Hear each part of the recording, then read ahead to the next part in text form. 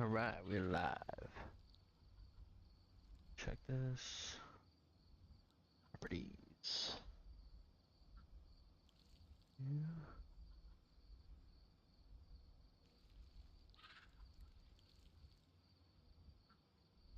Testing, testing.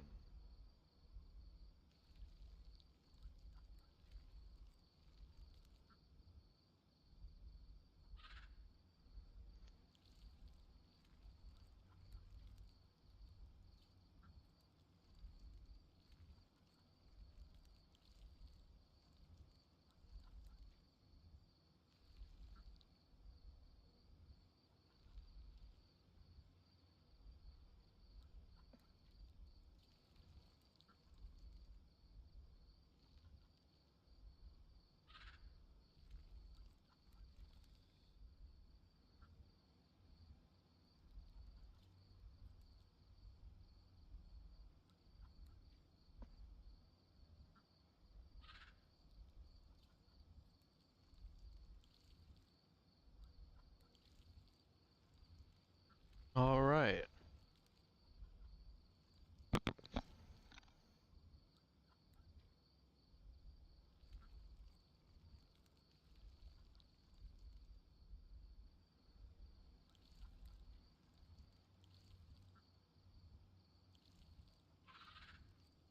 Some new releases for games. GameRanks has put together what looks like the best and most interesting games that are coming out this month. Hi folks, it's Falcon, and today on GameRanks, games to check out in November 2022. Starting off at number 10, it's The Devil in Me, the finale of the first season of the Dark Pictures anthology. For the unfamiliar, it is a series of standalone horror games that take place in a single universe, developed by Supermassive Games, the creators of Until Dawn. The idea is a crew of documentary filmmakers receive a call. That call invites them to this replica of the murder castle, originally built by Henry Howard Holmes, who, if you're unfamiliar, is America's first serial killer. To wet your whistle on H.H. Holmes, he's a guy who confessed to 27 murders. Some of the people were not even dead that he confessed to killing, but he was proven to have killed at least one person and claimed to be possessed by Satan. This entry actually adds some new mechanics to the Dark Alright, Pictures I think that's anthology. all good. For instance, All the volume's you can good. run, climb, crawl, and actually jump over gaps and obstacles. So if you see any Koopa Troopas, Goombas, or Bob-ombs, you are set. There's also a hiding mechanic, which was not present before. Light puzzles. There is now an inventory system. And all in all, it looks like a pretty substantial addition to what we've seen in the Dark Pictures anthology. And I think that's good because it shows that they're wanting to develop this series. Ooh, I need to check my mercenary. Mechanics and not just narratively. The Devil in Me is coming to the PlayStations, the Xboxes, and PC on November 18th. At number 9 is Warhammer 40k Darktide, which is kind of like a modified Vermintide series game, where in Vermintide it was mainly melee weapons. Now there is a mix of melee weapons and various projectiles. There's also a lot of great, like, fantasy-oriented powers in the game, and a character creator. So in this version of the game, you actually have some control over who you are that you didn't in the Vermintide games. In terms of plot, it seems like they're kind of taking a Destiny 2 approach, which is live service-ish, and I don't love that aspect of it. However, Vermintide is just such a good Alright, where's Fluffy at? And if you've watched footage of this game, it looks like all the best stuff about Vermintide just sat in the 40k era. The game comes to us from Fat Shark, the developers of the Vermintide game, so in all honesty, I expect it to be quite good. Darktide is landing There he on is. PC November 30th, and apparently the Xbox Series shortly after. And number 8 is Veil VR. So I know in years past you have seen a very skeptical Falcon about VR. I have slowly warmed to it in recent years, but I think this has got me. In all seriousness, this is probably one of the more impressive looking things I've seen in VR yet. It's a tactical shooter, team-based, 5v5, objective-based. There's a thing that you gotta hack in each level. The objective of the game is to hack it. Really simple in terms of concept and exactly what you're doing, but the execution just looks so good. Like, in all seriousness, just between this game and the significantly less cumbersome VR hardware of the last couple years, I think this is it. This is the game that might do it. Is because it's not just the competitive multiplayer elements of it. Those look fantastic, but there's also a bunch of community stuff, including physics games. They're working on implementing like a fully functional hockey rink. Like, it's gonna be a lot. The game is also gonna be free to play, so I mean, you know what that entails.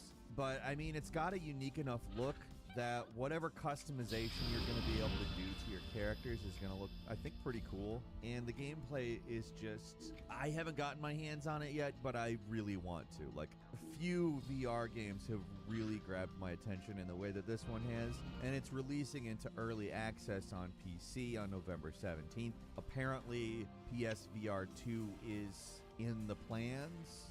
So if that's where you're going to go for VR, it looks like that's going to be a thing. Don't know when, though.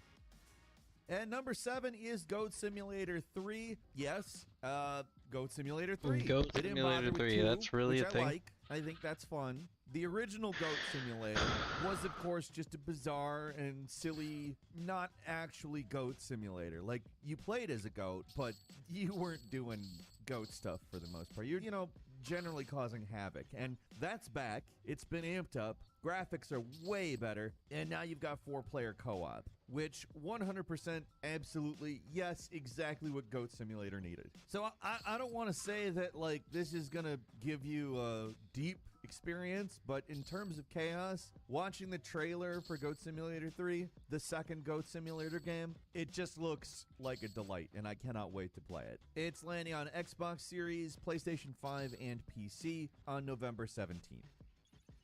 And number 6 is Sonic Frontiers, which I don't know if you've paid attention to this game. I certainly have. We did a video about it not too long ago. I would definitely recommend having a look at it.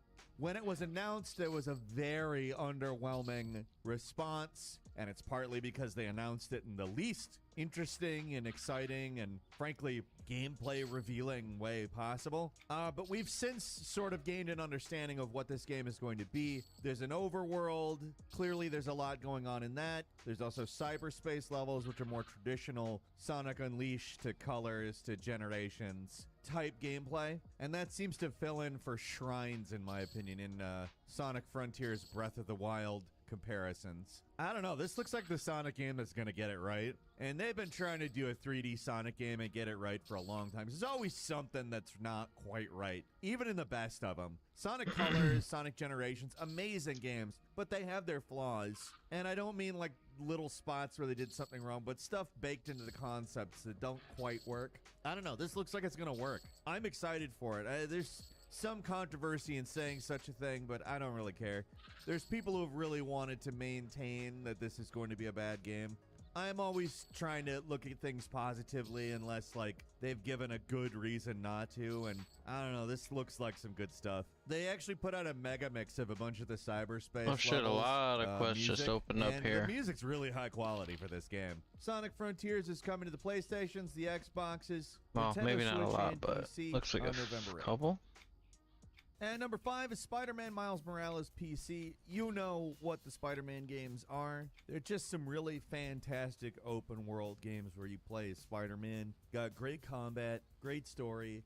It's not that they're not without their flaws, but in terms of what they are, they're really fantastic. Miles Morales is a little bit shorter than the main Marvel Spider-Man game. You could look at this as an expansion or sort of a Uncharted Lost Legacy type full game. It really depends on your perspective, but I considered this just a somewhat short sequel. If you haven't played either of the Spider-Man games, probably start with the full-blown big one and then move on to this one. They're both fantastic, though, and I'm really looking forward to playing Spider-Man Miles Morales when it lands on PC November 18th. At number 4 is Pokemon Scarlet and Violet, which brings us some of the advancements of Arceus while retaining a turn-based battle system. It's kind of the best of both worlds. A lot of the stuff that we liked about Arceus was just how it handled the open world within the context of a Pokemon game. However, it was more of an action RPG, and this is more of a traditional Pokemon game.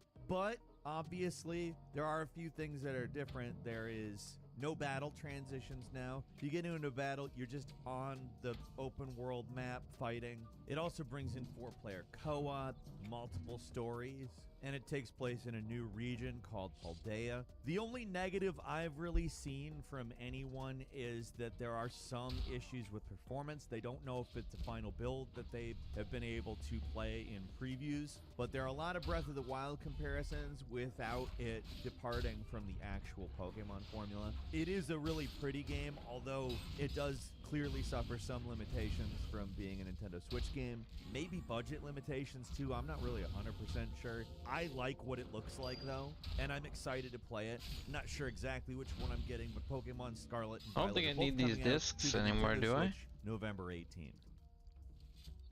And number 3 is Evil West, a pretty darn cool looking vampire slaying third-person shooter set in the Old West. Evil West comes to us from Flying Wild Hog, who developed Shadow Warrior. In my opinion, this is probably one of the most interesting aspects. It's a third-person shooter that the developers have noted their influence as games that are definitely not shooters, like exclusively shooters. They've talked about how Devil May Cry and 2018's God of War reboot are both big influences on the game, and I am there for that. Like a third-person shooter that is integrating ideas from those areas. And also, there just aren't enough Old West games that really mess with the setting. Evil West really seems to do that in spades. Looks like a great game, and I definitely look forward to playing it when it comes to the PlayStations, the Xboxes, and PC November 22nd. And number 2 is Gungrave Gore, a sequel to actually some older games, Gungrave and its sequel from 2002 and 2004. This looks to revamp the shooting aspects of those games with some more, again, like, in all honesty, Devil May Cry looking stuff. And that sounds very good to me. The footage of this game is really cool looking, in my opinion, where the original game didn't really bring the kind of variety that it looks like we're getting in terms of locales that this game does. I mean, this is one of those, like, mow down your enemies with tons of bullets and then also implement close-range martial arts. Like, it looks extremely fun. I hope that it lives up to what it looks like because, honestly, between Evil West and this one, it's kind of a promising couple of games to see because these types of games we really haven't seen a lot of in a while, these sort of mid-tier surprise gems. And I'm really excited to play Gungrave Gore when it comes to the PlayStations, the Xboxes, and PC November 22nd. And of course, at number 1, the big daddy of all the games releasing this year, other than Elden Ring, it's God of War Ragnarok. In terms of, like, beloved games, the God of War reboot is way up there. It was a huge success. Its launch on PC was fantastic. I was really excited to be able to play it on PC this year. And Ragnarok, I'm just really excited to continue on in this sort of Norse story that they've put forward.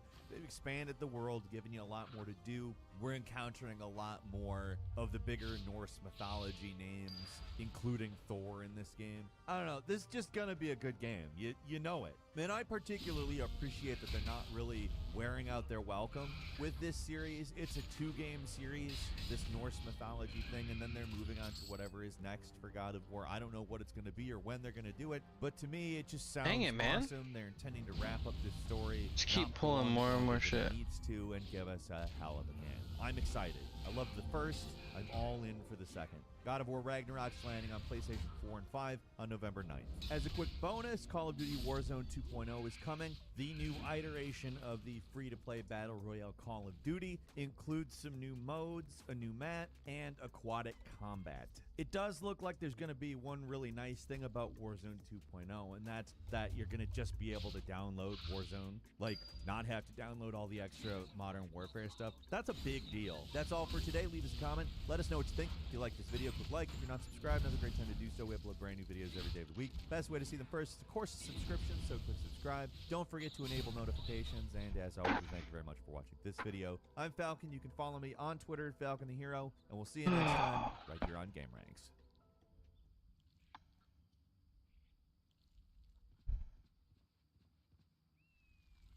I need to.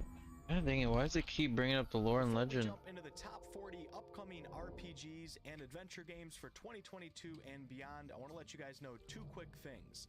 Number one, these are in no particular order, but Haywire Clockwork Spider and a prognosticator. Number two, I will not be including any MMORPGs or JRPGs. Spider and a prognosticator. I'm also only dipping slightly into CRPGs, as I already did a dedicated video on that. Link to that will be below. If you end up enjoying this content, I really appreciate you hitting that subscribe button. Let's jump right in.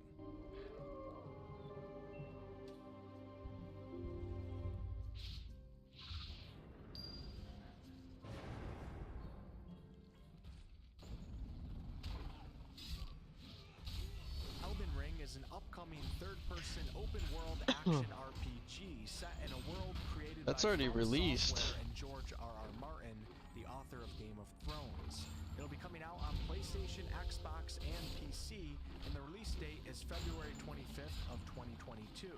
Elden Ring will of course retain much of its From Software style with its Dark Souls 3 type combat.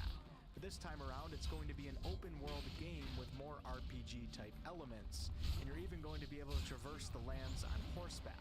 This game will not be for the faint of heart, but those willing to set out on this epic adventure and defeat all the mighty bosses will walk away with a feeling of accomplishment that very few other games can offer. Elden Ring will have multiplayer in both cooperative and PvP forms, but it works differently than most games that you may be used to, so be sure to do some research on it.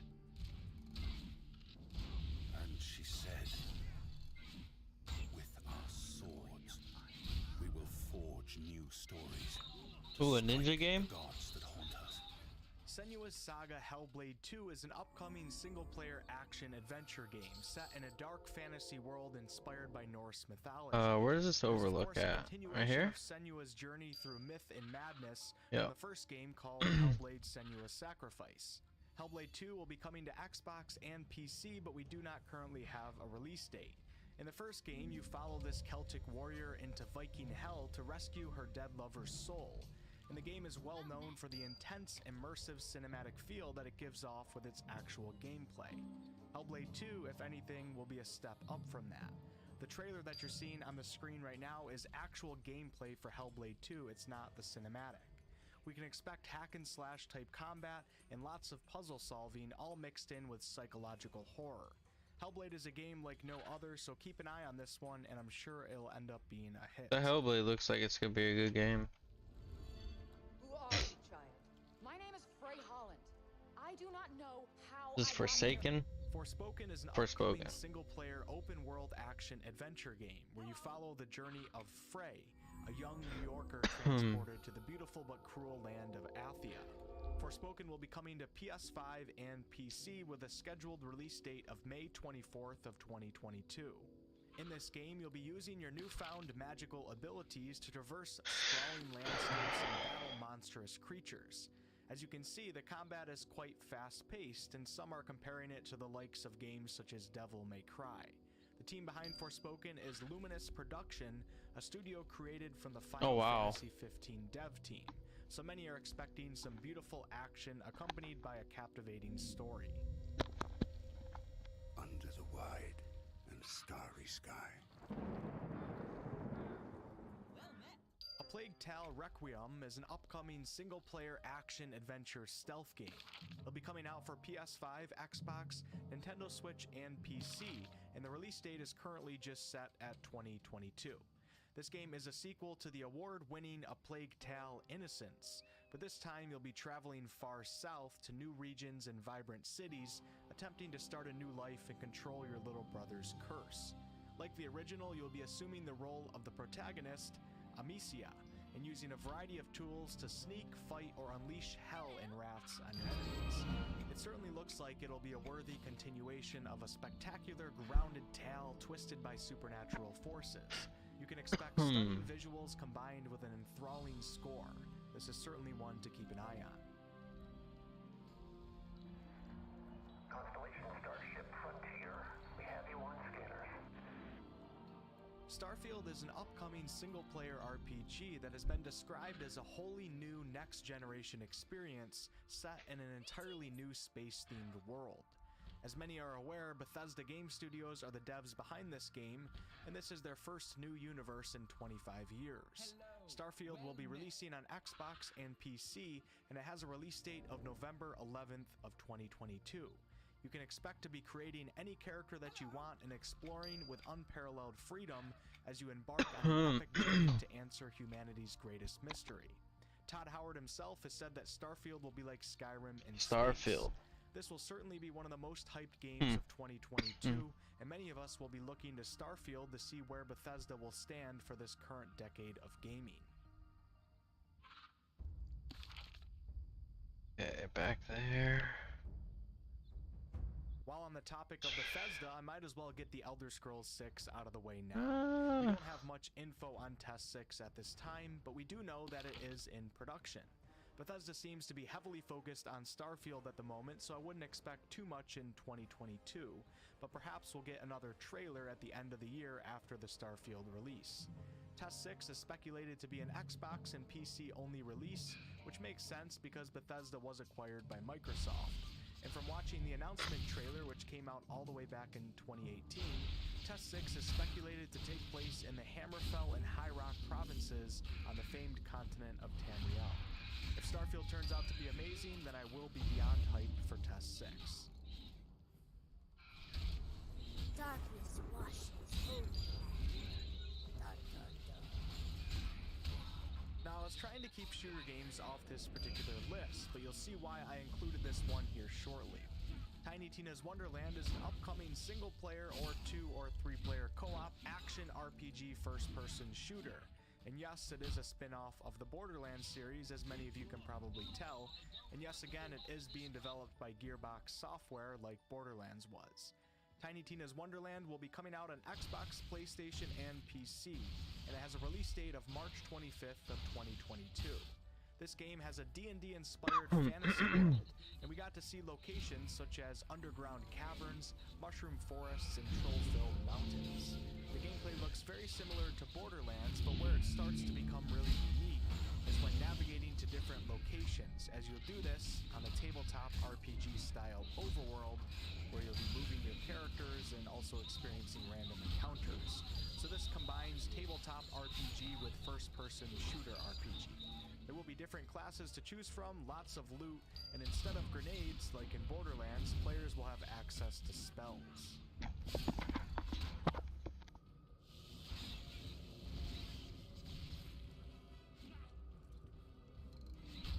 Yes, you've come to save us from this place. Baldur's Gate 3 is an upcoming turn-based fantasy RPG based on 5th edition D&D and set in the famed D&D setting of the Forgotten Realms. Act 1 of the game, although not the full content of Act 1, is currently playable in early access, and Larian Studios, the devs behind this game, have said that they're shooting for 2022 for its official release, but I think it's wise to keep 2023 in the realm of possibility. As of now, only PC, Mac, and Google Stadia have been confirmed for launch, but I think it's fairly likely to make its way to consoles at some point in time. Baldur's Gate 3 features up to 4-player co-op, and we're told that it will also feature split-screen co-op capabilities at some point in the future. This game will feature crazy amounts of player agency, from character creation to the way that you handle the events going on in the world. As an avid player of the early access myself, I can honestly say that it offers more content than many full games out there on the market. And when the full game comes out, it's going to be even crazier. If you're interested in learning more about this game, just take a dive into my channel and you'll find a plethora of BG3 content. I've faced tyrants and would-be gods. Seen friends lose life and limb. Dragon Age 4 is an upcoming single-player RPG, and it is of course the fourth main installment in the Dragon Age franchise. We don't have much information on it at this time, but according to BioWare, I can't wait for that game. New info in 2022. It is expected to release on PlayStation, Xbox, and PC, and the latest rumors seem to suggest sometime in 2023. Those of you who have played the previous Dragon Age games will know that we will likely be controlling a party of 4 once again, and the game should have a very heavy focus on story and companionship. Judging by the trailer, this game will take place in Tevinter, which is one of the oldest surviving human nations on the continent of Thedas.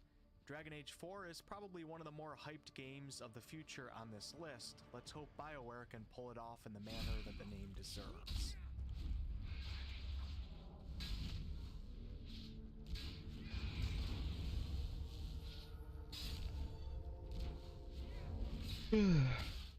Star Wars Thinking about doing a is an upcoming action Resident adventure Evil game run set through. in the I just High don't know which Republic one. Era of the iconic Star Wars galaxy. It appears to be a single-player game, and we do not have a release date, nor do we know what platforms it will be coming out on. We do know that it is in its early stages of development, so I would assume that we will not see it for at least a couple years.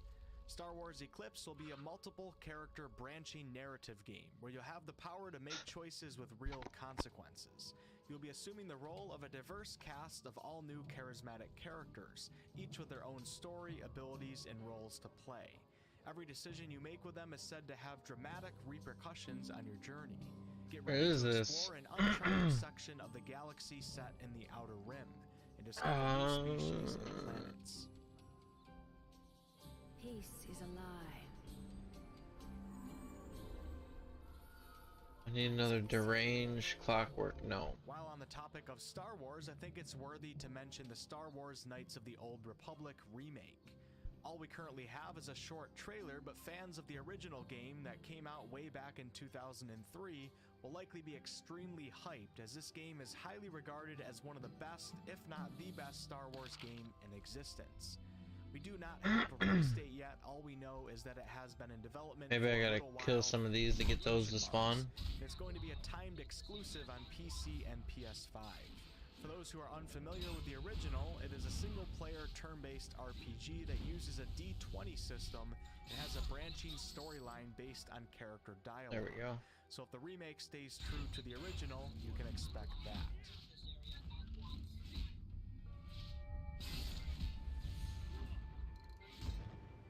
We have always known war. Avowed is an upcoming first-person RPG set in the beautiful world of Aora, which is the same world that the Pillars of Eternity games take place in. Like Test 6, we don't have much on this game yet, but many are assuming that it will be a single-player game, and rumors suggest a targeted release date of late 2022 or early 2023. I would personally lean more towards 2023, as Obsidian, the devs behind this game, Seems like all good games ain't coming out until 2023. Avowed has been confirmed for Xbox and Windows PC. PlayStation players, I wouldn't get too excited, as Obsidian was acquired by Microsoft, but perhaps it will launch on PS5 at a later date. Judging by the trailer, it is of course giving off major Skyrim vibes, with the magic in one hand and a sword in the other, and most of us are leaning on an open world format. If you would like to dive a little deeper into speculation, I'll leave a link in the video's description of a recent Avowed dedicated video that I put together.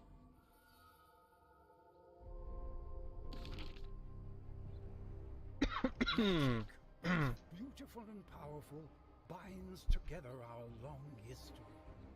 Hogwarts Legacy is an upcoming I will be right back. third-person RPG set in the wizarding world that Harry Potter took place in. It'll be coming out on PlayStation, Xbox, and PC, and last we knew, its release year is planned for 2022. This game is said to stay true to the lore of the famed Harry Potter books, but it'll take place in the 1800s, well before our boy Harry was born. You'll be going to Hogwarts and choosing your favorite house, but with it being an open world game, you will not be confined to the castle walls. In the trailer, we got to see gameplay representing areas outside of the castle, such as the Forbidden Forest and the all-wizarding village of Hogsmeade. Expect to grow your magical abilities by mastering spells and combat skills through casting, brewing potions, and even taming fantastic beasts.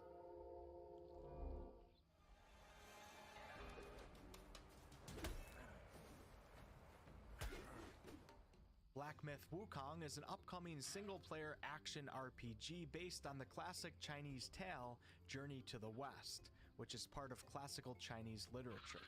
It is said to be coming out on PC and also mainstream consoles, and 2023 seems to be the year that is being aimed for its release. It appears as if we will be playing as Sun Wukong, also called the Monkey King, who is known for his incredible speed and his ability to transform into various animals and objects. He wields a magical black iron staff that can grow in size or shrink based on its owner's commands. This game seems to combine environmental exploration and utilization along with Souls-like combat. It looks quite difficult. The trailer and gameplay that we've seen is pretty intense, and in my opinion it looks spectacular. Certainly one to keep an eye on. The dream continues to haunt me, old friend. It always starts with a journey to a distant land. Diablo 4 is an upcoming single and multiplayer dungeon crawler action RPG set in the brutal world of Sanctuary. It'll be released on PlayStation, Xbox, and PC, and Blizzard, the angels behind this game, that's a joke, recently reported that we should expect it in 2023 at the earliest. If you've ever played a Diablo game in the past, you know what to expect. Kill a lot of things and get loot. But this time around, it will be a bit different. Diablo 4 is said to be a shared open world, meaning you'll be coming across other players. But dungeons will be for private, solo, or party players. There will be some open world PvP that will be contained in areas called Fields of Hatred. Enter at your own risk. This Diablo is being pitched as a return to the darker look of earlier Diablo, with even more blasphemy and profane imagery. The world is filled with stories of legendary heroes. Fable is an upcoming RPG set in the Greenlands of Albion, as we can see from the trailer. We don't have much information on this game at this time, but we do know that the Fable IP is owned by Microsoft, so it will likely be coming out on Xbox and PC. As for a release date, we got nothing. Hopefully 2022 will bring lots of news. Many are assuming that this will be Fable 4, but the mysterious trailer that was released just simply went with the name Fable. Playground Games, the company developing this game, sprouted up a new studio back in 2018 to specifically work on an upcoming open-world action RPG. So I think it's safe to assume that this open-world action RPG is Fable. There are rumors floating around that say that this game will have a multiplayer component to it, but it's rumors, so take it as you will. I don't know about you guys, but just seeing this trailer makes me want to play Fable 1 again from all the way back in 2005.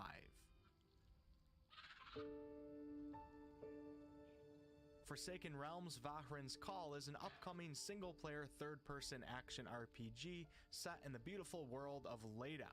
We do not have a release date yet, Steam just says coming soon, but we do know that it will be releasing on PC.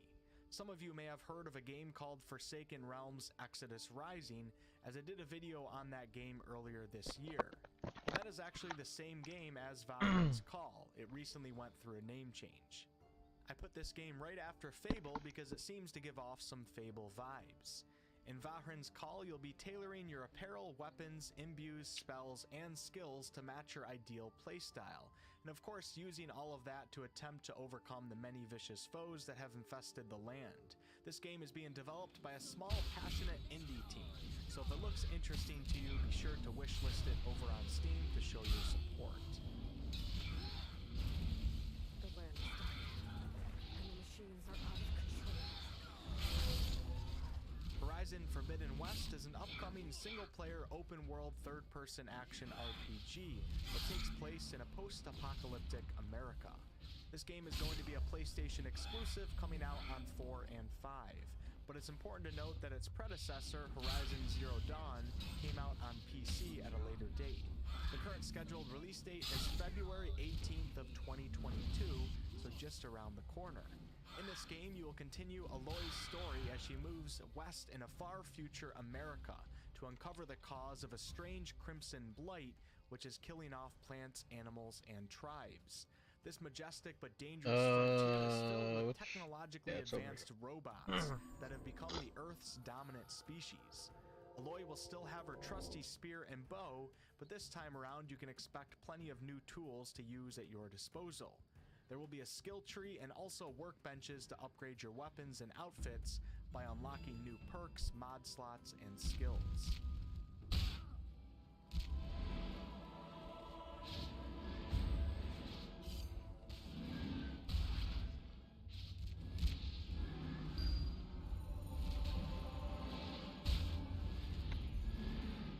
Crimson Desert is an upcoming open-world third-person action-adventure RPG set in the unforgiving lands of Pywell. It will be releasing on PC and consoles, and its release date was originally planned. So anyone just coming in and tuning in, I'm thinking of doing a giveaway on December 1st of I'm gonna give away one chrono. To be more of a narrative solo experience with multiplayer functions. To enter the raffle, you just gotta use your alpha coins that you accumulate by watching the stream. Each ticket will cost about 100 coins. It's been a while since we've got any news on Crimson Desert, so hopefully we'll get something soon. Thing about the Weird West is, it ain't kind. Weird West is an And you can see how many coins you have by typing !alpha in chat. Of the Wild West. It'll be launching on Xbox One, PS4, and PC, and its current release date is January 11th of 2022. In this game, you'll be journeying through a story of a group of atypical heroes written into legend by the decisions that you make. Each journey is unique and tailored to the actions taken. It's a series of high-stake adventures where everything counts and the world reacts to the choices you make. You can form a posse or venture forth alone. This game certainly looks unique. I'm excited to try it out.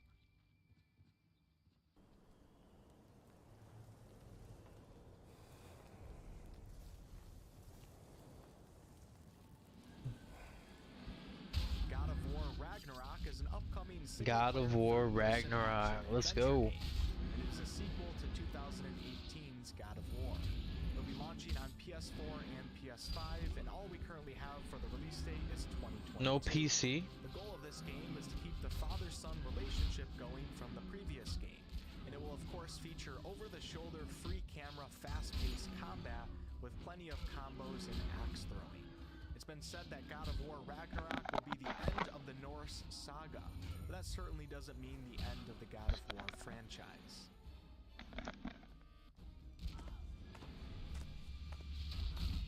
Elix 2 is an upcoming single-player, third-person, open-world sci fantasy RPG, and it's a sequel to 2017's Elix.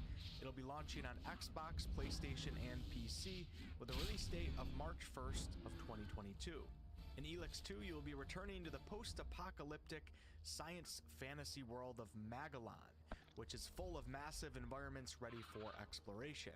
In this game, you'll have unrivaled freedom with your jetpack, and you'll be able to move through this epic story in any way that you want. Alright, what am I missing There here? will be NPCs who can 5 join samples you or of leave the you, ore NPCs the that will drakes remember you eat. and what you've done, and NPCs that you might just decide that it's better to end their life, which will of course have an effect on the story. This game features fluid, close, and ranged combat, and it's a story where the actions you take have heavy consequences.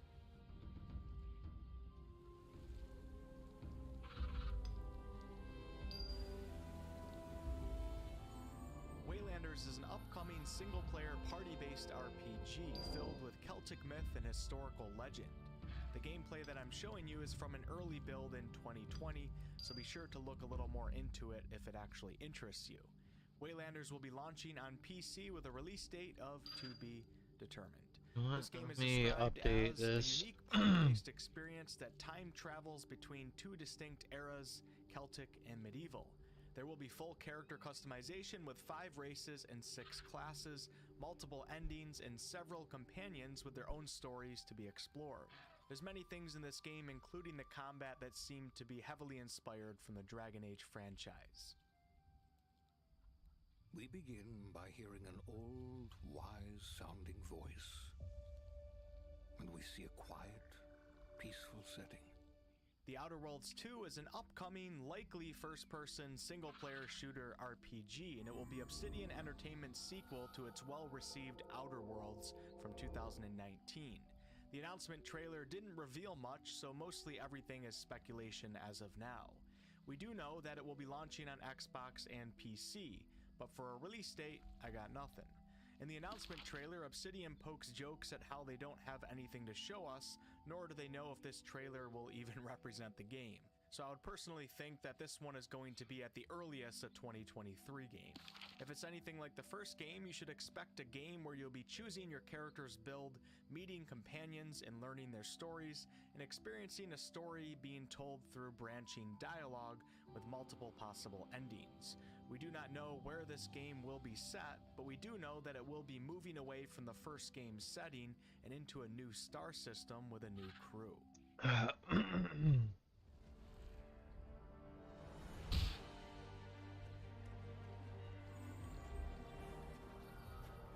Alaloth Champions of the Four Kingdoms is an upcoming single-player and split-screen co-op RPG set in a vibrant fantasy world. It'll be coming out on PC, Xbox, PlayStation, and Nintendo Switch, and it was originally planned to release in 2021, but since that's not going to happen, we can now assume 2022. This game will offer fast-paced action combat with a deep narrative, and Gamera Interactive, the company behind this game, says that they are bringing ARPG dynamics to a new level with skill-based gameplay inspired by the great classics and modern masterpieces. You will be customizing your character by choosing between different races, different ways of power, different classes, and of course skills.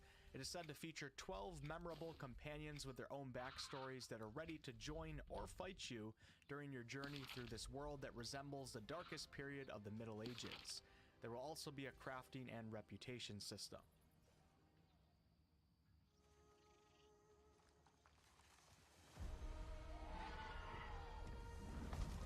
Avatar Frontiers of Pandora is an upcoming single-player first-person open-world action adventure game looking bright. set in the iconic movies setting of the planet of Pandora.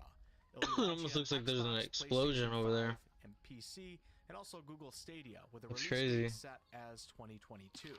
This game's goal is to bring to life the alluring world of Pandora with all its beauty and danger in an immersive open-world experience. This game will be a new standalone story where you will play as a Na'vi and embark on a journey across the western frontier. An Avatar game? No way. Of Pandora. As a Na'vi, you will of course be hell-bent on pushing back the formidable That's gonna be interesting. that threaten the planet. For sure. Dust.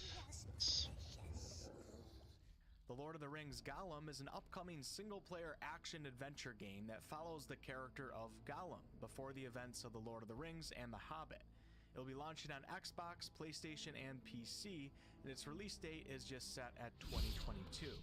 Many parts of Gollum's quest have not been told in detail yet, so this game's goal is to have you experience Gollum's time as a slave below the Dark Tower, all the way to his state. And Evan Drake is no longer worth what? Any experience or treasure. Because he's not much of a fighter, What? but it's also not unlike him to assassinate or dispose of careless enemies when the chance presents itself.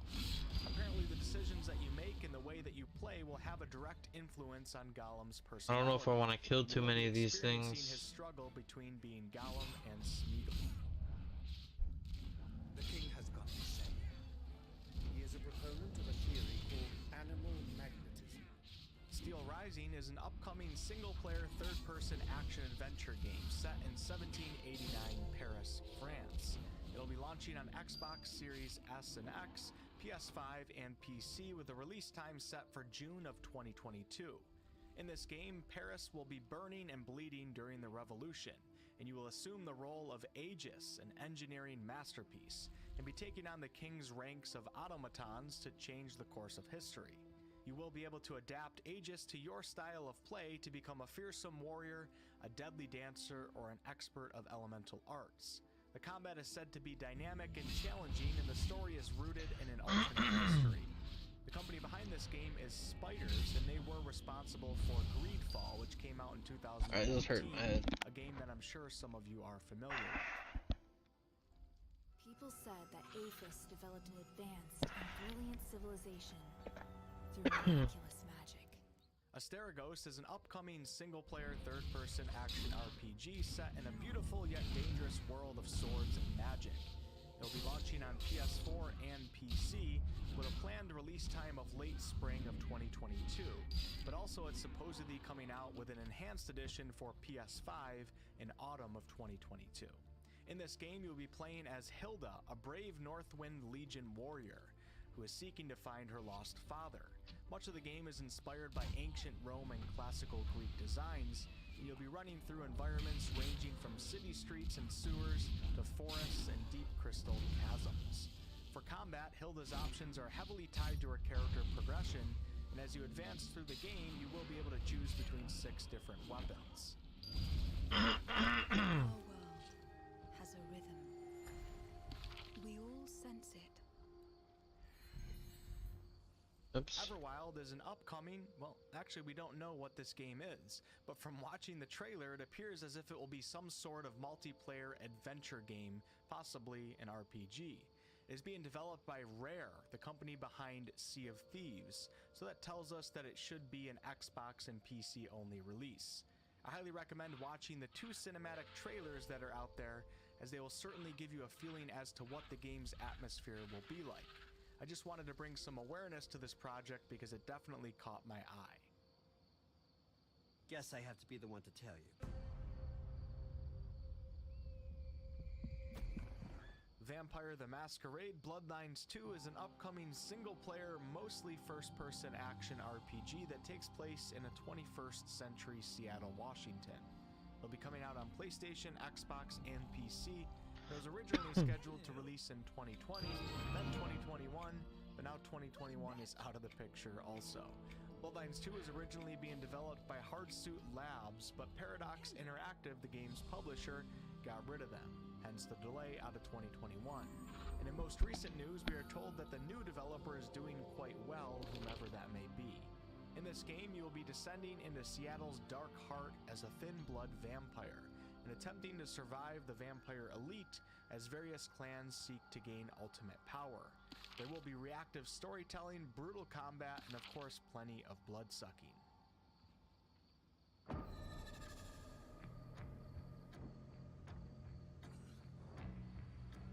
Vampire the Masquerade Swan Song is an upcoming single-player narrative-driven RPG where you'll be playing as, the fuck? you guessed it, a vampire. That was the wrong target. Of the city of Boston. This is a different game from Bloodlines 2. Swan Song will be launching on Xbox, PlayStation, PC, and Nintendo on May 19th of 2022. According to the game's website, you will be playing as 3 vampires and weaving between their interconnected destinies. Each of these vampires will have their own points of view and unique abilities to separate the truth from the lies. You will be choosing between intimidation, seduction, and stealth, which are vampiric disciplines that can be upgraded, and as you progress through the game, you'll be attempting to keep your hunger for blood at bay. This game is said to have an emphasis on consequence, so the choices you make will have a lasting impact on the fate of your heroes. Elliott Center is covered in ice. Whatever's causing this is localized at the top. Gotham Knights is an upcoming single-player and 2-player co-op third-person open-world action RPG set in Gotham City. It'll be coming out on PlayStation, Xbox, and PC, and it should be releasing in 2022. In Gotham Knights, you'll be playing solo or with one other hero, patrolling Gotham's 5 distinct boroughs and dropping in on criminal activity wherever you find it. Batman is dead, and it's now up to the Batman family, Batgirl, Nightwing, Red Hood, and Robin to protect Gotham. You will be contending with classic Batman villains such as Mr. Freeze, as well as a powerful new threat, the Court of Owls. Marvel's Midnight Suns is an upcoming single-player tactical turn-based role-playing game, and you Marvel fans may want to check this one out as it does seem to be very unique compared to other Marvel and superhero games. It'll be launching on Xbox, PlayStation, and PC, and also Switch, with a release date that recently got pushed back to the second half of 2022. This game will feature A-list superheroes like X-Men, Avengers, and Blade. And you will see a take on Lilith, the mother of demons, who is the antagonist of your story. In this game, you'll be customizing your own hero, then choosing 3 of the available Marvel heroes to accompany you on your journey. When you're not on the battlefield, you'll be in the third-person perspective at your hub, where you can interact with your team. In combat, as you can see, it is turn-based with a card-type system. Definitely a different take on a superhero game. Let's hope that Firaxis Games can pull it off, and yes, that is the same company behind the XCOM game franchise. When I think of the Justice League, I think of Wonder Woman, Superman, Green Lantern. You don't want to mess with that. Oh, headset's about to die. Gotta switch out the battery. You're just a team mascot, aren't you, mate? Suicide Squad Kill the Justice League is an Might lose audio for a second. up to 4-player co-op, third-person and first-person open-world action-adventure game, where you'll be playing as the members of the Suicide Squad.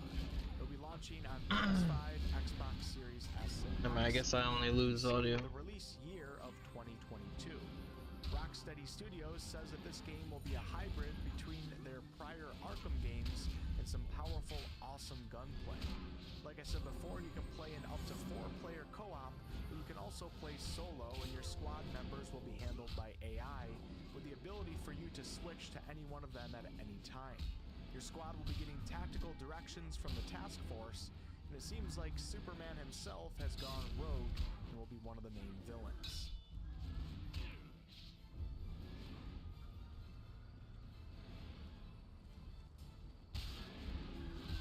Marvel's Spider-Man 2 is an upcoming third-person action-adventure game where you will continue the journey of Peter Parker from the 2018 Spider-Man game. It will be a PlayStation 5 exclusive, and it is slated for a release sometime in 2023.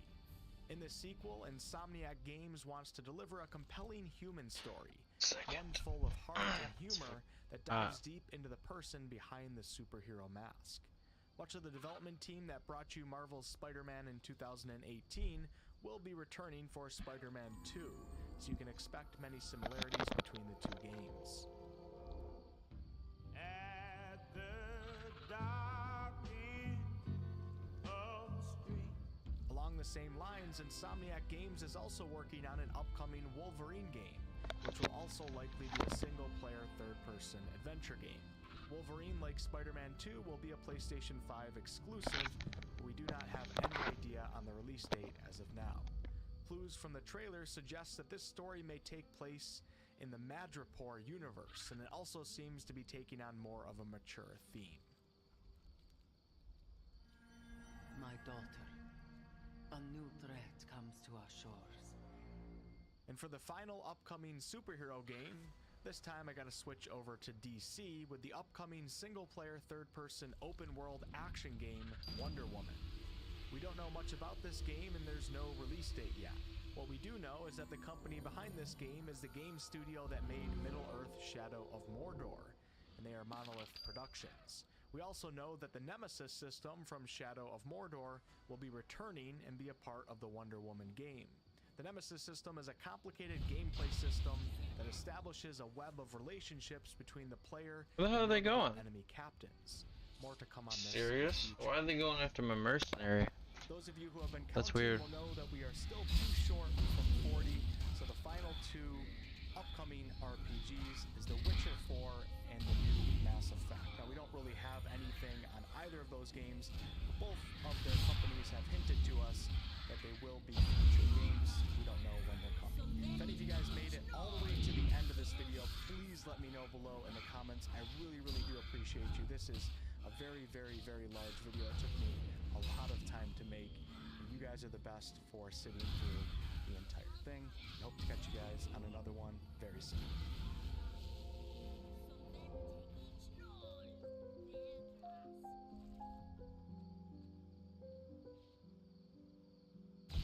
Oh no. Damn it.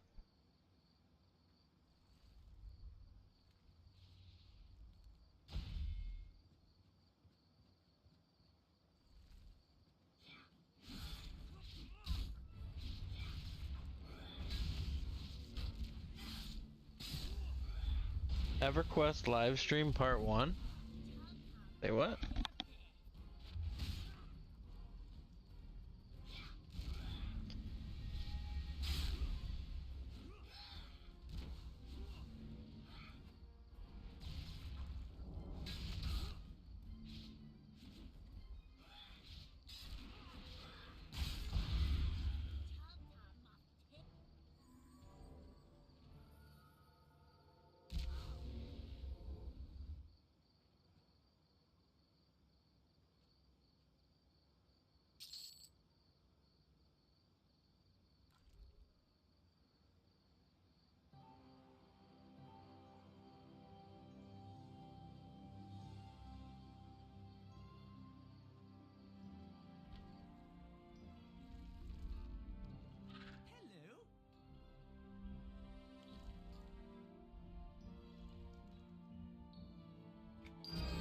Oh, so this is an old video.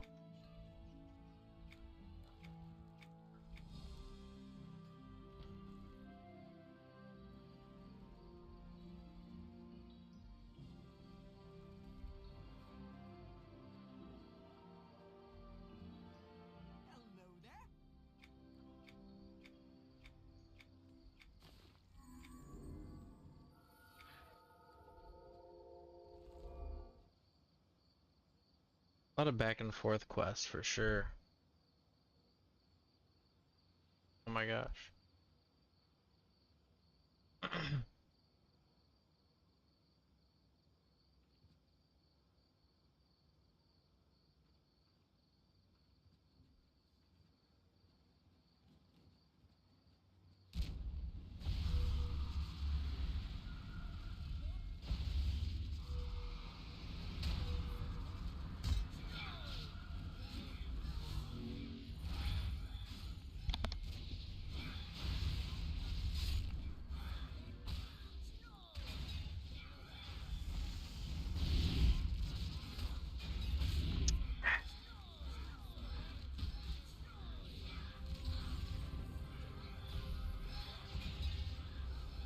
Oh, I might die here.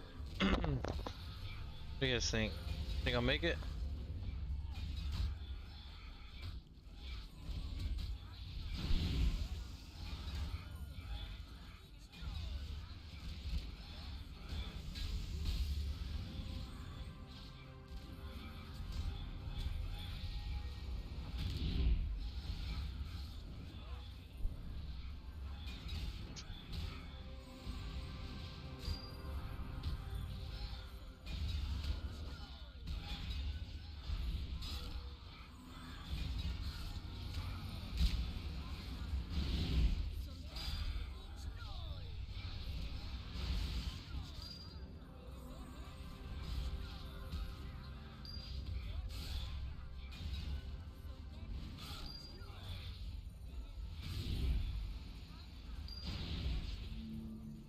The game is terrible.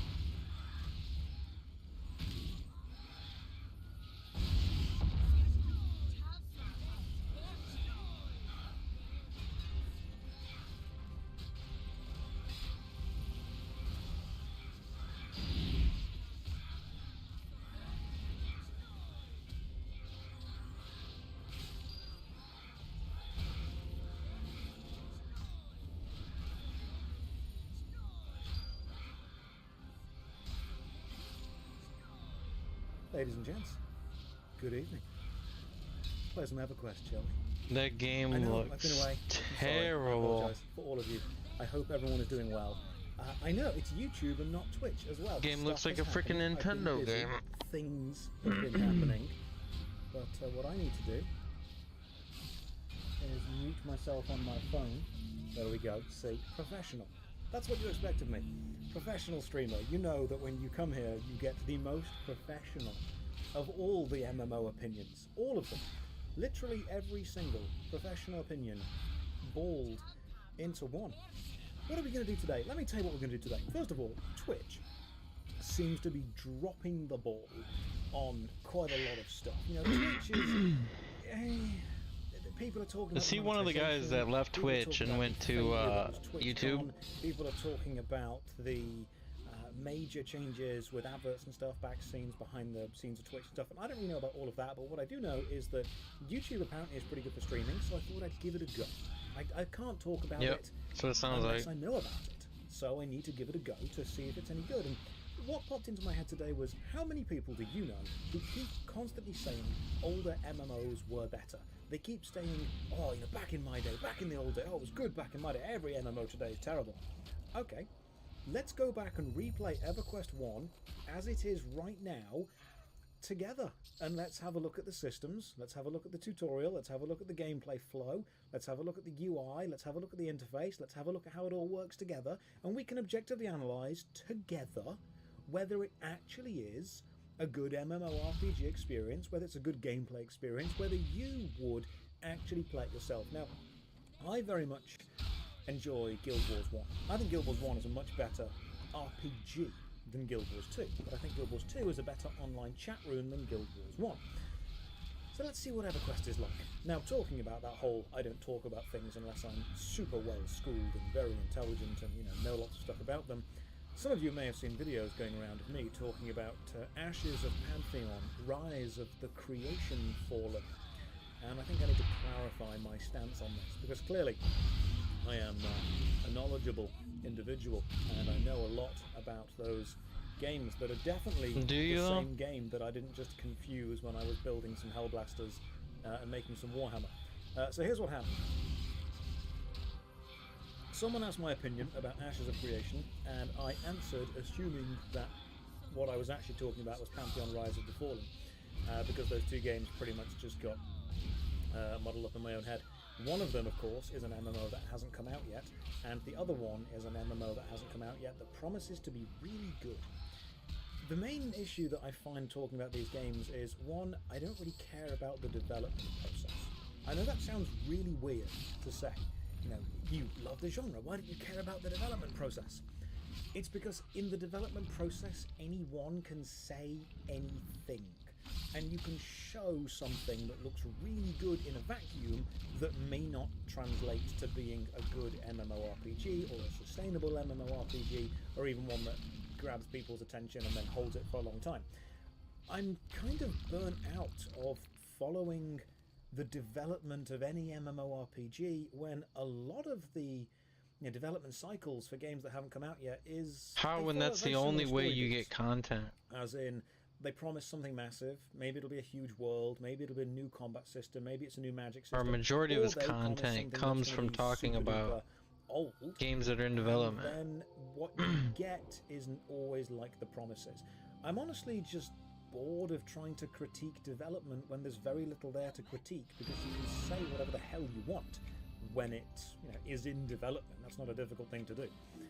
So yeah, I got the Ashes of Creation thing wrong, because Ashes of Creation apparently is the real one that's definitely going to be a really good game for realsies, we promise, and then Pantheon Rise of the Fallen is... What did I just get? Raft stance? Not actually a real game, but we promised it was going to be good, but now... Increases strength by 64.4. So yeah, I don't know enough about Ashes or Pantheon. That's 20 more strength, dude. Let's go. And I don't really have any interest in keeping up with the development of either of them, because whatever they say will happen now may not happen.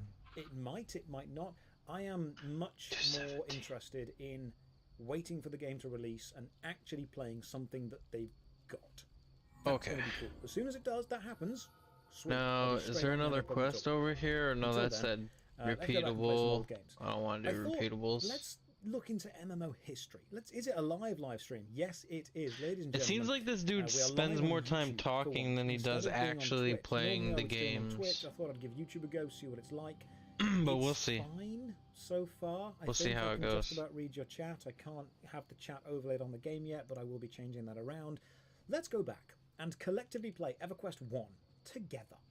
Now, some of you guys I know play EverQuest 1. Yeah, get on with it. Project 99. I am playing the Steam version because I want to see what it's actually like. Everyone keeps saying that old MMOs are better, so let's go back and play a really old MMO. Just a quick show in the chat. Who's actually played this? MMOs are better to the people that enjoyed them better. Actually played EverQuest when it released, either back in 1999 or after from 1999. Also, let's just see how we mute people in this chat. There we go. So Mike, I love the fact that you love banana, but not everyone loves banana. Okay, let's see what we're doing. So no, never did not me. I spent many hours in Norath, thank you. Oh, thank you very much. Thank you for the super chat, remarkably kind of you. Right, let's see what we can do. So the first thing that strikes me as odd is in the top left, you can choose your race. Barbarian. Now, to me, Barbarian is a class, but no, here it's a race. Dark Elf, that's a race. Dwarf, that's a race. Erudite, that's a 5-head race right there. That is, if that isn't a mage race, I would be upset if that wasn't some kind of wizard right there. The brain power looks incredible. But then we've got gnome. Okay, definitely pretty gnomish. Half elf, yep, I can see that. Half ling, again, very Lord of the Rings vibe going on there. High elves, human, classic good old human. I may need to go with the human just because I am a basic bitch. Ooh, wee! Look at that! Straight away. Look at that, boys! We've then got Ixar, which put that is over that ring right there. You guys are taken care of as well. He's even wearing the leather harness because he knows what you're after. Ogre, you can just straight up be an ogre. Now, to me, traditionally, like an ogre is an enemy. You know, someone said to me, "Oh, there's an ogre in an MMORPG." I'd assume it was a bad guy, but no, you can just play an ogre in EverQuest. A troll, you can play a troll. I'm going to be honest with you guys. After going to too many conventions and relying way too much on Uber Eats, that body shape right there, that is calling me out. That is, yeah, that's a little too close to home right there. I'm looking at that and I'm thinking, okay, oh, fake laughter hiding real pain. Oh, there's the furries. Fantastic. The Vasir. He could just straight up be... That's King from Tekken. Excellent. So we can just play King from Tekken. We can play a Wood Elf, who... Is he just wearing a vest made of leaves? I like it. I like it. Like, you can take the elf out of the wood, but you can't... I'm not going to finish that sentence. I processed it in my head and I thought, you don't want that clip existing, Josh. That's not so... Visa. If Visa's here, that's just moved Where? Oh my gosh, oh, look, dude. It's a frog. One thing I hate about the mercenaries, dude. Alright, we've been streaming for like 5 minutes. Get your ass over here, Nevis. This is not how we're starting the stream. You motherfucker. Okay? We're being a serious gameplay right now. Dude, what shit is that? Almost said it. So, Froglock. We can have a Froglock. I played a Froglock in EverQuest 2. It was actually quite fun. I enjoyed the hop. And the Draken, who looks like someone who ran out of ideas before a Halloween party. Alright, that's fine. I'll kill you guys from here then. Tattoo themselves and draw on their face with Sharpie. Now, because I am so different and unique and not like the other girls, I am going to play as a human male. Because I like the fantasy of MMOs. I like the fact that they let you be whatever you want. So, of course, we're going with human male. Dude, where is my mercenary, dude? Now it's time for class. This game's gonna annoy the fuck out of me right now. Bards are jacks of all trades, because I'm about to die for no fucking reason. A variety of magical effects. Now remember, EverQuest 1 was pretty much because my mercenary's a fucking retard. On teamwork, so don't be expecting any kind of Giga Chad solo class going fucking on. No matter idiot, what we choose, piece of shit. And I am probably. Why are you not unprotect me, dude? You fucking moron. We can go with a cleric, who I'm guessing heal things. Powerful healing and enchantment spells. We've got a druid. Druids are powerful and versatile, using nature. I'm reading all the writing on the left, by the way. One of the things that you need to understand about... in fact, have we got the chat coming up? We do have the chat coming up. Let's just move that chat to there. Then I can have... In fact, if I put this chat down here, look at me being all professional. Can actually have that just there. So people, when they watch this video back, can read some of the chat. How smart are we? Let's just do that, and then we'll make it even bigger. You'd think I was a pro streamer. You'd think I'd done this before. Okay, cool. Let's carry on. So we could be a druid. We could be an enchanter. Enchantment. Let's not do that. Now there's an enchanter. There's a magician, and there's a shaman, and there's a wizard. So they're all different. They're all very, very different. We've got wizard, magician, enchanter, shaman, and shadow knight. They're all different things. What do we do? Monk. In their martial studies, monks learn to punch things good. Necromancer. I think I played a necromancer. I'm pretty sure the Necromancer was what I played as when I was trying this ages ago. Ranger, I'm guessing that's like a pet style class. Classic Warrior? Wizard, maybe? Shadow Knight. What does Shadow Knights do? Feign the appearance of death. Should we just play a human warrior? Should we just be like, be a wizard, beast lord, beast class? I played a necro, love kiting. Oh no, can I poll this? Can we even do polls on YouTube? I'm still learning stuff. No, /poll does nothing. /poll. My goodness, thank you very much for the chat. That is incredibly kind of you. The Arhaika, you are on my main monitor. Why? I mean, as soon as you put me there, I'm going to get cocky, I'm going to get arrogant, I'm going to start thinking I deserve to be there. Put me back on the second. Put me in between both of them. Minimize the window and straddle it between both screens. Make me work. Where the hell is this turning? Thank you very much. Oh, there he is. Right, let's Barbarian Warrior. We could do this. You can do polls. Alright, they're ready. The TCOG. Later. YouTube, and I still need to learn how to do all that stuff. So just give me time. Give me time. Just and use the TCP on Fulgation while he commands his guardian to get something. The YouTube stream that I'm reading off here, unless there is something different going on. I think right now that I'm only streaming to YouTube, not streaming to Twitch. Yes, I do. You're on my phone while my PC is on. Is that okay? Yeah, that's fine. That's okay. I'm okay with this as well. Benny, thank you very much. Let's see. Right, so what class are we playing? What class are we doing? Necromancers, they learn to control and mimic the dead. Warriors, just straight up tanking things. And there we go. Again with the fucking... That's absolutely fine. No, okay. Mercenary. That's absolutely fine. You don't need to apologize for any amount of cash that people donate. That's remarkable. I don't understand why he's getting in the aggro. You guys don't need. I will always provide as much content as I can for free.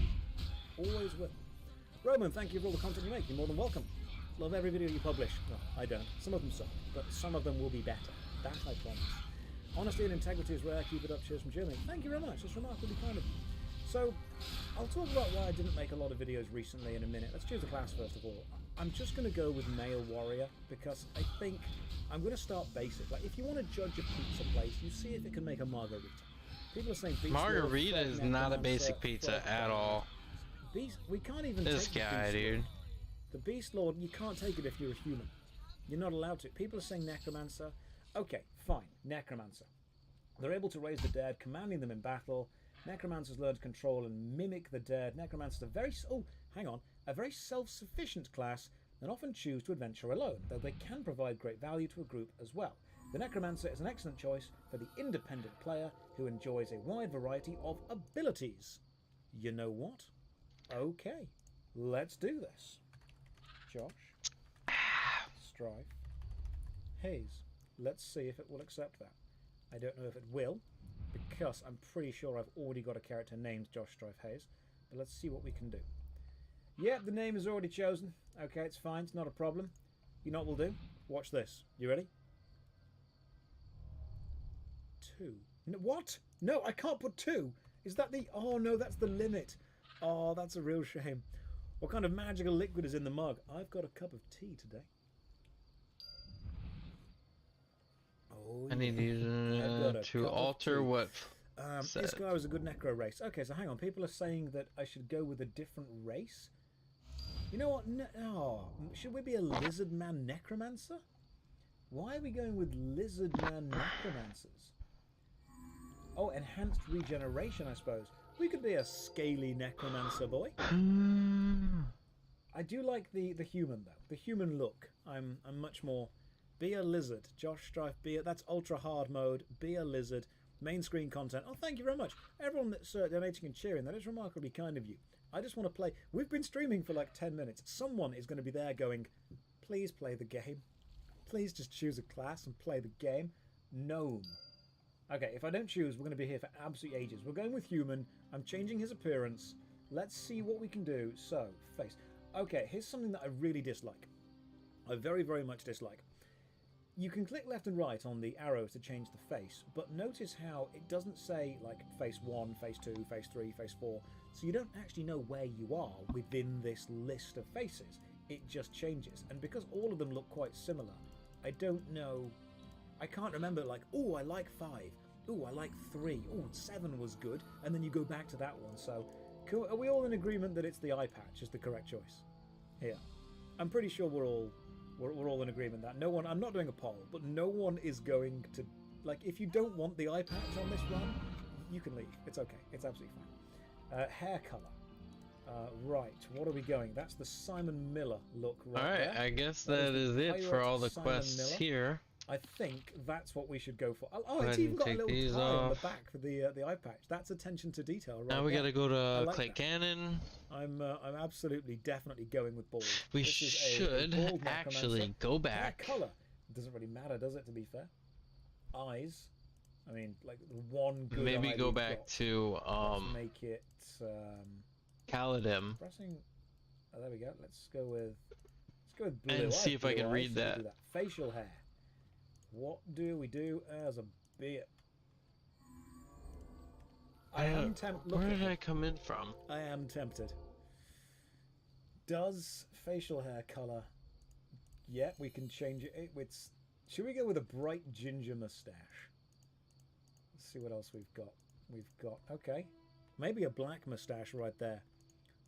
Yeah, the black mustache and the eye patch. This man knows what's up. This is the guy. Oh my god, that was a... He was like a K12 like and Den12? strongman fuck is stretching that? right there.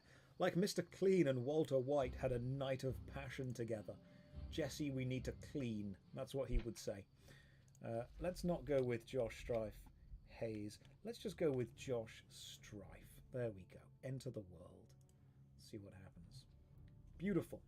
The Mines of Glooming Deep. Now, please remember, Freddie Mercury meets Danny Trejo. Yes. Will I try it on December? It depends how much I enjoy the original EverQuest. I might just play this for a while, to be fair. The reason I wanted to go back and do these old games was so many people say to me, oh, older MMOs were better. Alright, cool.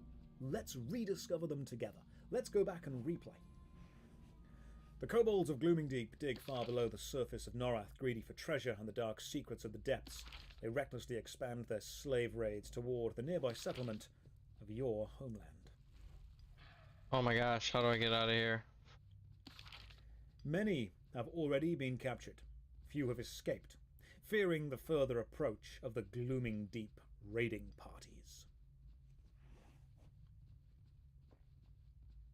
Your kindred have chosen you to journey to your home city Motherfucker, and dude. deliver a plea for help.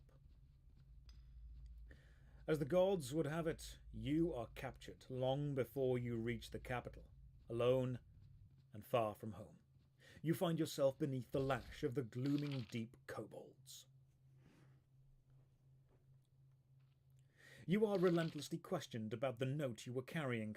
Regardless of your answers, the kobolds pummel you between interrogations. As the hours pass, hope of survival fades. Soon, you slip into unconsciousness. See, you get a story as well on these streams. That's what it's really about. It's about the story. For those of you wondering, yes, I do normally stream on Twitch, but I thought I'd try out YouTube just to see what it's like, to be honest. Thought I'd give it a go. Okay, cool, here we go. Basic movement. You regain consciousness. Click OK to begin the EverQuest tutorial. OK. As you stagger to your feet, you realise that someone is talking to you. Check the main chat window below to see what he is saying. Main chat is this window back here. Okay. Hold the right mouse. We can zoom back, by the way. We are... That's us. See? That's us right there. I can probably move this movement tip window just there. So that's us. No shadows. Shadows are for cowards. Spacebar jumps. You kind of crouch first and then do a big jump afterwards. That's what we've got. There we go. WASD, A and D are turn. I'm not happy with that. That is definitely going to be remapped to strafe at some point. I seem to have turned combat on by pressing Q. That wasn't a good idea. Use the mouse wheel to scroll in and out. Yep, that's fine. X is duck. Okay, so pressing X allows us to do this kind of waddly thing. Not too bothered about ducking right now. Hold the right mouse button and move forward to look up, down, left and right. Spacebar is jump. Okay, cool. Alright, so we've got all the basics so far. We've got all of the basics. Didn't I have Necro selected? I'm pretty sure I did have Necro selected. Has it given me something else? When I changed... Has it given me Warrior? Stealth Archer? Seems you forgot the frog legs. Should have gone... Has it given me a different character?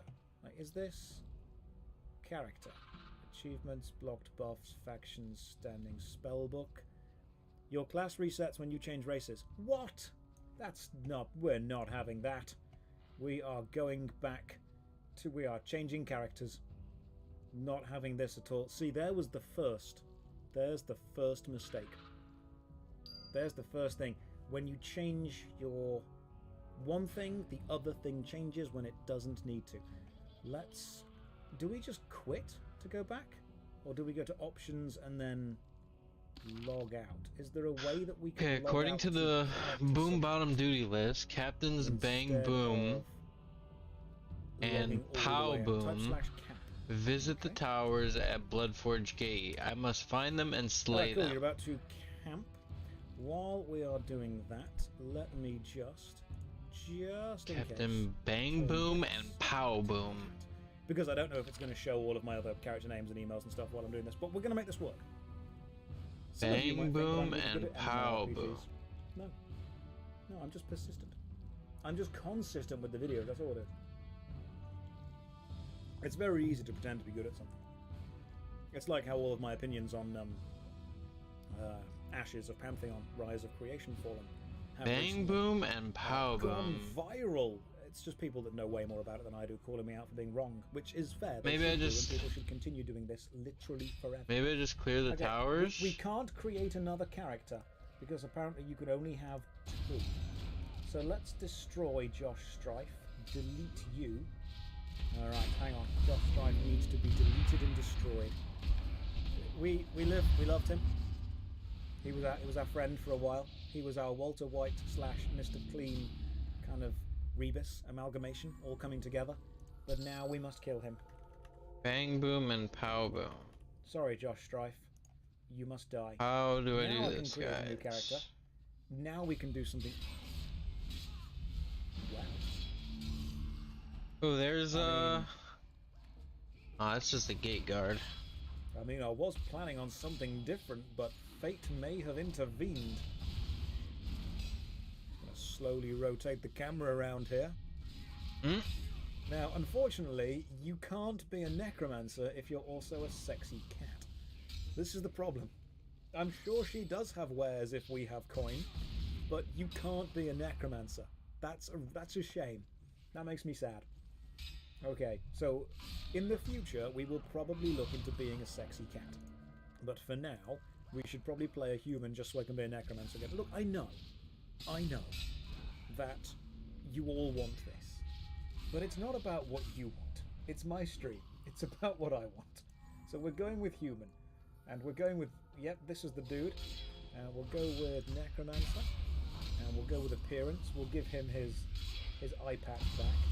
Where are you, eye patch Simon Miller?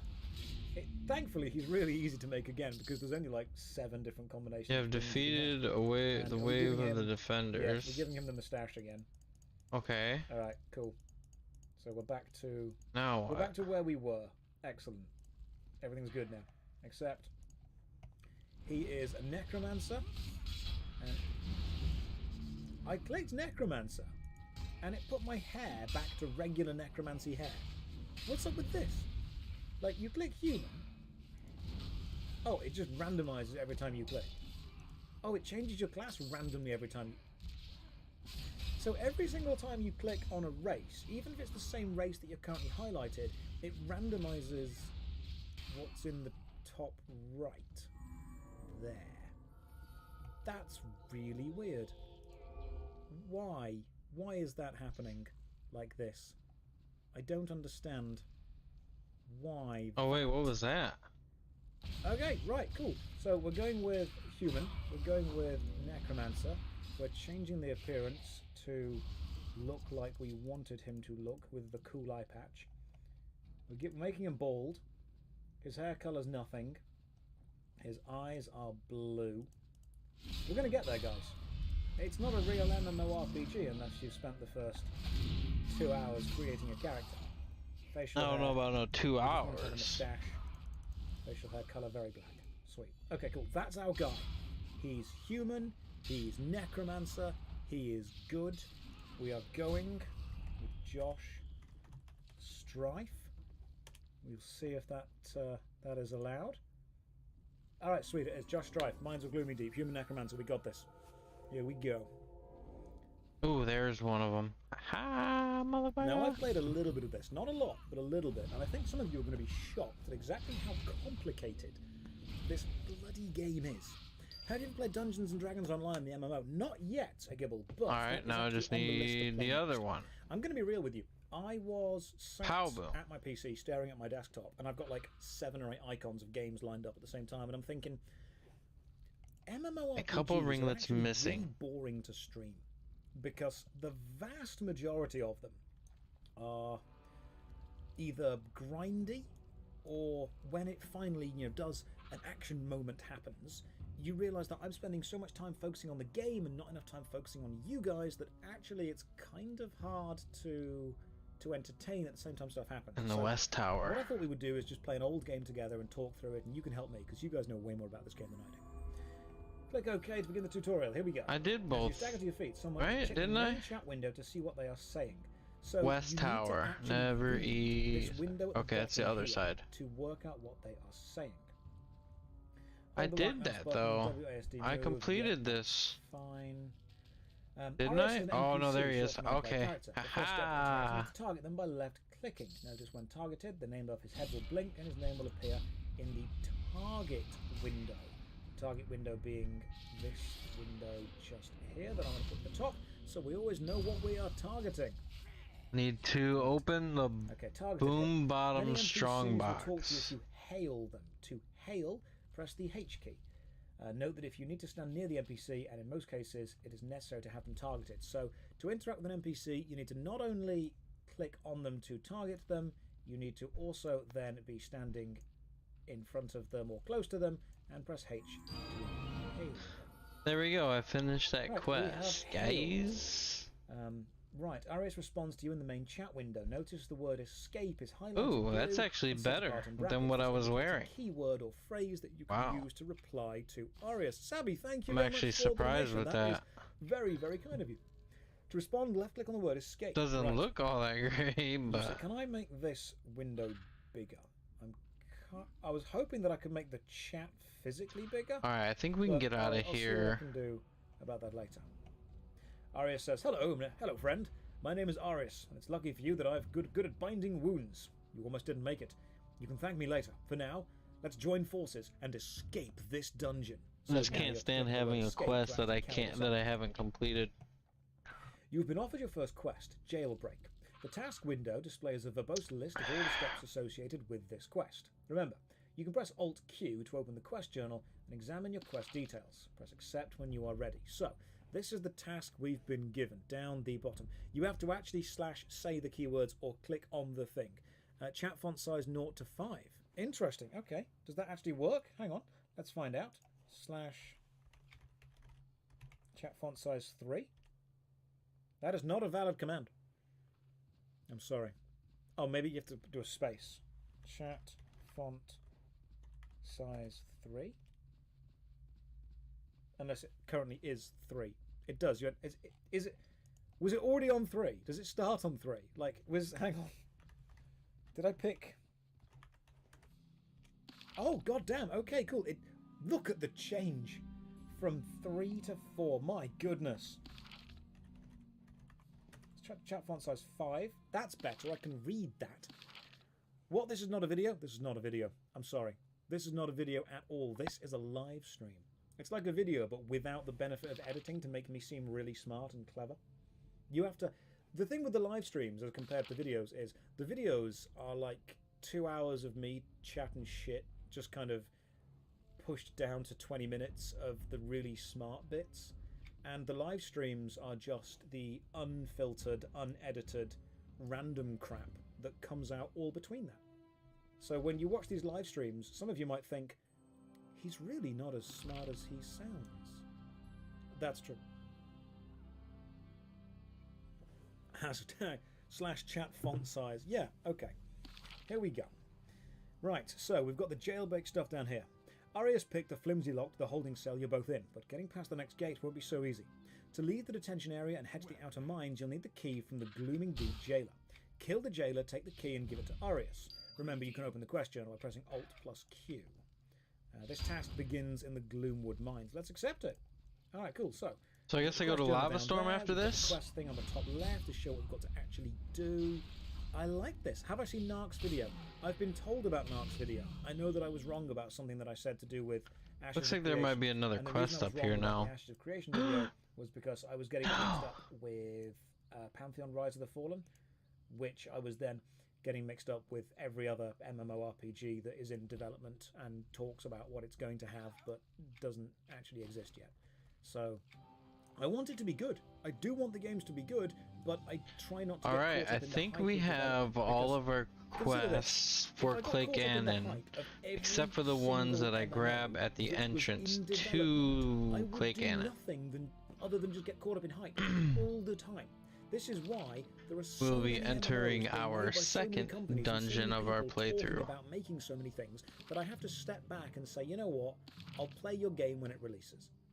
I'm super excited. I'm looking forward to it. I want it to be good. I'll play it when it releases. Josh is just a hater of PvP. No, not at all, V. I love player versus player.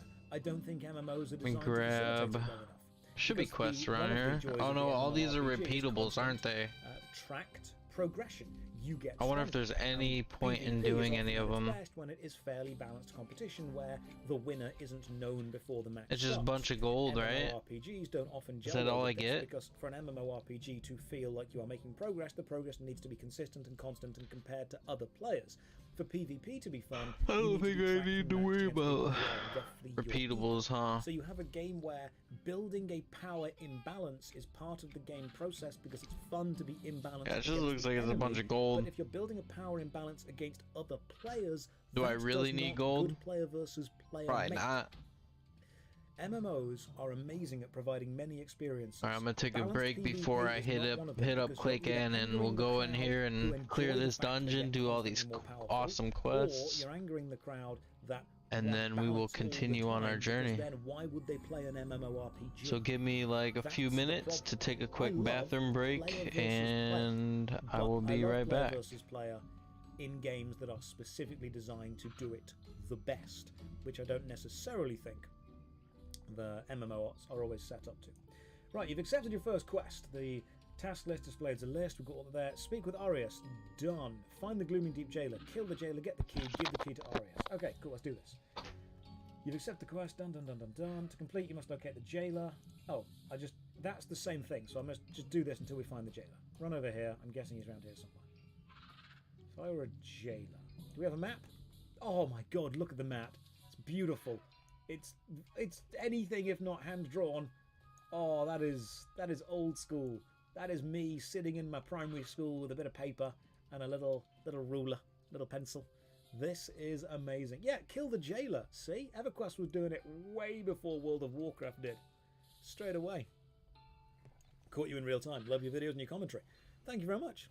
Time Splitters 2 was my favourite PvP game. Oh man, Time Splitters 2 was the GOAT of first-person shooters on the PlayStation 2. It was amazing. Right, let's keep doing this. We've got this. That's the map. I don't need that yet. Oh, the Kobold Jailer is in fact apparently there. And we are the little green arrow on the map. Oh, sweet. Okay, so we can... Do we have a mini-map? Or do we just make this into like a mini-map by just kind of doing that? Alright, cool. Oh, I like that. Okay, now this is going to be a really small thing for people, but it's a big design thing that I really like. You can move the map independently of where you as a character actually are. So, if you put yourself in the middle of the map, that's fine. When you move forward, the map moves with you. When you move back, the map moves as well. And when you turn left and right. Now, the map always stays facing north, but your character spins independently. If I move the map, so my character is now at the bottom edge of the map, when I move forward, the map still moves forward, but it stays stable to where I've put it. That is lovely. It means that I'm never going to be off the map with my character, but I'm still free to independently move it around. That's a small thing, but that's really nice. If you click on the map, it pathfinds a spot for you. Oh, you beauty! Right-clicking on the map generates a path found for you to the place. Because you requested a path, you must wait another... Oh, but you can only request one path every 10 seconds. So I click there, and suddenly we get a floating tunnel. Oh, that's actually really nice. It means you're never going to get too lost. That is a nice little thing. Alright, cool. That's a good feature. I'm happy with that. That's nice. I like that. Is that wise? What's up, Ray Ray? What's happening, Ray? Tell me the things. Is there meant to be music? The game is silent. Not at the minute. Hang on. It's like really genuinely, it's very, very quiet, but I can turn the background music up very slightly so when there is music, you guys get to hear it slightly more. So there is music, but it's super duper quiet. Alright, cool. I mean, that impressed me. Do I prefer... Quick question. Do I prefer... I see. Well, I'm going to have to go with the Sisters of Battle, the first one you put just there. Hope it's not a trick. Time to grab a cup of tea. It's not, Fox. Welcome. Grab a cup of tea. Come and join in. We're playing some EverQuest. Okay, the Gloomy Deep Jailer found you.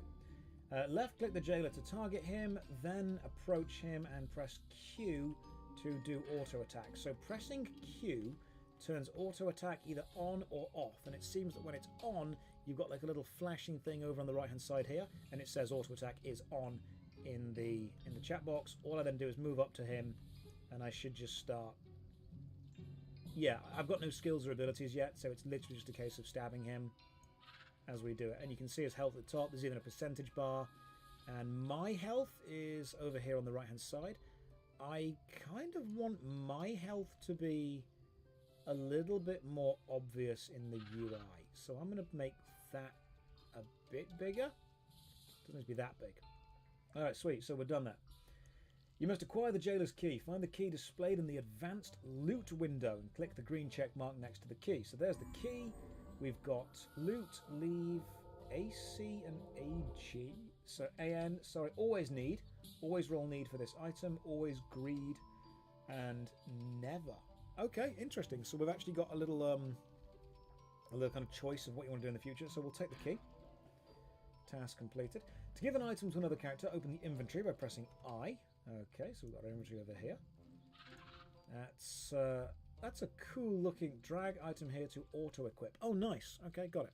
This is my first live stream I've ever caught. Please notice me. Love you and your stuff. I've noticed you. Welcome. I am trying as hard as I can to read all the chat.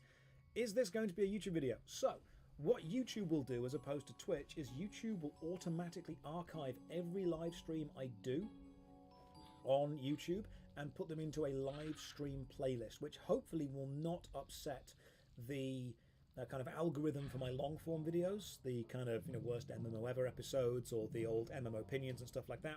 But what it effectively will be is these live streams will be available to people to rewatch, and Visa will be able to clip them and upload them to the Josh Drive Sage channel just as we normally do. Press Alt-B to open your spell book and scribe the spell you were given to start. Give me a second, sweet fry. Give me a second. I will be streaming many MMORPGs, EverQuest, Old School RuneScape 3. Alright, we're back. Let's hit up this dungeon. Warframe, not Terror. EverQuest 1, EverQuest 2, whatever takes our fancy, guys, we'll be able to do it. I thought you were putting it in the Josh Drive replays. Yeah, so did I, Red Sky. But if this is the easiest way to do it, I'll just do it this way instead. This is the fastest way. This is the fastest way to do it. Where do I shop for vests? Charity shops, man. Charity shops are the way. Okay, left click on an item, then left click on the recipient. So left click on this, left click on Arius. Right. And that will put it into his give thing, and then I give the key to Arius. Sweet, you finished your first quest. Arius will lead you deeper into the glooming deep mines where a slave rebellion is underway. The outnumbered slaves could surely use your help and have much to learn. Oh yeah, here I can't use my mount. So the EQ button is this one over here, and this but I was able to use it and click in you click on Paladin. This, you get the whole menu stuff. So that's kind of weird. On top of it right now, but that's everything that you could possibly need for all of the menu things. I think with the inventory that we're done now with this opening bit. So the live streams actually exist. Yes, they do. They're not deepfake AI generate. I wish I could deepfake AI generate myself. It saves so much time. The OSOS Fight Cave got me my first 5K. No. You got you your first 5K. There's loads of guys like that. You did it. You killed Jad. You're proud of that. Well done. Seriously, people always go, oh, Jad's easy. No, he's not. I've killed Jad more times than I can possibly remember. I still get that nervousness going on, you know? I'm still sweating. I still start to shake a little bit when we get to Jad. It's the pounding for 45 minutes. Look, after 45 minutes of pounding, anyone is going to shake. Don't. It's a family-friendly stream. We're playing EverQuest. It was in the context of the fire. Just stop it. Alright, cool. Right, what are we doing? Welcome to the Revolt. You've been given 2 new quests. The Revolt of Glooming Deep and Basic Training. Sweet ass. Let's put the inventory over there. This UI is very busy. Like, there's a lot of stuff going on here. I don't feel that I need all of it yet. Let's go down to here. So we've got 2 new tasks over here. Can I increase the chat size of this? Chat font size, quest journal font size? Is there a way to increase the quest journal font size? What a random thing that I've rigged. No, thank you for all the great content. You're more than welcome. MMOs are so subjective and you need to keep games fun. Yeah, you do need to just find what you like, man. Find games that you enjoy. If I say that your game is crap, but you enjoy it, what I say doesn't matter. What I say is irrelevant. I love Neverwinter. It's bad. People will tell me it's bad, but I love it. I love the original Power Rangers movie. It's terrible, but I love it. If I say something is objectively bad, as in, like, it's legitimately low quality, and we can all agree, like the sound is screeching, or the graphics are blurred, or the controls don't respond well enough, we can all agree that something is objectively bad. But to say something is subjectively bad all the time, it's up to you, man. It's your personal choice. I was reading a lot of comments on a lot of MMO videos. By the way, if you're new to the stream and you think that I'm not actually playing a lot of EverQuest, that's kind of how these streams go. It's mostly me just chatting to you guys with a game in the background. I was reading a lot of comments on people on videos about people responding to me being completely wrong about Ashes of Creation. And I hope I am. I hope Ashes of Creation is brilliant and badass, but I am quite jaded when it comes to MMOs in development, because they change from development to release, and sometimes they stay in development for so bloody long they don't release, and I want it to be a good game. But someone was saying in the comments that they were like, oh, you know, stupid Josh fans only enjoying the games he enjoys. And I'm thinking, that's wrong, because if they only enjoyed the games I enjoy, we'd all be playing Neverwinter, and it would be great. I don't want any of you to blindly agree with me. I actually want people to call me out when I'm wrong. That keeps me humble and keeps me way better. Why? There's somebody else there. Gherkin the Gnome. Look at him. Look at Gherkin the Gnome. I wonder if he knows. I wonder if Gherkin the Gnome knows. Right now, he is the star of the show. Look at him. Look at that beard. That knife. Beautiful man. We can kick him. This is not a valid command. Please use /help. I tried to kick the Gherkin. Sorry, didn't work. Thousands are watching you, Gherkin. Thousands of good. Godspeed, Gherkin. Godspeed in the glooming deep mines. Alright, cool. What else are we doing? Let's just move the window selector over to here. I actually, you know what? The UI is growing on me. It really is. Alright, guys. Now let's figure out what we gotta do here. Move that to determine the whereabouts. I need to find a large lens for Blinky. Where can I find a large, powerful, evil eye? You can see all the passive buffs that are also on. I only got 2 quests in here. Minor shielding. Is that right? Should I only have 2 quests in here? He's got on him. Do I have any on me? I bet I do at some point. I'll work it out in the future. What are your thoughts on in-game stores destroying the viability of horizontal progression like in Guild Wars 2? Anything that makes the game less fun for you sucks. Anything that makes the game more fun for you is generally good. Developers don't sit there, you know, rubbing their hands together at night going, ooh, how can we make the game suck more? That's the executive's job. That's the lawyer's job. That's like the financial people's job. The developers sit there going, how can we say yes to the finance people while not actually doing what they're asking us to do, because we know it would suck for the players, and instead give the players the best experience they can possibly have. And that's the endless battle between developer and financier. That's the stock. It is the stockholder's job. I swear to God. Oh man, people that don't play games, investing in games because they want games to make more money, but they don't play games, they annoy me. Your buffs are in the top right. Oh yeah, thank you. So let's have a look. We've got benefit from bonus experience, make your way to the plane of knowledge, and that one, which is bonus, changes of fall. Oh, sweet. The leaves change their colour. Their multi-hued foliage gives you pause to reflect. You'll gain additional experience during this time. All right. We need to figure out where we gotta go here. I would rather level Clockwork Factory. The general speed. I gotta go to the castle. Okay, cool. Let's see what we've got going on now. I've got Lift. basic training, Advanced solo and heroic. About find path. Let's do this. Think I'd be able to do that in Arius. heroic? If I was Arius, where would I be? Maybe I should try it. Is there a way to see how bad I really am? There's got to be a way to find assembly the plant. somewhere. Actually, let's go to the factory first, navigation, and then we'll go around this way, go clear there, and then come back to here. Players, casuals, to your left. I feel like that's the better move. Oh, it's over there. Guess it really doesn't matter. There was like It's all preference at that point. Sure at this point. NPC thing somewhere. In fact, let's work this out before we carry on. If there is, I wonder how much of this I can gather before they start to like leash back to their spawn points. Control F gets you the find window.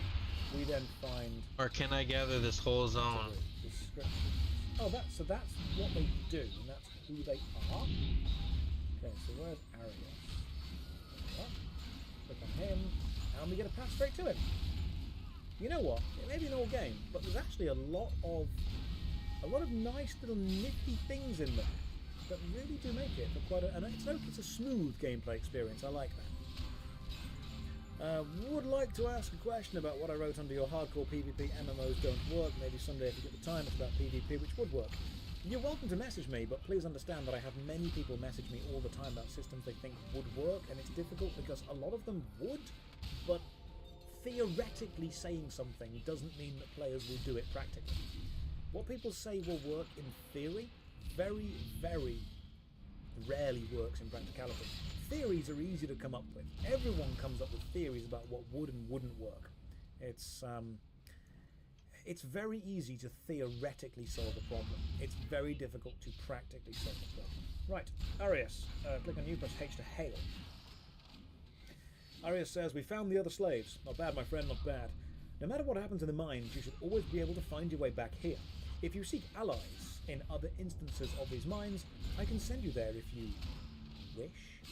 Interesting. Okay. Right. Helps me know where you are. You can use the find by Control F. Find Abzor and hail him to learn about weapons. So Control F, find Abzor and hail him to learn about weapons. So we click that sends us over here. I want to get the map on screen somewhere, but I don't know exactly what I want. This window annoys me. I really don't want this window here constantly. Can I not? This is like the one shit, these are heroics. In the top left. This is very irritating. Oh no. I kind of want this here. No, I might have to slow roll this, guys. I'll move that later on. That's a future Josh problem. The quest journal is over my action thing. Spontaneity is oh wow, dude, I am getting wrecked right now, guys. That sounds terrible because then I would be level 85 and have no idea what I'm doing whatsoever. I appreciate the offer, but let me. I like a good challenge. That's for sure. Just let me go slowly first, because when I boost to any kind of high level stuff, I have no clue what I'm doing. That's worth a lot of money. It's not something that's going to benefit me right now. Yeah, thanks, but no thanks. See, this is why it sucks. When you play MMORPGs, I'm almost out of freaking space. Enjoy the process of playing the game, and it's that process that you have really cool. I'm always out of space. I need to figure out a way to get some better bags. Say, hey, you know, I've played the game for you, so you don't need to play it I anymore. think. Whoa, this stuff does I don't respawn? want that. I No wanna go through way. the same adventure you had. I didn't want know to stuff in these have dungeons the respawn. same experience leveling through the game that you did. That's I see it all interesting. the time. I mean, don't get me wrong. I appreciate the generosity. It's very, very kind of you in order to offer something like that. But the experience that it would give me is not going to be fun for almost anyone involved, to be fair. How is the worst MMO video for Lost Ark coming along? Never played it. Never, ever, ever played Lost Ark. Here's the problem with boosting. It skips important context from the story. Yeah, it's boosting skips the game. Yes, exactly. I agree with that 100%. Boosting your characters. If the game, It's all about the journey, not the destination. But I am playing on the official thing right now, not on Project 99. This is the official thing. Did you not play this when it was new? I did not. Even if you're boosting alt characters, you're still, it's still let me play through the game pointless. first and see if I like it. Because hey, how annoyed would you be if you gave me a really rare item and then I played the game and I'm like, I don't like this, and then just stopped. So that wouldn't be fun for you. Okay, Absol, you're the weapon man. Chat to me, Absol. I can't believe this shit respawns. I didn't Before know the Slave that. Revolt, I was forging picks and shovels. Now I'm making weapons so we can fight back, mainly swords and spears. Simple stuff. If you give me your weapons, I can make you a better one. Absol is a weapon maker. You should already have a weapon equipped from your escape with Arius, but Absol can make it better. Open your inventory and remove the weapon from the lower left slot. This is your primary weapon where you hold weapons that you're currently using. Okay, so remove and give to Absol. That's one thing I like most about the Paladin. It's not just melee, it's spells as well. Dagger. Whereas like the Berserker, I think, is like all melee type attacks. Sharpened dagger. So you get no real cool visual effects. Where can I find the stats of a weapon? You just have to drop it there and it goes there. I can't see the stats of the weapon annoying. I thought like maybe you right click on it or something. Pick the improved weapon and drop on the rectangular icon. Done. This will auto equip the weapon back. Open your quest window, Alt Q, to check the next steps in basic training. So Alt Q. So Control F is find and Alt Q is quest. Gotcha. Hold right click to see stats. Ah, thank you. Alright, let's give it a second, a minute, to get my power back. Small, weight, one-handed piercing, base damage 3, backstab. Oh, sweet, backstab. You know, we're gonna go to a different video real quick. You know what? Is once again upon us where I feel I've been wanting to watch Lazy Peon's reaction to the new updates. Months of Ashes live streams have each shown considerable progress. Unfortunately for me, this means that certain parts of that big overview update video I made for Ashes 3 months ago is already out of date. Oops, that was backwards. No worries though, just means more potential content in the future. So today we're going to discuss the updates from the live streams in August, September and October, covering topics such as the updated world's map and world size, the basic hybrid combat system for the Ranger archetype, does that mean I gotta fight my way back through here? gathering system which completely blew me away, and some spiciness in the Ashes of Creation community. If you want to support my Ashes of Creation coverage, then click my referral link, which everyone has access to, in the description below. Additionally, if you're a talented developer, Ashes of Creation are currently hiring people for the following job roles on screen. Art, from engineering, November 4th and what? to November 5th, the following job roles Art, engineering, design, quality assurance, and administration. Executive assistant. Is that Steven's assistant? On screen. And from November 4th to November 5th, the Ashes team are doing their yearly 24-hour Pathfinder live stream. I can't gather a bunch of these guys, that's for sure. Learn that the hard way. Hospital. So first, let's discuss the most recent Ashes live stream. As for me personally, this was the one that surprised me the most. The update to the game's gathering system. So in the past when I've covered this game during its Alpha 1 test back in 2021, something that felt pretty bad to me was the gathering system. You'd see tons of trees, rocks and plants in the world, but you could only mine, chop or gather the things that had a gold sparkle around them. This at a time when New World had just released the best MMO gathering system we'd ever seen, with every resource you can see being gatherable. The Ashes system felt kinda lackluster in comparison. This wasn't something that I personally expected to change, as the game was already super ambitious. It was kind of unreasonable Alright, I to killed think one that of they'd them. also add the New World style gathering system on top of Oh everything no, I else don't they want were to. doing. Okay, that's not even Well, a it turns heroic, out so I that shouldn't isn't have the to worry about case. that. We'll kill that pretty quick. Oh, I know. And the sound. Get ready. It's happening. Oh my gosh! Within an area, is that correct? Yeah, definitely. Talk to me a little bit about serving. Built a nice wide in shape to scan as much of the area as possible. The Mad Lads at Intrepid actually did it. Every tree, rock or plant you see in the world is now gatherable. Not only that, but they also added physics and collision to gathering too. Notice how the tree falls, then bounces off the giant rock. Look at the way the branches actually have weight to them when it falls, and the way dust kicks up from the ground as it lands.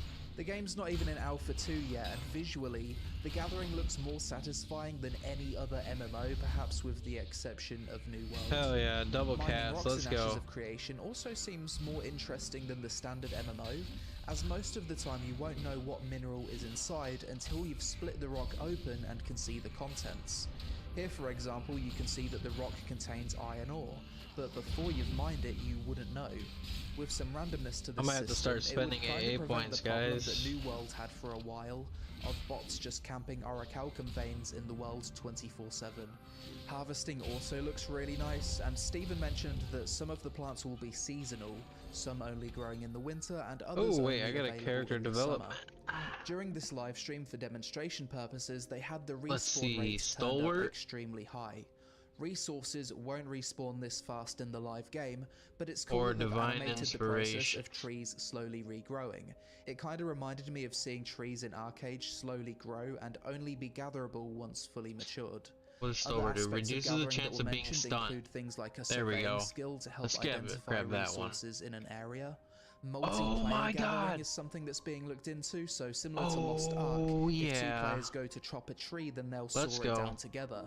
And apparently land management is also going to be a factor. See, now If too instead many of people this, if I could constantly reset ravage a these, certain area for its resources, then those resources might respawn slower. hopefully it doesn't. Oh, it Overall, resets I was everything. extremely impressed by this early look at the new gathering system Grab for the that. game, and I expect it Grab to that. improve even more as development goes on with Grab further that. polish, improved animations, and balancing.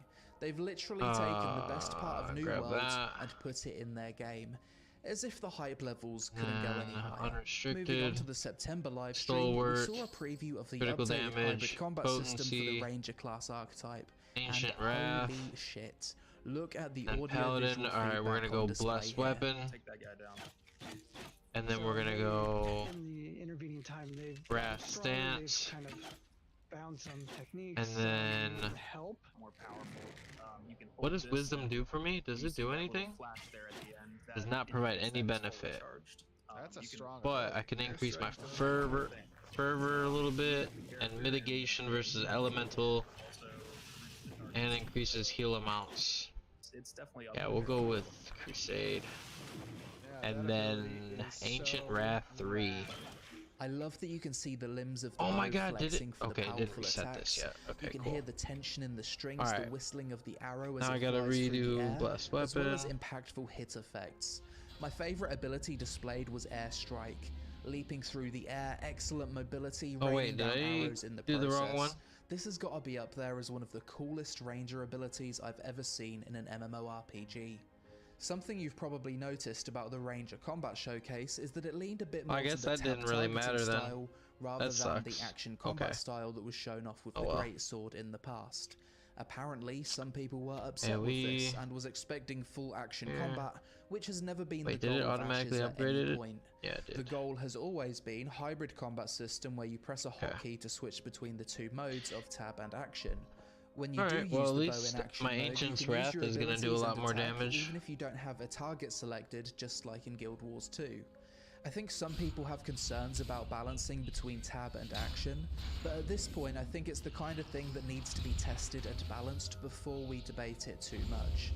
Personally, I'd expect certain classes to work better in action mode, such as warriors with their cleaving attacks, and other classes to work better in tab targeting, such as rangers that are primarily known for single target focused DPS.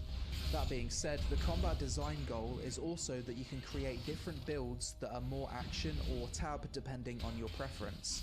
As we've only seen basic ranger attack plus 3 abilities, I don't think you should throw your toys out the pram just yet, as I'm sure there'll be more action combat centric ranger builds possible in the future as more abilities are added. As a whole though, I've been super impressed with the past 2 combat showcases. The game's come a long way since Alpha 1, and I personally can't wait to see what they do with mage combat. I've said multiple times in the past that I expect Ashe's combat to be similar to Guild Wars 2 but better. More impactful, more grounded, with better audio-visual feedback. So far it seems like my prediction for this is on target to come true.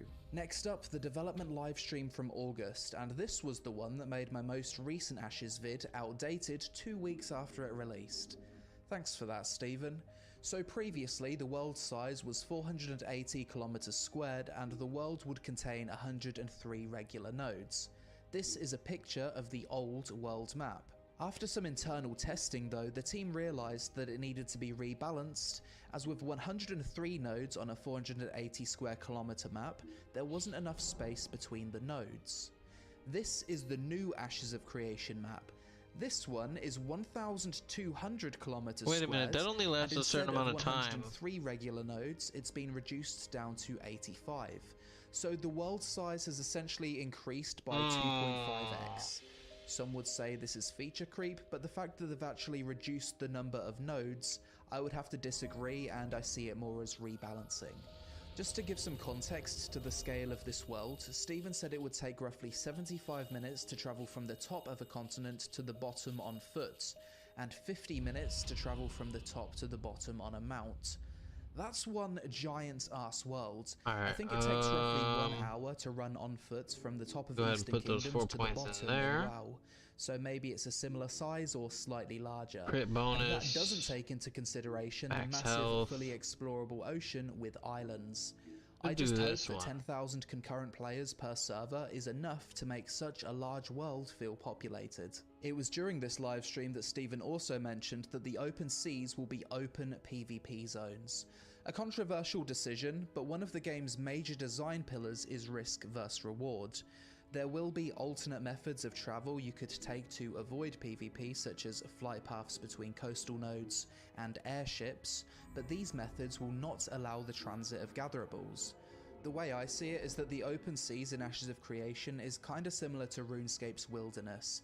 It will probably be a place where you can make some of the best money in the game, however you're going to need to be on guard at all times. Even if you disagree with this decision and aren't interested in actually partaking in the PvP, it's undeniable that there's a certain level of thrill associated with the possibility of being hunted down by other players. In RuneScape, for example, the Wilderness contains some of the best money-making PvE mobs in the game for players to farm. Does the fact that these players are sometimes hunted deter them?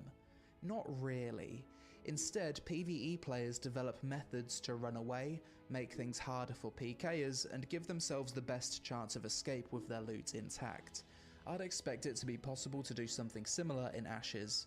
Create specific builds or craft certain ships that allow PvE players to have a better chance of success in the game of cat and mouse on the seas of Vera. Finally, to wrap up this video, we've had a bit of drama in the Ashes of Creation community recently, following a video by Lucky Ghost bringing up concerns about the potentially polarizing nature of the PvP flagging system in Ashes of Creation. My take on this is that the video was pretty good and brought up some valid concerns that are clearly shared by a lot of people.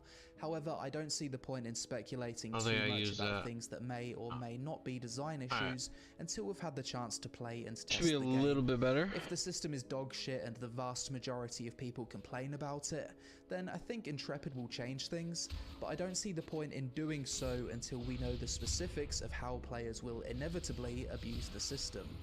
This video's also brought up the debate on if the game should have separate PvP and PvE servers. And personally, I think that's a bad idea because Stephen has spent years designing this game with the intention that PvP is a major component that makes accomplishments have meaning. It's so deeply integrated into the game that having a new world style toggle or separate servers is going to fuck up a lot of systems. What's the point of the entire caravan system with localized storage without the risk of PvP when you're transferring your goods? It's just going to feel like a system designed to waste your time. Yep. How about the game's bounty hunter system? Just delete it? Change the feeling of the open seas. I'm gonna be a bounty hunter. I'm gonna be chasing those people down that have been PKing. Avoiding pirates, to being a pirateless ocean that you just numlock from one side to the other. In asking for separate PvP and PvE servers, you're basically asking the developers to balance. I just hope the combat feels really good. Due to how PvP is so deeply integrated. From what I've seen though, the combat looks pretty cool for what they got so far. Work in a theme park MMOs like WoW, but I want to see like the caster gameplay tied into the systems and reward structure of the game. Imagine you're on a PvP server and a world boss spawns during a certain time window. After 2 hours, the boss will despawn. Maybe the boss isn't mechanically hard, but takes an hour to take down. That was a tough fight right there. The challenge is fending off other guilds also trying to contest the boss for a long period of time. Okay, these aren't heroic. Such an encounter would feel like a King of the Hill style engagement and would probably reward great loot. This same boss on a PvE server would be boring as hell, because it's a sack of health in which the challenge was killing it whilst fending off other players. This boss would be killed on cooldown every day on a PvE Should I go turn server, in scrapping the whereas scrapper on a PvP first, server, there might in be case some he gives days me where another no quest that I have to single come guild back can in take here it for? down. I just feel like the way Ashes of Creation is designed, let's having just a PvE complete server everything would that I got almost so feel far. like a tourist mode, because so much of the emotion and challenge in the game's experience will come from friction between players. Additionally, whenever a game takes such a massive deviation from the core vision I may and have to removes sell something that soon, previously so touches there is every that. system in the game, it typically doesn't go What is so up with the well. shield? So like I said, let's see how the current system works first. It's not as if there's no successful open PvP games. Lineage 2 was massive during its time. Arcade was huge at release, but good for died damage, due to I guess. reasons unrelated to its PvP system. And Black Desert Online has done pretty well over the years, with a ton of pure PvE life skiller players enjoying it. It's a level 50 heroic. Flawed flagging system. If Oh, anyone no. can design an open Oh, world no. PvP flagging system that actually works well, I think I may Intrepid need are to the gain ones some do levels it. before I come Who back knows, here. if they actually do a good job, we might see more people start to see the value in the risk versus reward aspects that PvP can bring to an MMO. I can totally understand why people are so against PvP though, because in the past, let's be honest, other games have done a really bad job with it. Oh my god, this guy's a clown. This guy is such a shill. And nobody should be supporting this guy, ever. And to the people shitting on Lucky Ghost for having a Raid Shadow Legends ad in his video, I think that's kinda pathetic, honestly. If you was in his position and you knew the numbers behind YouTube, you would also take that ad. If you're putting an opinion out there on the internet for thousands of nerds to argue over, you're fucking stupid if you're not getting paid well for it. The amount of abuse that content creators deal with for simply having a different opinion can heavily affect mental health. Most people skip these ads anyway. Anyone with a brain knows it's just reading from a script to get paid. And putting these small, easy to skip ads in videos often results in you getting paid 5 times the amount you'd get from regular YouTube AdSense. Remember that life is also an MMORPG and you need money to play it. But that's it for this Ashes of Creation update video. We've covered lots of stuff in this one, together with a bit of spicy drama at the end for good measure. If you enjoyed the content, then destroy the like button for the YouTube algorithm gods, and go nuts in the comments with some healthy, constructive discourse, which the MMO community is famously known for. Social media on screen, thanks for watching, and I'll see you in the next one.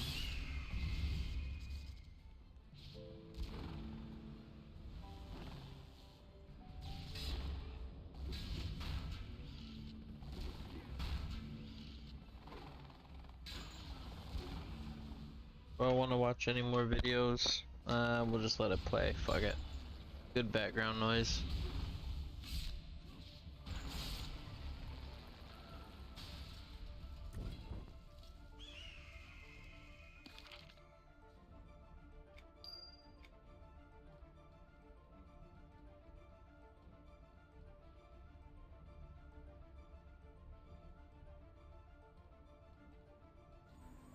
Hello, everyone, and welcome to another glorious live stream day. I'm super excited to be with you guys, show you what we've been working on, and I have the Let's see if we can take two of these. being joined I think I by can two handle of two of our them. stellar developers helping bring the world of Vera to life for all of us.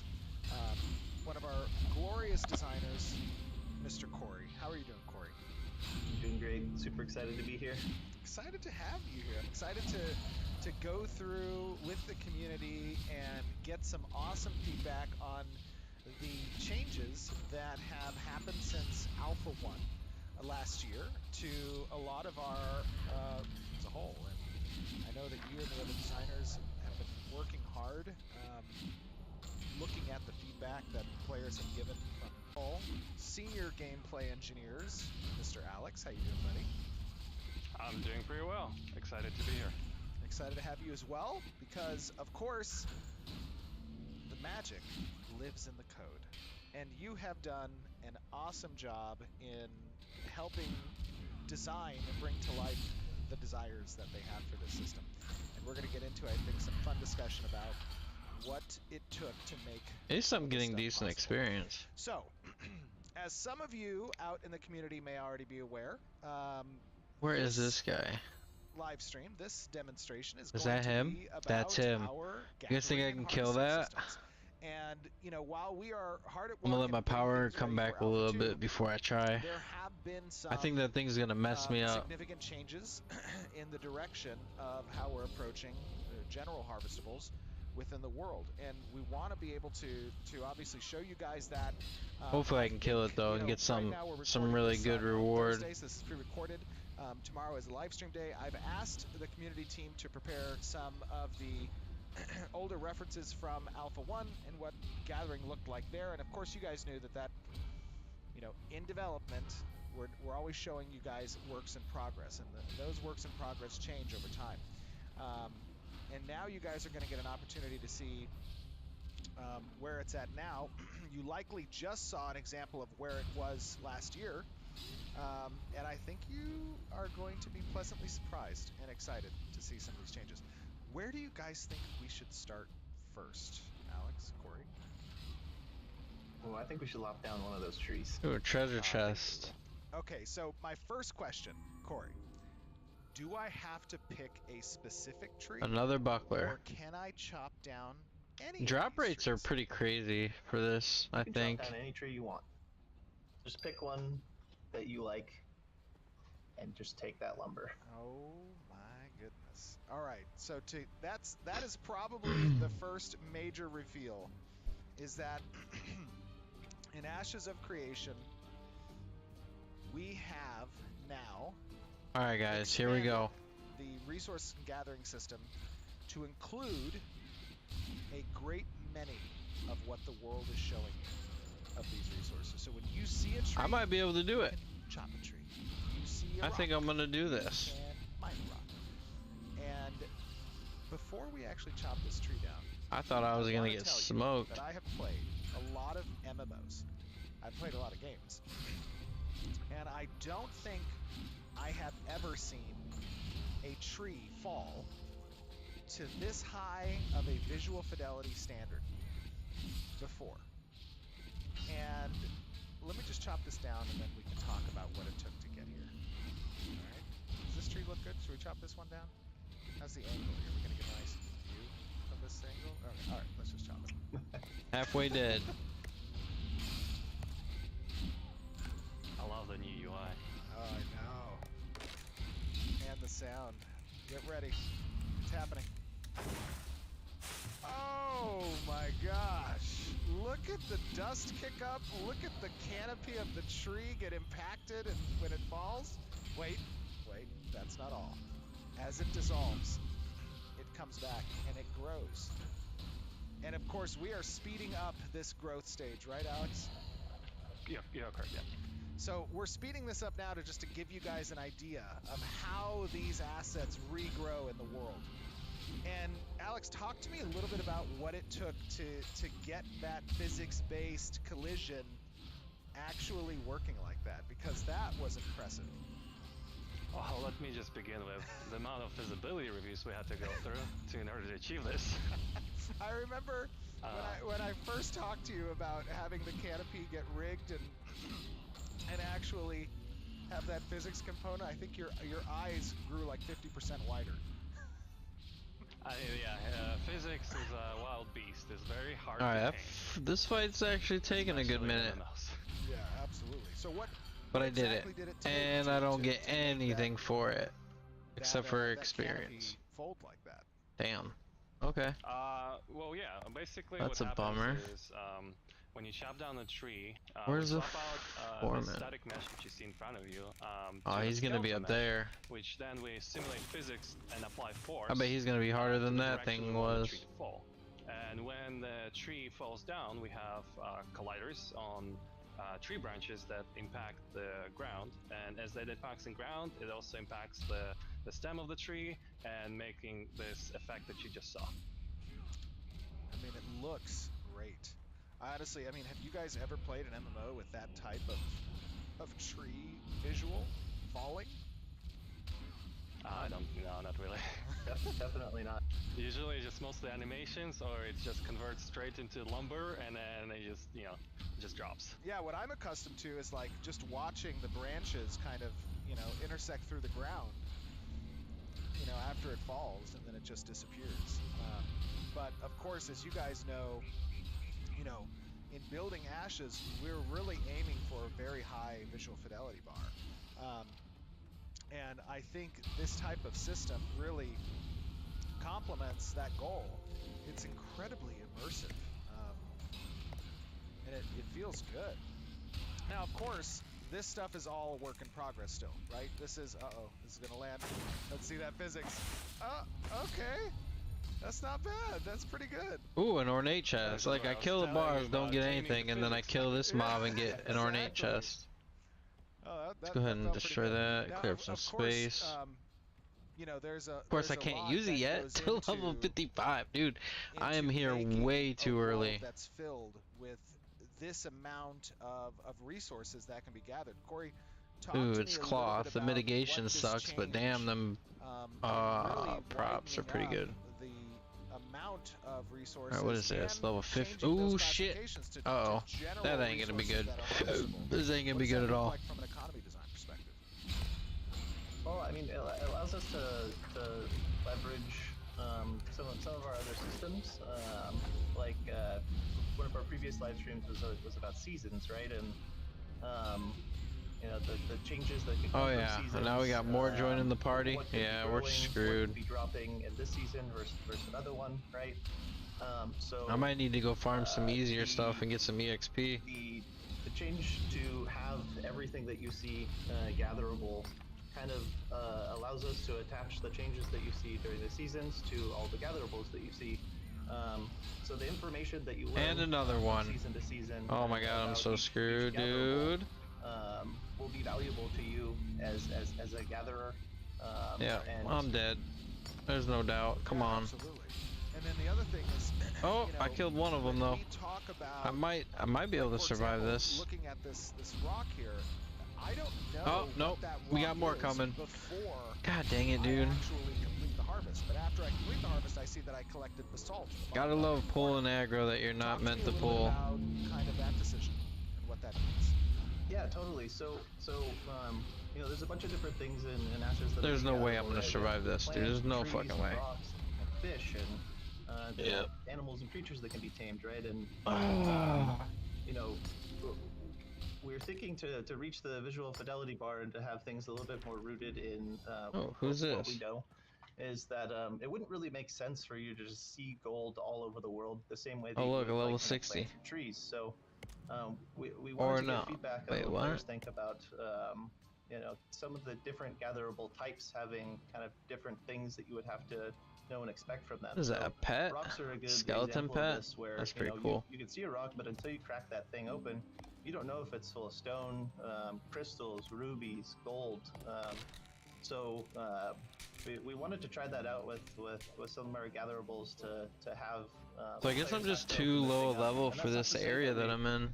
Players won't stumble on a nice lode or vein or geode of gold. but most of the stuff that they would find in the world, unless they look hard enough, would require them to crack that stone open. Right, and of course, there are additional systems. I do need to go sell some though. That we haven't really gone into too much detail on, but as an example, surveying can play a key role in helping players to identify locations of rare resources within an area. Is that correct? Yeah, definitely.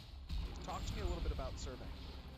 Yeah, so surveying is a way that players can check out an area for resources. Players can learn where resources are that are static and that grow back in the same location. But we'll also have resources in Ashes that can spawn anywhere. So surveying will help players locate those resources. So if they're looking for something specific, they can hunt them down. Surveying will also allow players to uncover hidden resources that players wouldn't be able to see with their naked eye. Another thing that surveying would provide is some of the information that we're I'm gonna go about sell. before, right? Like for instance, if you survey and inside of your survey area, there's plants. You might learn when that plant, what season that plant likes to grow in. You might learn whether it likes to be watered during the winter versus how it likes to be watered in the summer. You might learn. I see that the interior of this rock now has ore in it. Yeah, see, you found one with some iron. So not all those rocks are just slabs of basalt. You might find some iron, maybe some gold, maybe some copper. We'll see. Oh, that is super cool. This one was also iron. Very nice. It looks like you found a little iron deposit there. And so when players interact with the survey system, talk to me a little bit about what that interaction looks like. What exactly does the survey gameplay layer feel like? Yeah, so you'd work with a surveying tool, and you set the surveying tool down, and that tool would have a specific area in which it's able to uncover and extract information about the resources that are in the area.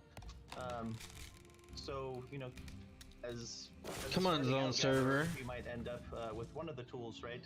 But as you progress and become should take this long to load. Did it freeze? You might be able to set up additional Freaking hope not. and extend the area of your survey.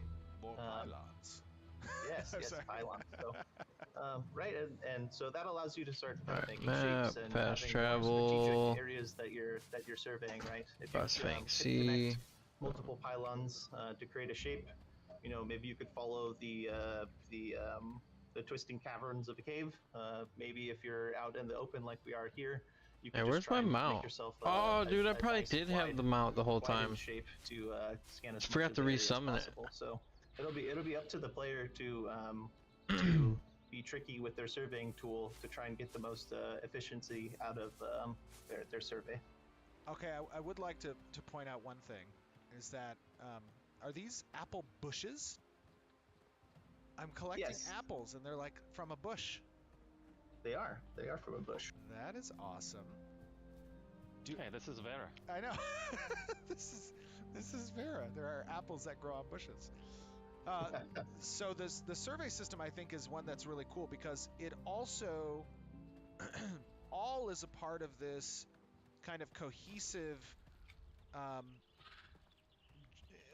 land management system, right?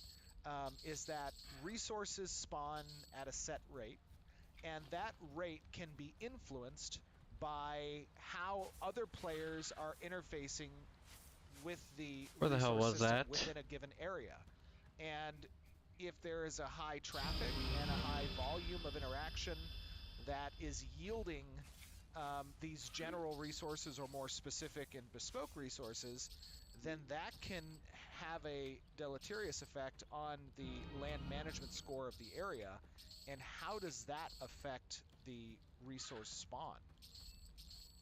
Yeah, it could be positive or negative or both simultaneously. So the land health value, right, turns ties into the health of a specific ecosystem, and the ecosystem can kind of scale with different segment sizes of the world, itself, a biome, maybe a node, maybe a player's freehold, and the things that a player does in those areas will contribute to health in a positive or negative way. So, doing something like rotating your crops might increase the health of the land, because that's considered something good to do. And maybe apprehending or removing poachers that are overhunting a certain species could be helpful to the health of the land. Maybe the mayor puts out a request for players to try and get rid of invasive species that are plants. Maybe they're overgrowing weed, and it's stopping other valuable plants from growing. Yes. And yeah, so every action would feed into a positive thing in one area for the health of the land, but it could also have repercussions in another, right? If you overhunt predators, the prey have no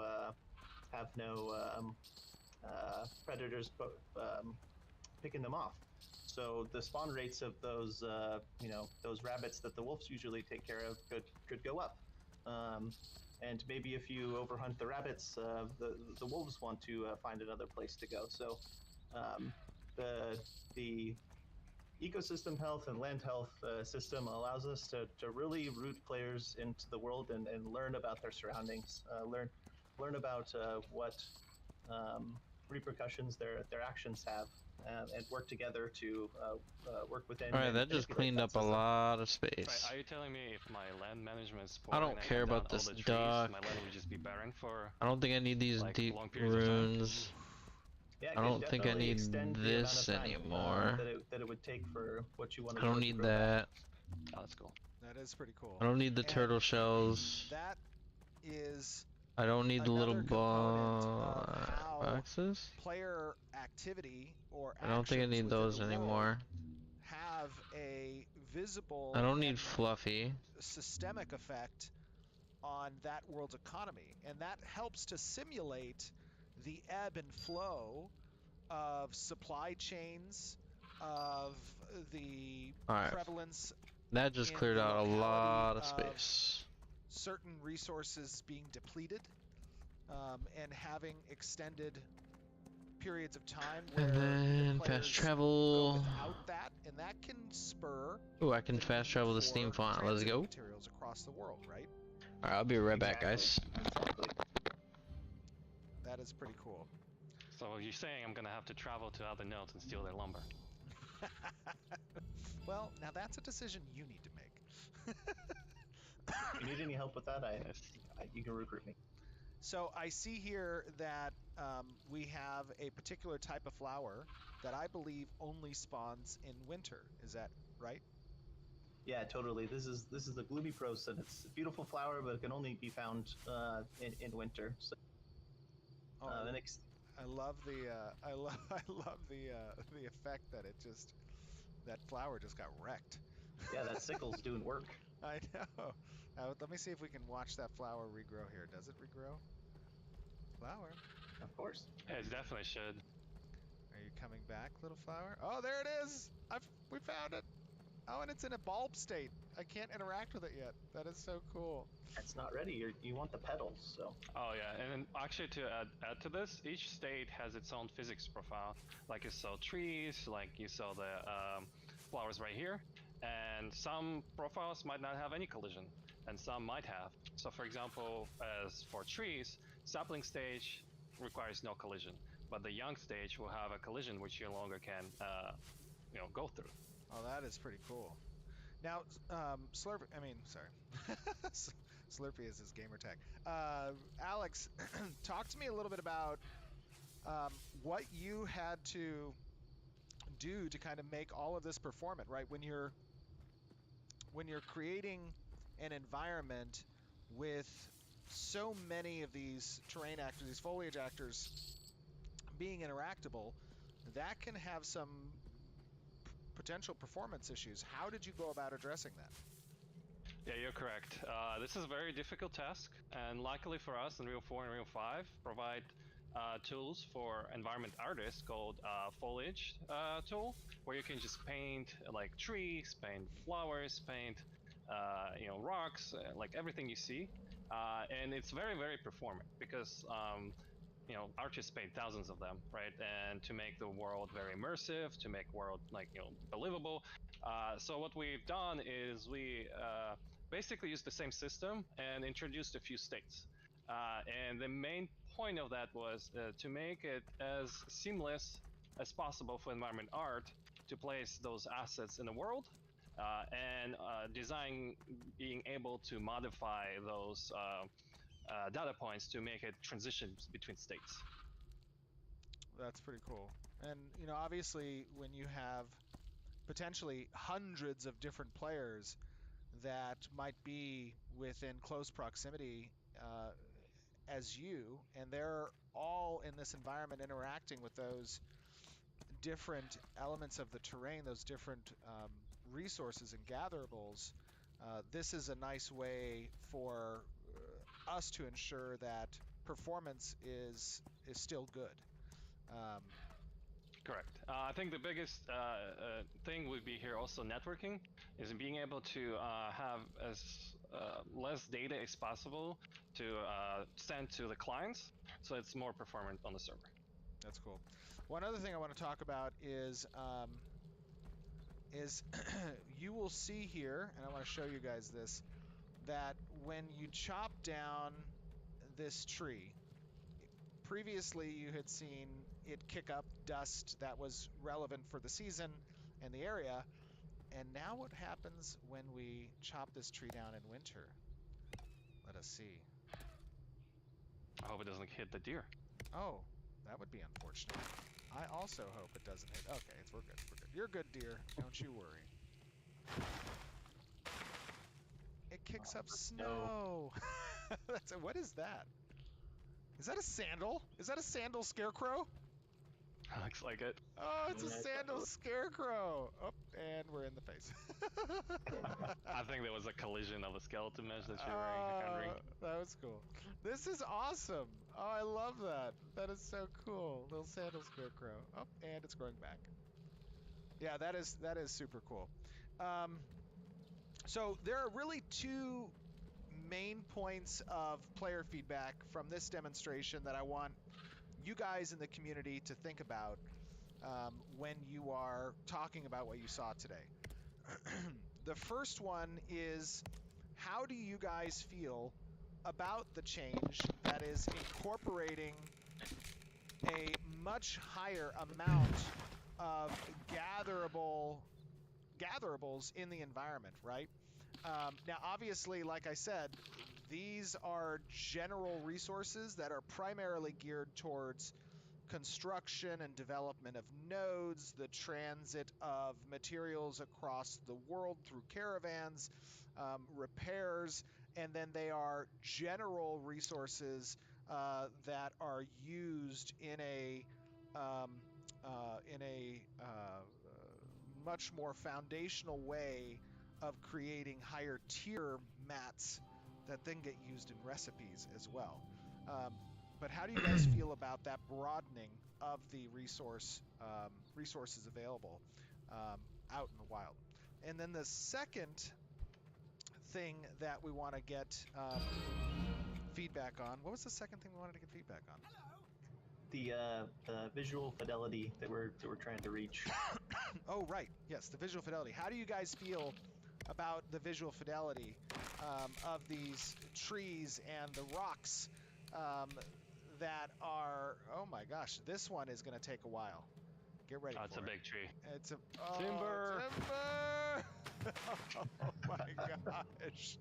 Now, of course, there are some things that you guys are not seeing here because they're not yet implemented, but professions will, of course, introduce layers of accessibility based on the type of resource, the size of particular resources. Isn't that right, Corey? Yeah, definitely. Yeah, your progression within the profession will take account what tools you can use. There might even be some opportunity to do some gathering with other players. Typically in other games that I've played, you usually do the gathering alone. You're venturing around alone, and we wanted to take a look at maybe having a friend help you with a true person saw on a larger tree. Maybe there's some panning that you could do as opposed to just hitting ore with a pickaxe. So we'll have other tools that are part of that progression path, and then other activities that players can do if they would like to gather together. That is pretty cool. And then on top of that, progression within your profession can also speed up the gathering times that you have. And another important note is that, like, as these resources reach different stages of their maturity in coming back, right? You see that plant kind of growing back.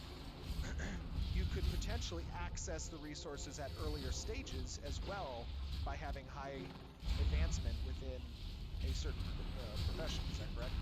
Yeah, exactly. The speed, the time at which you're able to access them, maybe the amount that the thing yields will all kind of tie into your expertise at that individual gathering profession, and also the things that you're using to do the gathering.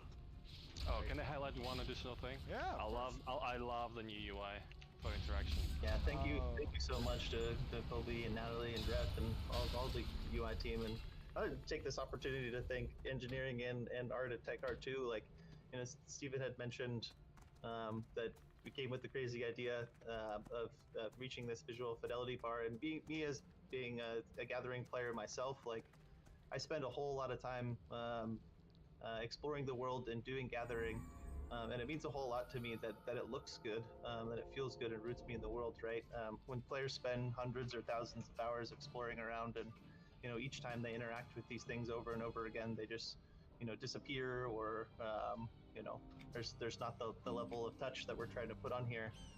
It doesn't feel quite right. So the fact that everyone kind of rallied together to offer something like this, like, absolutely, just makes me super excited to play the game. I want to play the game. I know. We all want to play the game. Let us in, Steven. Let us in. Let us in. You guys are in the guts of it. Come on now. Okay. There is one other thing I want to talk about is also how you guys feel about the interaction of surveying with revealing resources within the world. And without that element, for example, what we showed you today with mining, you may not know what you're going to get until you complete that harvesting action. How are you guys feeling about that? We think that it creates an interesting dynamic. Prowess increases the skill bonuses of the fighter's offensive stance.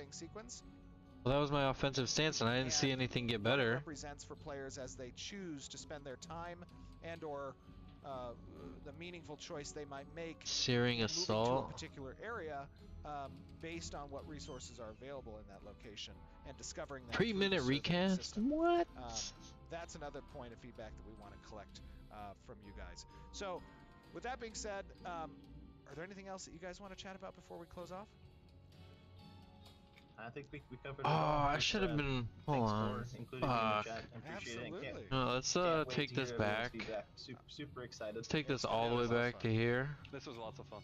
Thank you for inviting us. Absolutely. Save it. I think it's going to be a lot of fun to watch players interact with the new gathering systems as people get to see how surveying and land management accompany player actions within the world.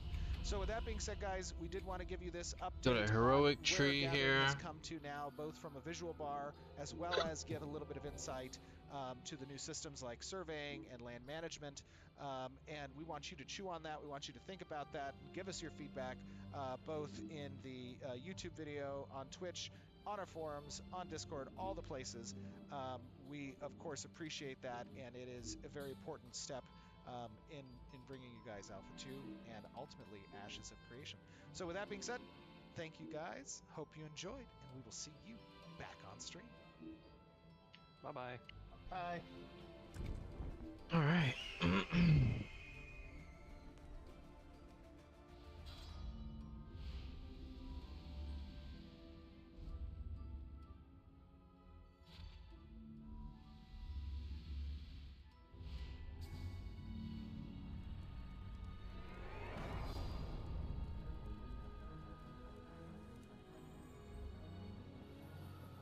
What is this?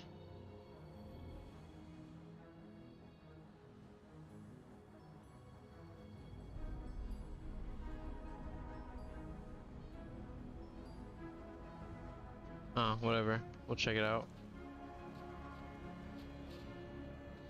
Is that a more in-depth video?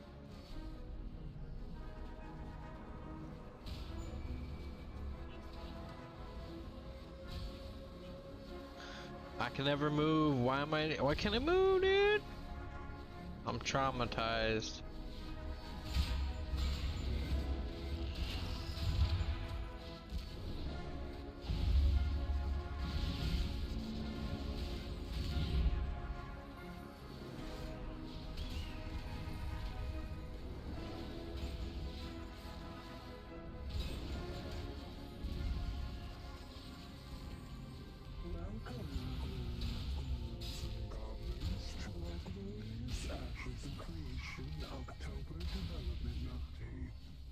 Oh my god.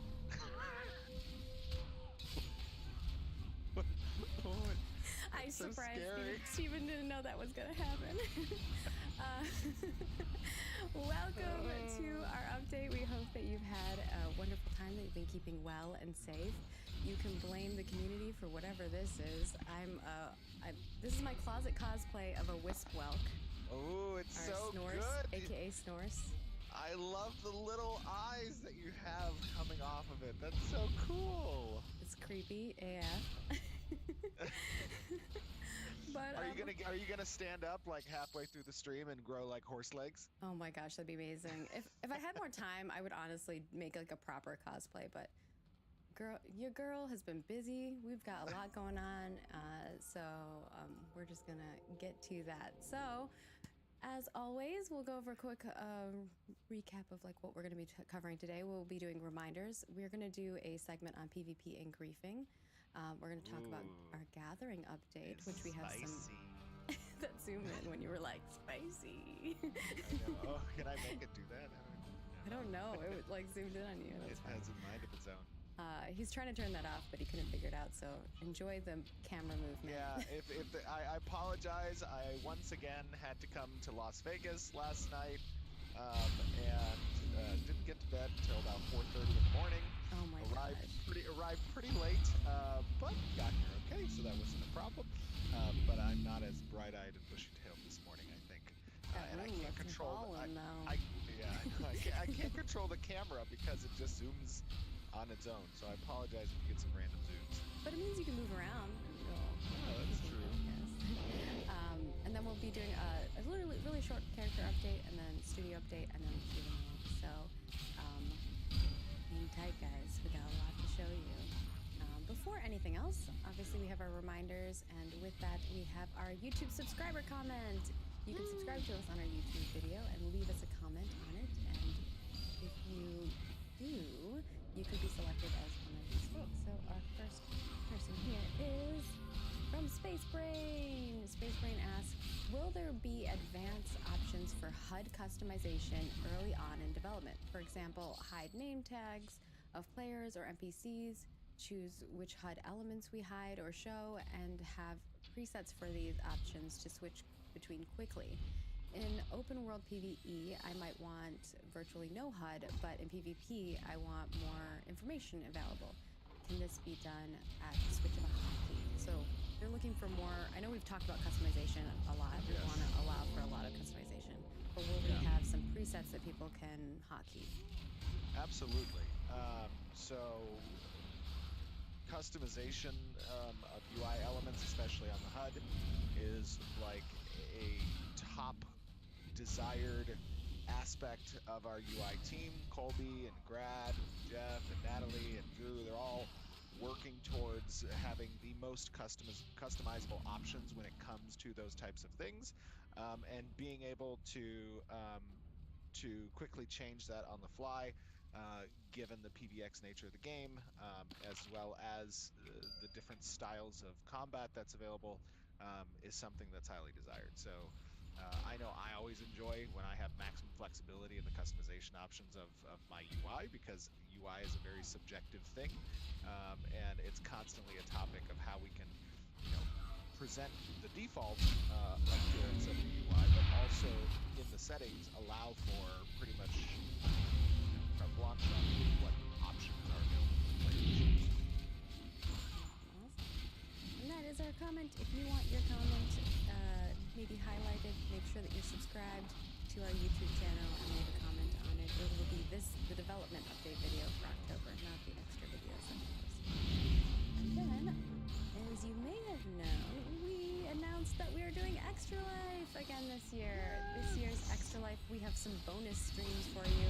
We have a pre-game stream over on Friday, November 4th at 6 p.m. Pacific until 10 p.m. We'll be playing a variety of games with some of our developers, so definitely tune in for that. And then, of course, our big 24-hour live stream where we'll be playing Pathfinder set in the world of Ashes of Creation. So you'll get plenty of lore and action. Now, this one's going to be a fun one because we tied in the scope of the campaign from a story perspective to be driven by one of the major points of interest that are present near one of the divine gateways on Vera. So this gives some insight to a lot of the quests that are involved with that particular point of interest. It's called the Tower of Carfin. You guys heard about it our last stream. And there are I've seen a glimpse of it in the distance. Yes, and there are a lot of events that are in Alpha 2 around that tower. There's a lot of quest lines around that tower. It is a major point of interest in the world, and something very important happened there within the Aelan Empire during the fall, the Exodus, and it's set during that time, so you get some backstory behind the point of interest and the characters that are there. It's going to be a ton of fun. Definitely tune in. You can already head on over to bit.ly/AOC Extra Life. The AOC and the E and the L are capitalized there. You can head on over there and you can start donating now. All those donations will be part of segment 1 of our donation phase for rewards. But we also have, while you're there, you can affect the game live. So the donation incentives that you can see on the page, these do different things like inspiration, nat 20s. You change places, so some of the characters may have to change places. We had it happen last year. It was pretty funny. That was pretty funny. Revive, we may need it. And of course, there's a whole bunch of other goodies there. And this year we'll have some pre-made magic items and stuff like that, so we can make sure those are happening a little bit quicker than previously. And of course, one of the favorites, the wild magic, where you don't know what's going to happen, but something crazy will. You roll a 1d 10,000 and you find out what 1,000 and find out what happens. So very, very fun stuff. Honestly, it's a lot of fun. If you haven't tuned in one of our previous years, you know, it's a pretty laid back and chill stream. We're playing Pathfinder in the world of Vera, but you know, there's a lot of fun stuff that happens. Margaret always keeps it amazing with the rewards and the benchmarks that we hit, and it's for a good cause. You know, Extra Life has been doing this now for a number of years. They've raised a lot of money with the support of awesome communities like ours, and it's always inspiring to see the MMORPG community step up to the plate in helping those who are less fortunate, those children who need help in these children's hospitals. And Rades is an awesome children's hospital here in San Diego, or there in San Diego. And it's an absolute pleasure to be able to participate with our fellow gamers. It's a really cool thing. So next Friday, from 6 p.m. to 10 p.m. Pacific time, we'll have a little bit of a pre-stream fun with some members of the team. And then on Saturday, next Saturday, that's a week from tomorrow, we're starting at 10 a.m. Pacific time. Make sure to stop by. You don't have to donate. Just come, partake in the festivities, chat with us. It's a really cool opportunity to be a part of something special. I would definitely agree. It is pretty amazing what y'all do to help, you know, the kids at Rades. You know, so it's precious. But as Steven said, we do have a lot of milestones. You can check out some of them right here on this page, and then also over on our page we go up to 25k. But so our main goal is to hit that mark. But if we do hit 25, we do have some more milestones as well. I have to go check on food real quick in a minute after I clear these. Cosplay. I'm gonna have to tell everybody to make sure they bring another set of clothes in case we hit that. We made that milestone a little bit more attainable this year. So yeah, and of course some of the fan favorites. We're definitely bringing back the dinosaur lightsaber battle. Hopefully we don't break one of Steven's lights again. Ooh, ornate chest. Let's go. Come on, give me something good. The lamp fell over. It was pretty epic. Oh, 55. 55. Some of the milestones will also require your guys' interaction in chat. So if you're in chat, you get to tell us, you get to pick some of the options that happen, which can be a lot of fun. And of course, there are a bunch of other rewards that we have this year for the top 2 donors per segment. So every 4-hour segment. I feel like I'm leveling so slow. Prior to the stream, the 24-hour stream, we will be giving a non-exclusive cosmetic item as well, and we'll be revealing that item on Saturday, so stay tuned for the Saturday stream, for the 24-hour live stream. And we'll also have the Alpha 2 Access, which you'll get access to, and a random board game from our selection, which will show a whole selection of those as well. And then Alright, I'll be right back. We also have the top team on the Intrepid Studios Extra Life team, so if you make a team on our team, and then also the top overall donor on our Ashes of Creation Extra Life campaign, you will both get the 2022 Intrepid Extra Life Top Supporter Bundle, which includes the non-exclusive in-game cosmetic, as well as Alpha 2 Access, and a bundle of 10 Alpha 2 codes that you can give away to your friends, family, viewers, however you like, and a personalized video from our lovely Stephen Sharif. And also, we might be doing something called a Death Nut Challenge during the stream, which is interesting to say the least.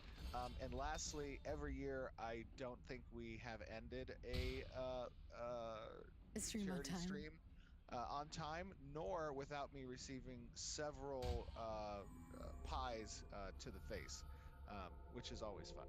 Yes. We definitely are bringing back the pies to the face, so yeah, it's a lot of fun. And then, of course, any team that raises $100 or more on the Intrepid Studios Extra Life team by November 8th, 2022, so we'll leave it open a little bit longer, and also give us time to get a little rest in before we pick the winners. They will be put into a raffle to be drawn for a 2022 Intrepid Extra Life Supporter Bundle, which will include the non-exclusive in-game cosmetic, the Alpha 2 Access, and a bundle of codes, as well as your choice of an Elgato Wave 3 or a Stream Deck.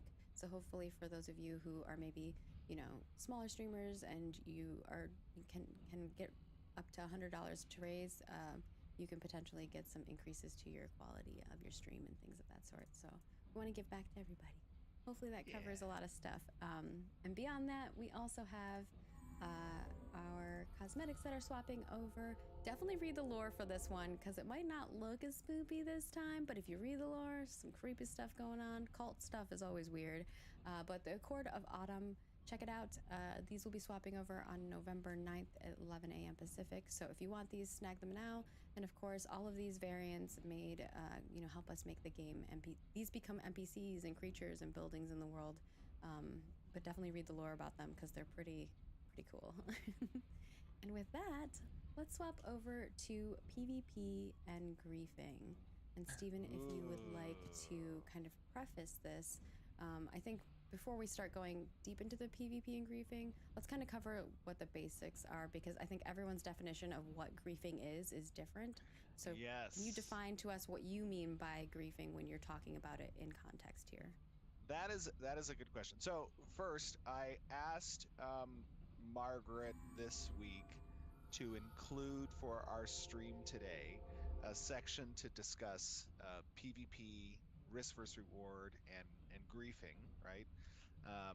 In the live stream, and that's because there's been some healthy discussion within our community and within the MMORPG gaming community at large about what types of systems players have played in the past that our flagging system might draw inspiration from, what the role of that system played in combating looks like I griefing, killed it. but allowing a sense of risk within the world.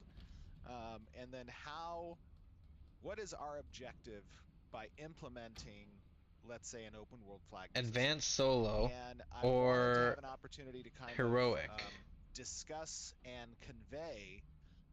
Once again, Let's I know try we've the done this advanced in the solo past, but first. obviously, as development continues, as we provide updates of the development, and it garners What the more fuck? attention and more eyes from the MMORPG player base at large, and not necessarily those of you who have been following the project for a long period of time, you're going to get new users and new members of our community who are excited about what they're seeing, and they're going to learn about systems slowly over time. And the one thing I want to make sure that we are very clear about within the Ashes of Creation community is that we are always polite and that we are willing to explain and help direct people to information. There is a wonderful resource out there that's managed and built by Lex, who's one of our great community members, who has taken a lot of information, references, resources, and poured it into an Ashes of Creation wiki. And one thing I would recommend to those of you who are new to following the project and excited about the potential of Ashes of Creation, make sure that you engage with our community on Discord, on the forums, on Reddit. Oh, what is this? Level 56 heroic? No way, dude. That you take it upon yourself. If you are interested, right, Not ready for go to the Ashes of this. Creation, go to our website. No To chance. go to YouTube and kind of watch and explore and read. Holy and shit, take in dude. kind of everything that this game is about and what its philosophy is meant to represent and why the game is being made, right? No, let's leave. That's a I want to really leave. good step to take if That's you want to no be way. an informed No bueno. consumer and follower of the game. And Not of ready course, for if that. following development is not for you, Not at that's all. totally fine too, because it's not a journey that's made for everyone, and that's cool. What I want to say about the recent topic of the open world flagging system and PvP and Ashes of Creation is that there's a very strong emphasis for how PvP and Risk are represented within Ashes of Creation, in that it is meaningful, in that it has the ability to catalyze change within the world through both opt-in systems that are designated, timed, and more controlled, to elements in PvP that are more outside of your control. And I think that's where the concern really lies, is when PvP enters the realm of being outside of your control. Now, the reason I believe in player behavior that we have concerns about the ability for others outside of our control and consent to affect our gameplay is because oftentimes in games where that's the case, you run into a state of griefing. And it's often expressed that you can implement systems and rules in such a way where you curtail that level or frequency of griefing, right? But you can't completely eliminate it, then people will find a way. What is it? Life finds a way, right? I guess essentially griefers are dinosaurs and they just eat you. No, I'm just kidding. That's not the case. But what we tried to do, or what I've tried to do, is take a system that I experienced in the past and refine it in such a way where the large portion of griefing that had the potential to occur in previous systems is mitigated even further. And when we think about griefing and we think about what is griefing, griefing isn't necessarily the realization of risk, right?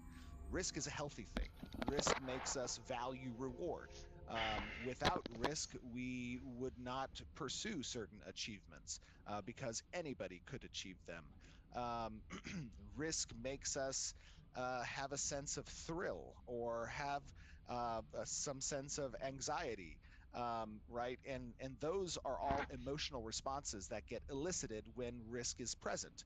So risk isn't a bad thing. We like risk. Risk is good not just in PvP, but in PvE as well. When you can't always predict the environment or encounter that you're a part of, risk is something like, I've never seen this boss do that before, or, you know, these ads came at an ill-placed time, or there's a trap here that, you know, I didn't experience before. There's a lot of elements that risk Level 51. introduces that keep gameplay less stale, that keep it more dynamic, that introduce environments where we, you know, the unexpected can occur.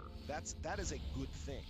Now, the question is, when risk becomes something that doesn't stop other players from impacting your gameplay in a negative, harassing, and repetitive manner, that the motivation to do that action is less about their personal advancement and more about impacting your gameplay, because when they elicit the response of anger or rage from the player, they feel a sense of accomplishment. I need to see that, when I get. In my opinion, is what griefing is. Consecrate. It's outside of the expectation of the gameplay behavior that's being communicated in the design philosophy. Preassemble right? Clockworks. That is something that to our Twitch system is intended to stop, but keeping risk still alive. And there's a fine line. Is that shit gonna come alive? Because you have to provide for the environment where player actions are unpredictable, and yes, they could impact gameplay, but you want to create a system that deters that player from reaping a reward from griefing, because when you deter them from that, the occasions in which griefing happens gets mitigated. That becomes very few, very less frequent. That a player. By the way, anybody watching and want to show their support for my channel, I mainly stream on Twitch, so and the corruption system, you can go by there and give me a follow. That would be great. I believe will stop that behavior to a significant degree, to the point where it is a very minor, if not at all, experience situation for many players, but the risk is still there, right? And that's something that requires testing. That's something that requires us in Alpha 2, in the betas, I gotta gain some power back. How we turn the dials of corruption. Let's see. The risk profile of corruption Paladin is high enough to reach the level of that EverQuest deterrent, 2 right? And that's something skills. that we can't really opine on right now. Sometimes creators like to make very emphatic statements like, here we go. You know, you will not like this system. This system will not be good for you. We don't know that yet, because what we are doing is we're innovating Level on 47. the systems that have come before. By 48, I get a new holy circle. To that system, which and a new holy address the hands. 49, I get amends. systems, and we 3. have to playtest that first.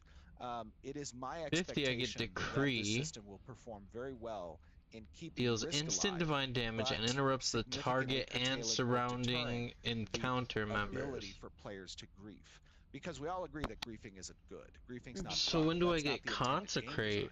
And for players who work outside of the system to overly grief and harass other players in a way that is just not intended game design, those are actionable events. Those are potentially CS. 53, I get my new right? Doom Judgment. Don't want other players just 55 is when I get consecrate. And so if that's our intent behind the corruption system, you can be sure that we will refine that system. Once I get 55, I'm gonna be able to become more OP. So we achieve keeping risk but deterring griefing.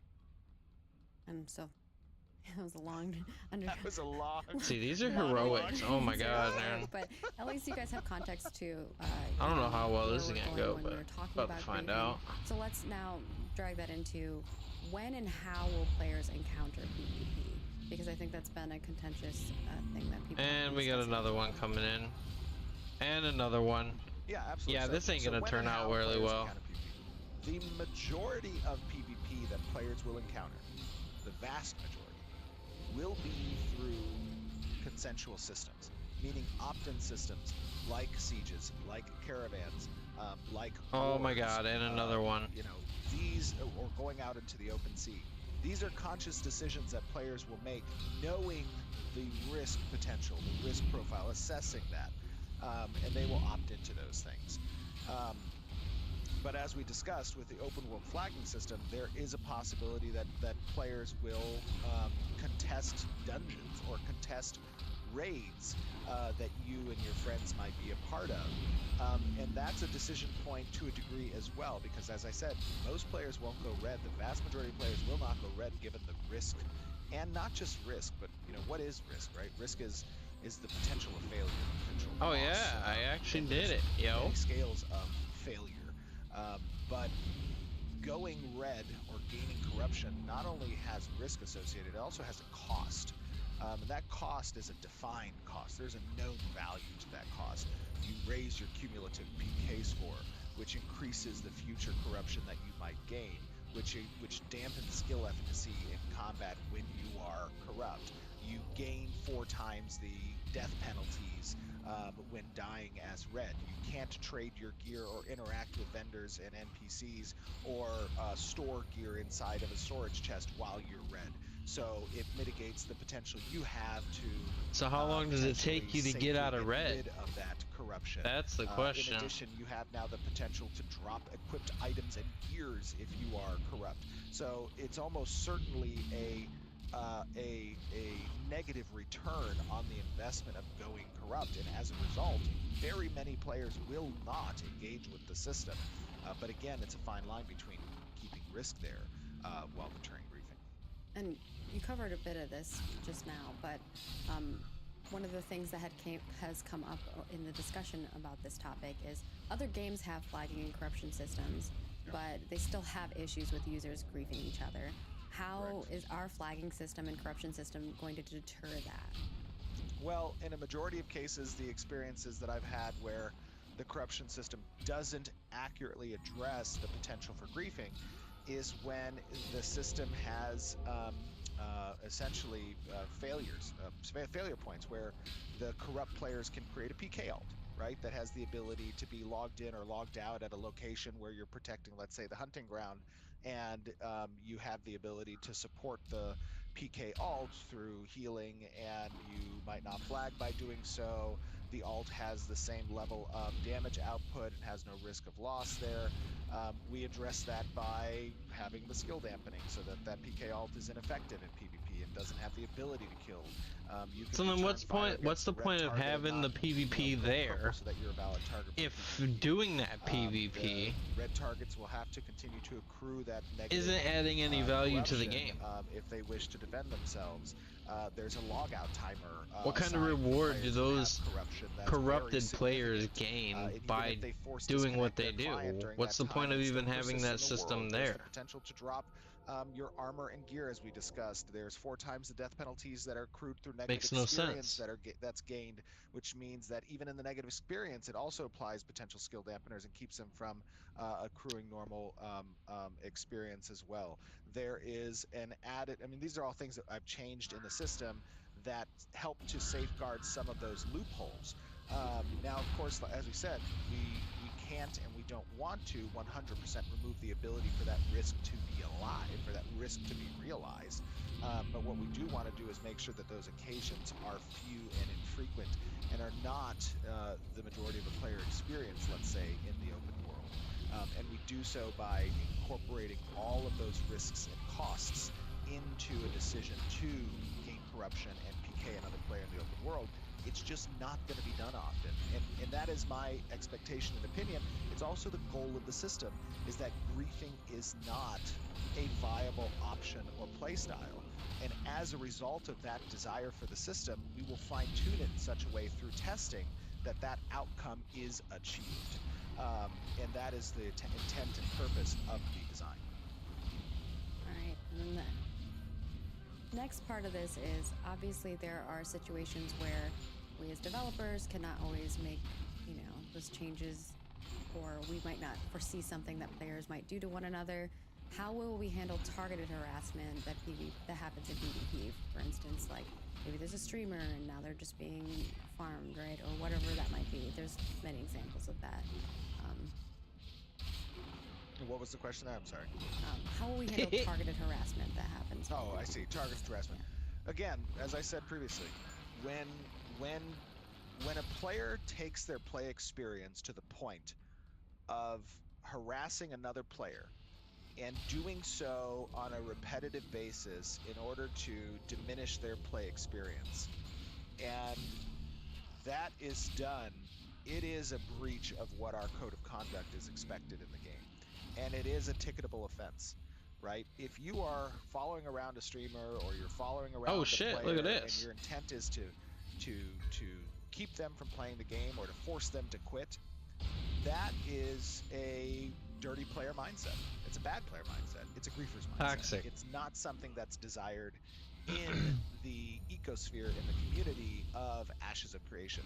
And as a result, it is a serviceable customer service situation, right? That is where warnings are given and actions can be taken against the account holder of an individual whose sole purpose is to disrupt and affect negatively the gameplay experience of others. And, you know, risk doesn't mean harassment, torture, right? That's not what risk is. Risk is a healthy thing. Risk, like I said, increases our value of achievement. It increases the value of reward. It feels really good that you overcoming risk. It doesn't feel good to get griefed. And that's not the object of the system. Yeah, and on the customer service side, we do plan to have in-game GMs. We do plan to service people in the best way possible, and we will grow our service team as much as we need as our player base grows. Obviously right now don't need as many folks in those roles, but as we do grow, that is something that we're very focused on. And if you haven't seen already, stop switching targets. Go for the weakest target first, please. Side, when it comes to like community management and customer service and so on and so forth, we really do care about people, and people are people, and that's, you know, at the end of the day, we're all gamers trying to play a game, making games, playing games. Like, make that is games our goal. great again. Here to try to hurt or harm people. I like people are people. People are people. Well, because sometimes people think like we're robots and that like we don't care, or like one of the things that hurts the most is when people say like developers don't care, and it's like, man, we pour our hearts and souls into what we do every day. So I think our community is great at understanding that. I mean, we obviously this is owning my power, man. Guys, we're extremely appreciative of the feedback and engagement that you provide us. It's very meaningful in the development and iteration process for Ashes of Creation. I wanna leave this subject on a parting note. Yeah, go. It's important to remember that the identity of what Ashes of Creation's core philosophical tenet is risk versus reward. And what that means is we will refine systems, we will iterate on systems, but we will never change the core identity of the intent. This is gonna take a while. Philosophical approach to what Ashes of Creation as an MMO I need to figure out a way to get my to the MMO genre space power to come back better. Currently represented. Oh shit! Don't pull them clockworks, and it pulled it. I was just about to run away. Represented it.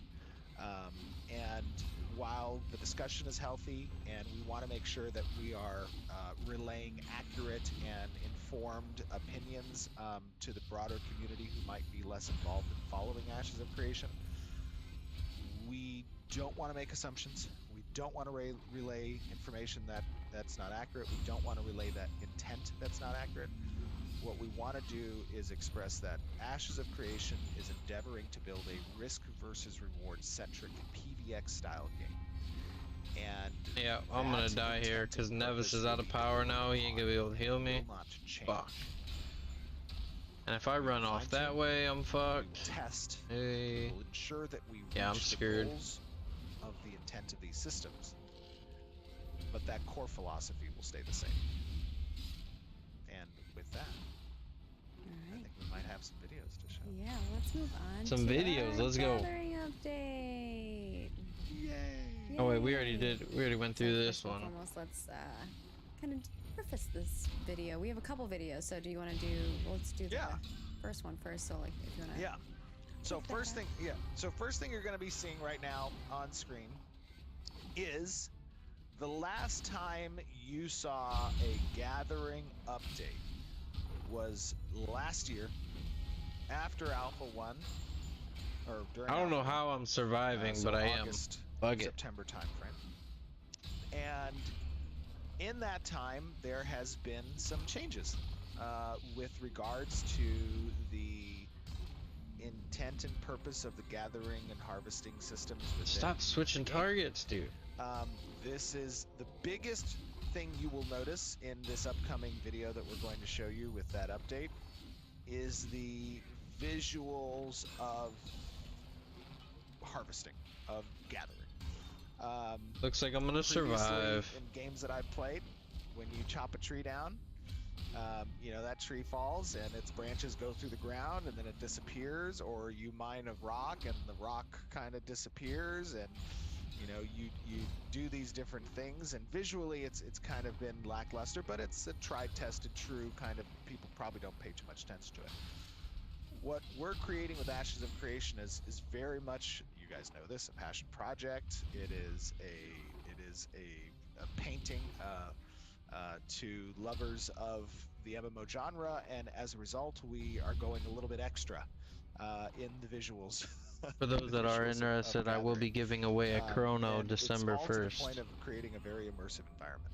So that's the first big noticeable thing you're going to see. So if you keep watching, accumulate your alpha coins, you'll be able to use those to get raffle tickets and enter for a chance to get the Chrono, which the Chrono gives you a full month of the game, all access. And how it's changed this year visually. So you have that video as a reference piece that you're seeing. Alright, do I gotta like kill this recharge station or what? But I want to preface this point. This is before Alpha 2. This is still a work in progress. That includes visual effects, that includes the environment, that includes the UI, and it includes the sound design. So all of those things are works in progress, and you'll see the night and day difference between last year and this year. And I want you, as you're watching, to extrapolate how work in progress will move even further beyond this point after Alpha 2. But I think you guys are going to be impressed and happy with the video and visual changes. And I want to make sure that you listen carefully and take into account some of the questions we ask you guys. And when you go and you make comments and you give feedback, that you take into account what those questions are and you answer them very specifically. And then the last thing I want to say on this video is that, shoot, I forgot the last thing I was going to ask on it. Maybe I'll think of it while you guys are watching. Okay. All right. We ready to go? We're ready. We'll see you guys in 30 minutes.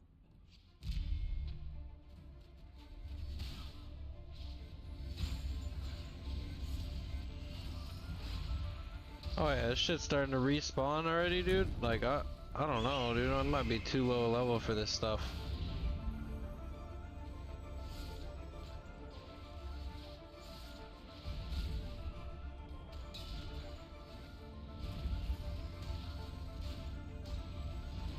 Hello everyone, and welcome to another glorious live stream day. I'm super excited to be with you guys, show you what we've been working on, and I have the absolute privilege of being joined by two of our stellar developers helping bring the world of Vera to life for all of us. One of our glorious designers, Mr. Corey. How are you doing, Corey? I'm doing great. Super excited to be here. Excited to have you here. I'm excited to go through with the community and get some awesome feedback on the changes that have happened since Alpha 1 last year to a lot of our resource systems, to the economy as a whole. And I know that you and the other designers have been working hard, looking at the feedback that players have given from recent games they played, and thinking about how, with further details along some of our systems like land management. Since I won't be doing the drawing till the end of the month, or beginning of And we next are month, also or beginning of joined December. by one of our I don't know how many coins I will require for the raffle tickets. I was thinking like 100, but I might I'm go doing pretty a little well. bit more. Excited to be here. Excited to have you as well, because of course, considering it doesn't really take that long to get the coins. And you have done an awesome job in helping bring to life the desires that they have for this system. And we're going to get into, I think, some fun discussion about what it took to make some of this stuff possible. So, as some of you out in the community may already be aware, this live stream, this demonstration is going to be about our gathering and harvesting systems. And, you know, while we are hard at work and getting things ready for Alpha 2, there have been some significant changes in the direction of how we're approaching general harvestables. Damn, you watched 6 hours already? And we want to be able to obviously show you guys that. I think, you know, right now I think we're what I'm recording gonna do is this make on each Thursdays. ticket like This is pre-recorded. 250 and not have a limit on how many tickets can be older references from Alpha 1 can what be gathering looked like there, and of course you guys know that you know, in development we're always showing you guys works in progress, and those works in progress change over time. I want to figure out a way to make it easy for people to understand how I'm doing the currency and whatnot. You likely just saw an example of where it was last year, and I think you are going to be pleasantly surprised and excited to see some of these changes. Where do you guys think we should start first? Alex, Corey? Well, do you think a chrono is a good thing to give away to get people to Corey, want to partake? Do I have to pick a specific tree, or can I chop down any of these? Because I figure most people that play EverQuest 2, any tree you want. They play for free, so I figure a chrono will give them all access in December to be able to participate in the expansion when it launches. Is that in Ashes of Creation, we have now expanded the resource gathering system. The new expansion is coming out in December, if I'm not mistaken. Many of what the world is showing you of these resources. So when you see a tree, you can chop a tree. If you see a rock, you can mine a rock. And yeah, one chrono is pretty expensive with in-game plat. I want to tell you, but a chrono isn't going to give you access to xpac. Oh, it's not? And I don't think I have ever seen a tree Damn, I wish there was a way to give away an xpac of a visual fidelity standard.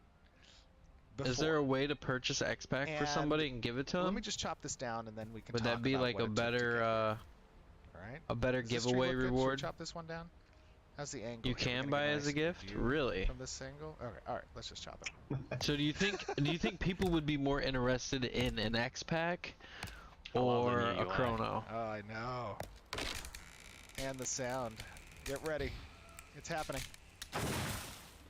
Oh, let's see if I can handle this little group right here. Look at the dust kick up. Look at the canopy of the tree get impacted and when it falls. Expansion. Wait, that's not all. As it dissolves, it comes back and it grows. And of course, we are speeding up this growth stage, right, Alex? Yeah, correct, yeah.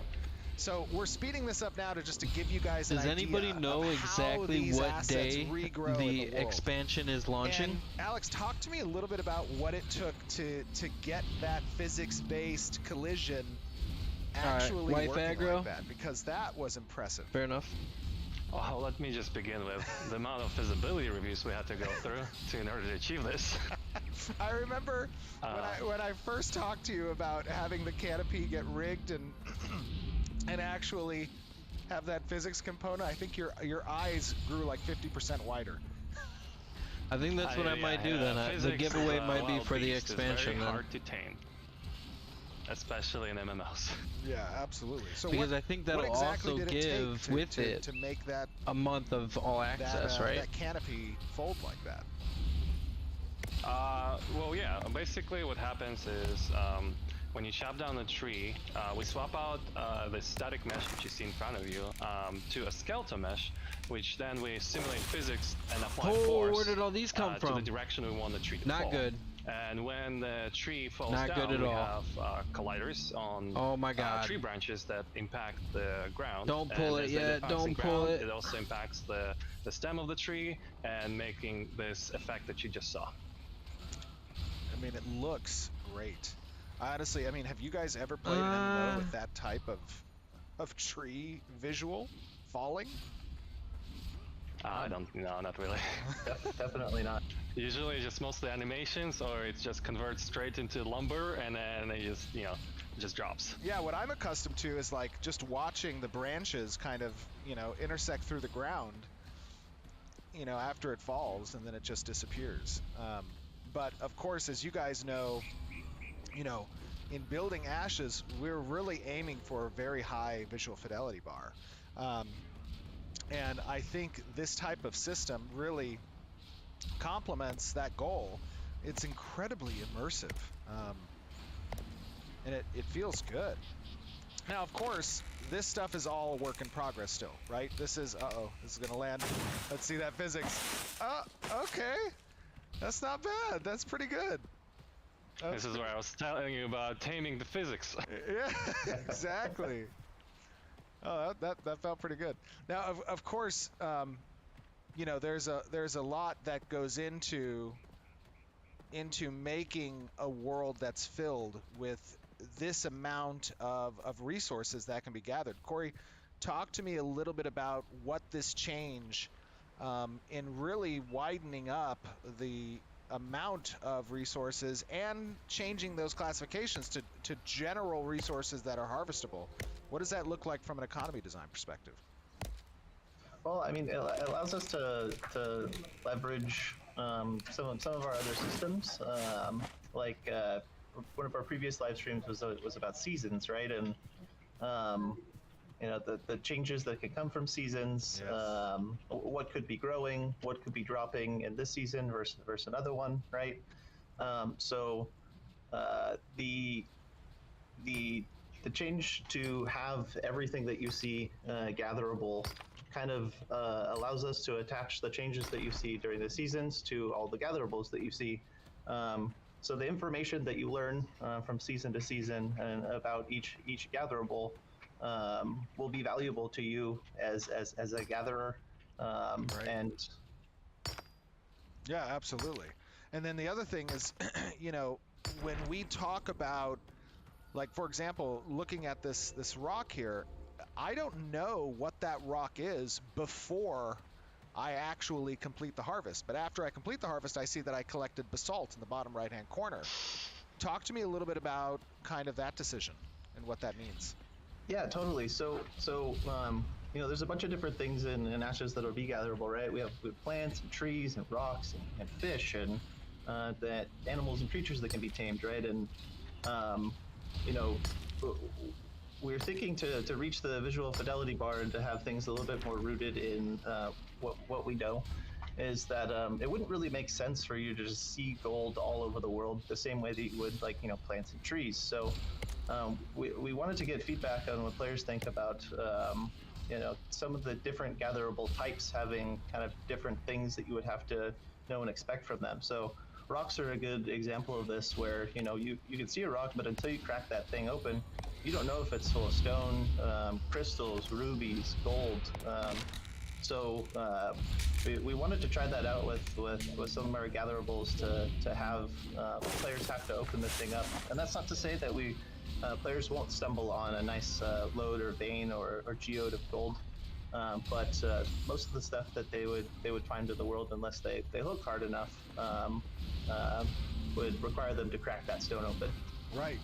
And of course, there are additional systems, some that we haven't really gone into too much detail on, but as an example, surveying can play a key role in helping players to identify locations of rare resources within an area. Is that correct? Yeah, definitely. Talk to me a little bit about surveying. Yeah, so surveying is a way that players can check out an area for resources. Players can learn where resources are that are static and that grow back in the same location, but we'll also have resources in Ashes that can spawn anywhere. So surveying will help players locate those resources. So if they're looking for something specific, they can hunt them down. Surveying will also allow players to uncover hidden resources that players wouldn't be able to see with their naked eye. Another thing that surveying would provide is some of the information that we were talking about before, right?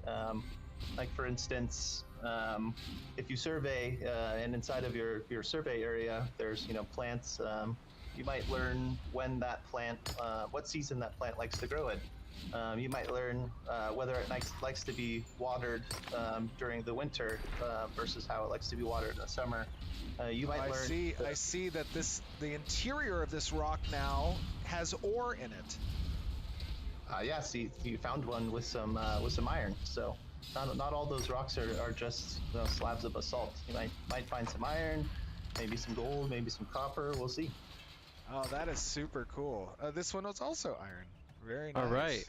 Well, I almost got a full freaking set for level 55. And so when players interact with the survey system, talk to me a little bit about what that interaction looks like. What exactly does the survey gameplay layer? Might as well just keep farming here until I get some levels, huh? Yeah. So you work with a surveying tool, and you set the surveying tool down, and that tool would have a specific area in which it's able to uncover and extract information about the resources that are in the area. So as a starting out gatherer, you might end up with one of the tools, right? But as you progress and become more proficient with using the tool, you might be able to set up additional pylons and extend the area of your survey. More pylons. Yes, pylons. So, right, and so that allows you to start kind of making shapes and having more strategic areas that you're surveying, right? If you could connect multiple pylons to create a shape, maybe you could follow the twisting caverns of the cave. Maybe if you're out in the open like we are here, you could just try and make yourself a nice widened shape to scan as much of the area as possible. So it'll be up to the player to be tricky with their surveying tool to try and get the most efficiency out of their survey. Okay, I would like to point out one thing, is that are these apple bushes? I'm collecting apples, and they're like from a bush. They are from a bush. That is awesome. Hey, this is Vera. I know. This is Vera. There are apples that grow on bushes. So the survey system, I think, is one that's really cool because it also all is a part of this kind of cohesive land management system, right? Is that resources spawn at a set rate, and that rate can be influenced by how other players are interfacing with the resource system within a given area. And if there is a high traffic and a high volume of interaction that is yielding these general resources or more specific and bespoke resources, then that can have a deleterious effect on the land management score of the area. And how does that affect the resource spawn? Yeah, it could be positive or negative or both simultaneously. So the land health value, right, ties into the health of a specific ecosystem, and the ecosystem can kind of scale with different segment sizes of the world, or the world itself, a biome, maybe a node, maybe a player's freehold, and the things that a player does in those areas will contribute to health in a positive or negative way. So, doing something like rotating your crops might increase the health of the land because that's considered something good to do. And maybe apprehending or removing poachers that are overhunting a certain species could be helpful to the health of the land. Maybe the mayor puts out a request for players to try and get rid of invasive species that are plants. Maybe they're overgrowing weed, and it's stopping other valuable weed? plants from growing. Yes. Nice. And yeah, so every action would feed into a positive thing in one area for the health of the land, but it could also have repercussions at another, right? If you overhunt predators, the prey have no predators picking them off.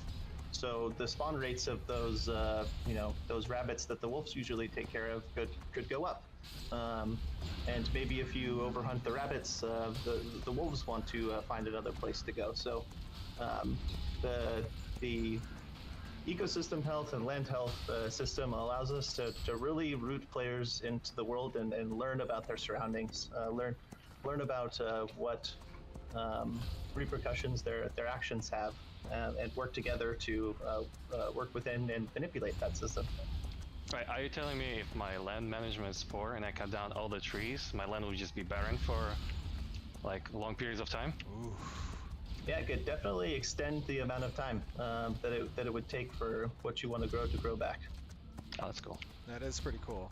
And that is too bad players can't own a plot of land and turn that into like a farm or actions or within a the mine have or other various sorts of and gathering systemic effect mechanisms on that world's economy, and that helps to simulate the ebb and flow. All right, I need to figure out where I can go now from here. Of the prevalence in the locality of certain resources being depleted, and having extended periods of time where the players go without that, and that can spur the need for transiting materials across the world, right? Exactly. That is pretty cool. So you're saying I'm gonna have to travel to other nodes and steal their lumber? Well, now that's a decision you need to make. If you need any help with that, you can recruit me. So I see here that we have a particular type of flower that I believe only spawns in winter. Is that right? Yeah, totally. This is the gloomy pros, and it's a beautiful flower, but it can only be found in winter. So, I love the I love the effect that that flower just got wrecked. Yeah, that sickle's doing work. I know. Let me see if we can watch that flower regrow here. Does it regrow? Flower. Of course. Yeah, it definitely should. Are you coming back, little flower? Oh, there it is! We found it! Oh, and it's in a bulb state. I can't interact with it yet. That is so cool. It's not ready. You want the petals, so. Oh yeah, and then actually to add to this, each state has its own physics profile. Like you saw trees, like you saw the flowers right here, and some profiles might not have any collision, and some might have. So for example, as for trees, sapling stage requires no collision, but the young stage will have a collision which you no longer can go through. Oh, that is pretty cool. Now, Slurpee is his gamer tag.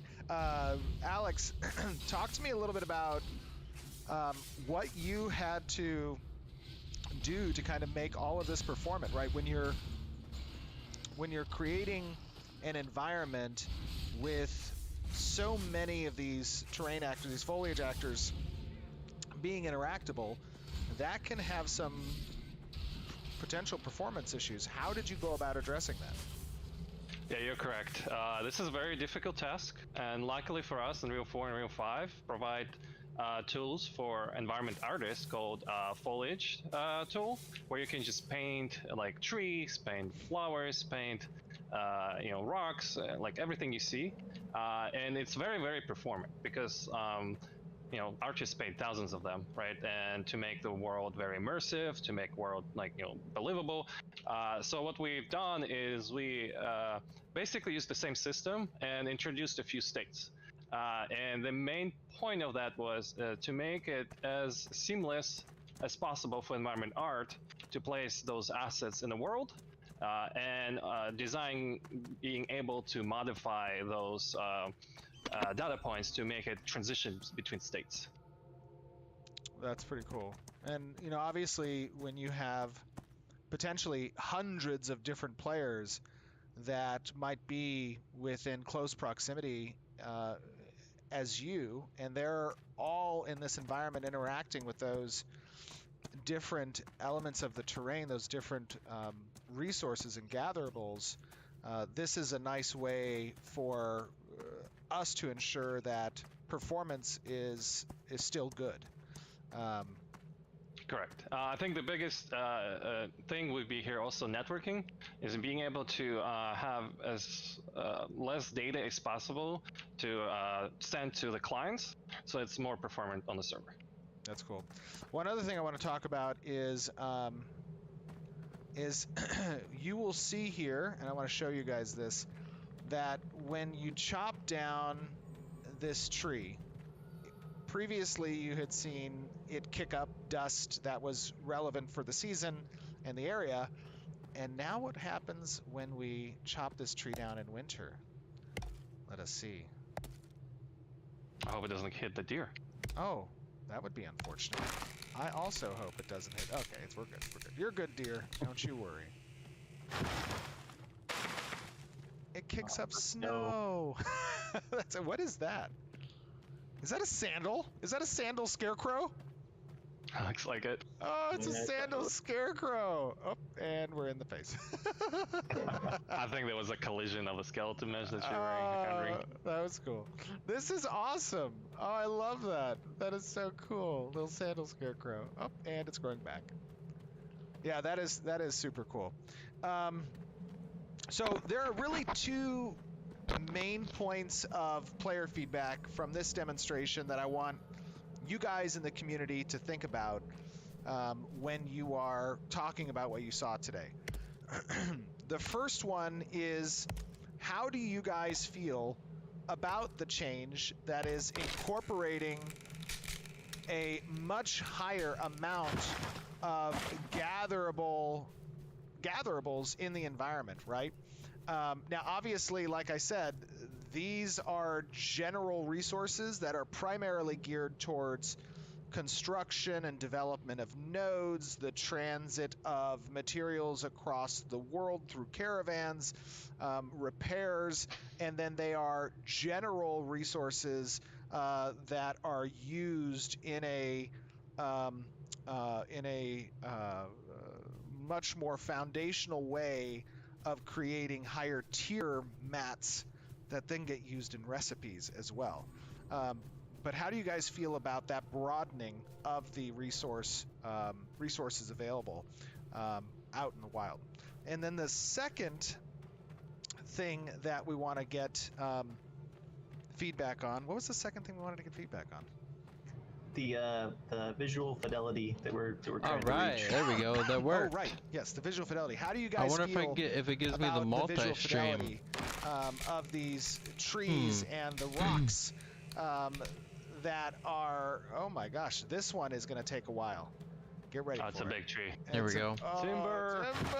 Give away. Oh my gosh.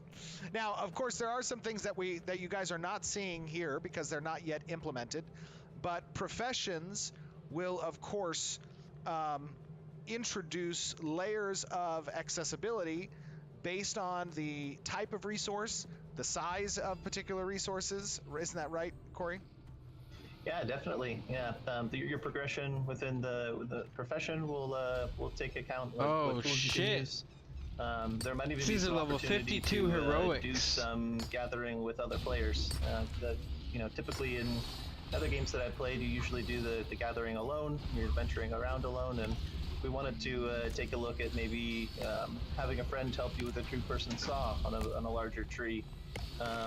Maybe there's some panning that you could do as opposed to just hitting ore with a pickaxe. So we'll have other tools that are part of that progression path, and then other activities that players can do if they would like to gather together.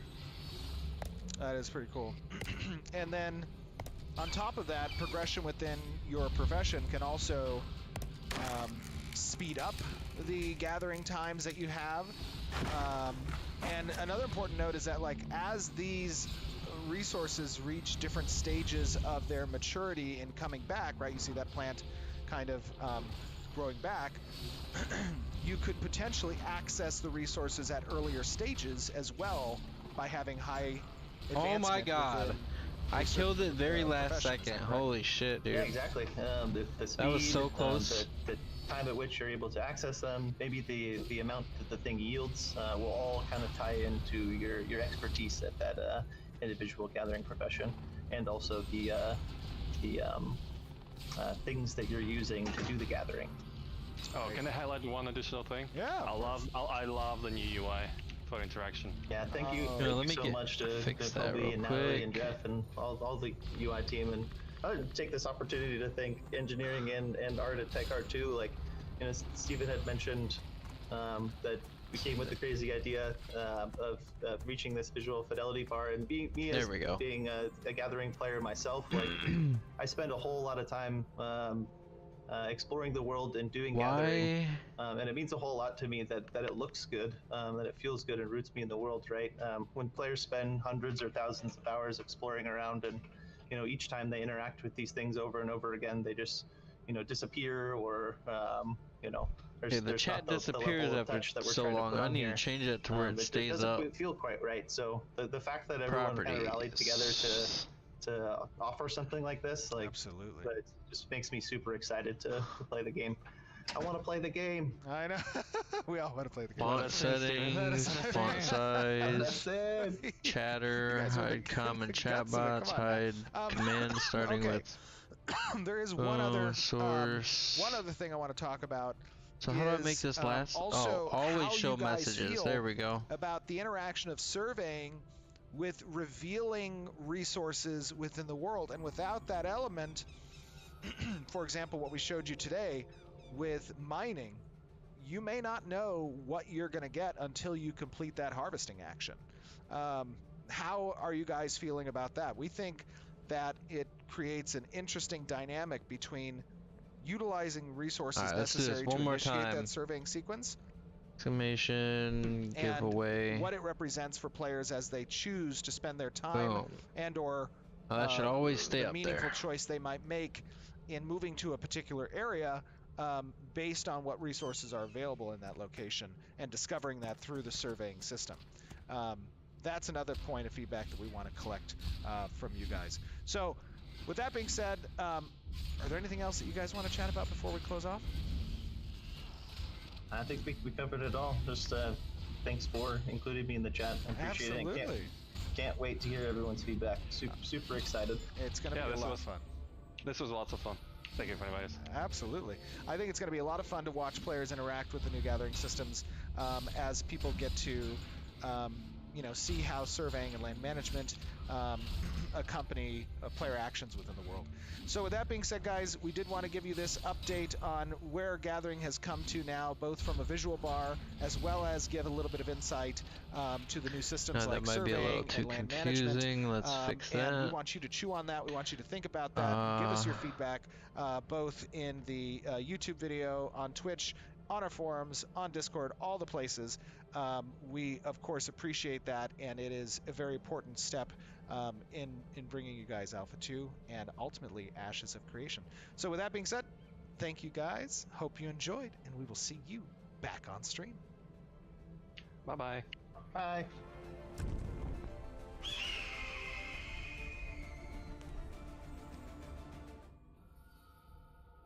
Welcome back. Welcome. Yeah, seems like a lot of people enjoyed seeing the update and finding out that everything's harvestable. Well, not everything, but almost. Yay! Yay! But with that, we know you guys have a lot of questions, so I did gather some of those. But we do want to go into a little bit more detail on a couple topics here, because we'd be here all day if we tried to cover everything. But there are a couple things that we wanted to also just share with you all. And the first thing is a little bit more information regarding surveying, so I'll kind of toss that over to Steven in regards to that.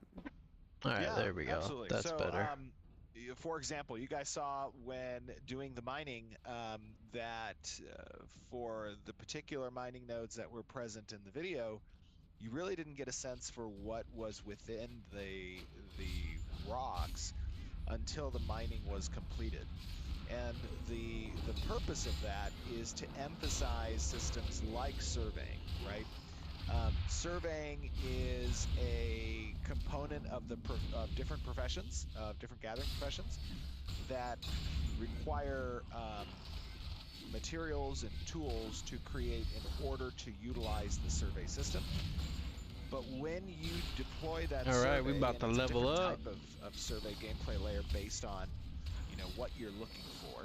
If in the case of mining, you're looking for locations, rarities, and a chance to proc different pulls out of the rocks, you set up these pylons, as Corey was saying, and you do that in an area. I should tell Clockwork blah blah blah that I have eliminated numerous Clockwork guards, so I finished that one. I don't know why it keeps bringing up these lore and legend quests. I don't like to track those. I need to locate the Clockwork Hydroelectric Dam, and I need to locate the Mechna Magica retrofitting. So where's the dam at? The dam's got to be up here, right? As well as different types of resource nodes. So gold, yep, there's the dam. So we'll go there next. 3 ways.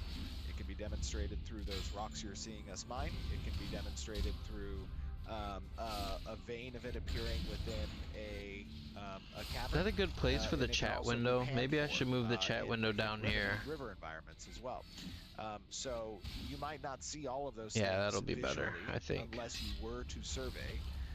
And you would also get a breakdown of the potential rarity.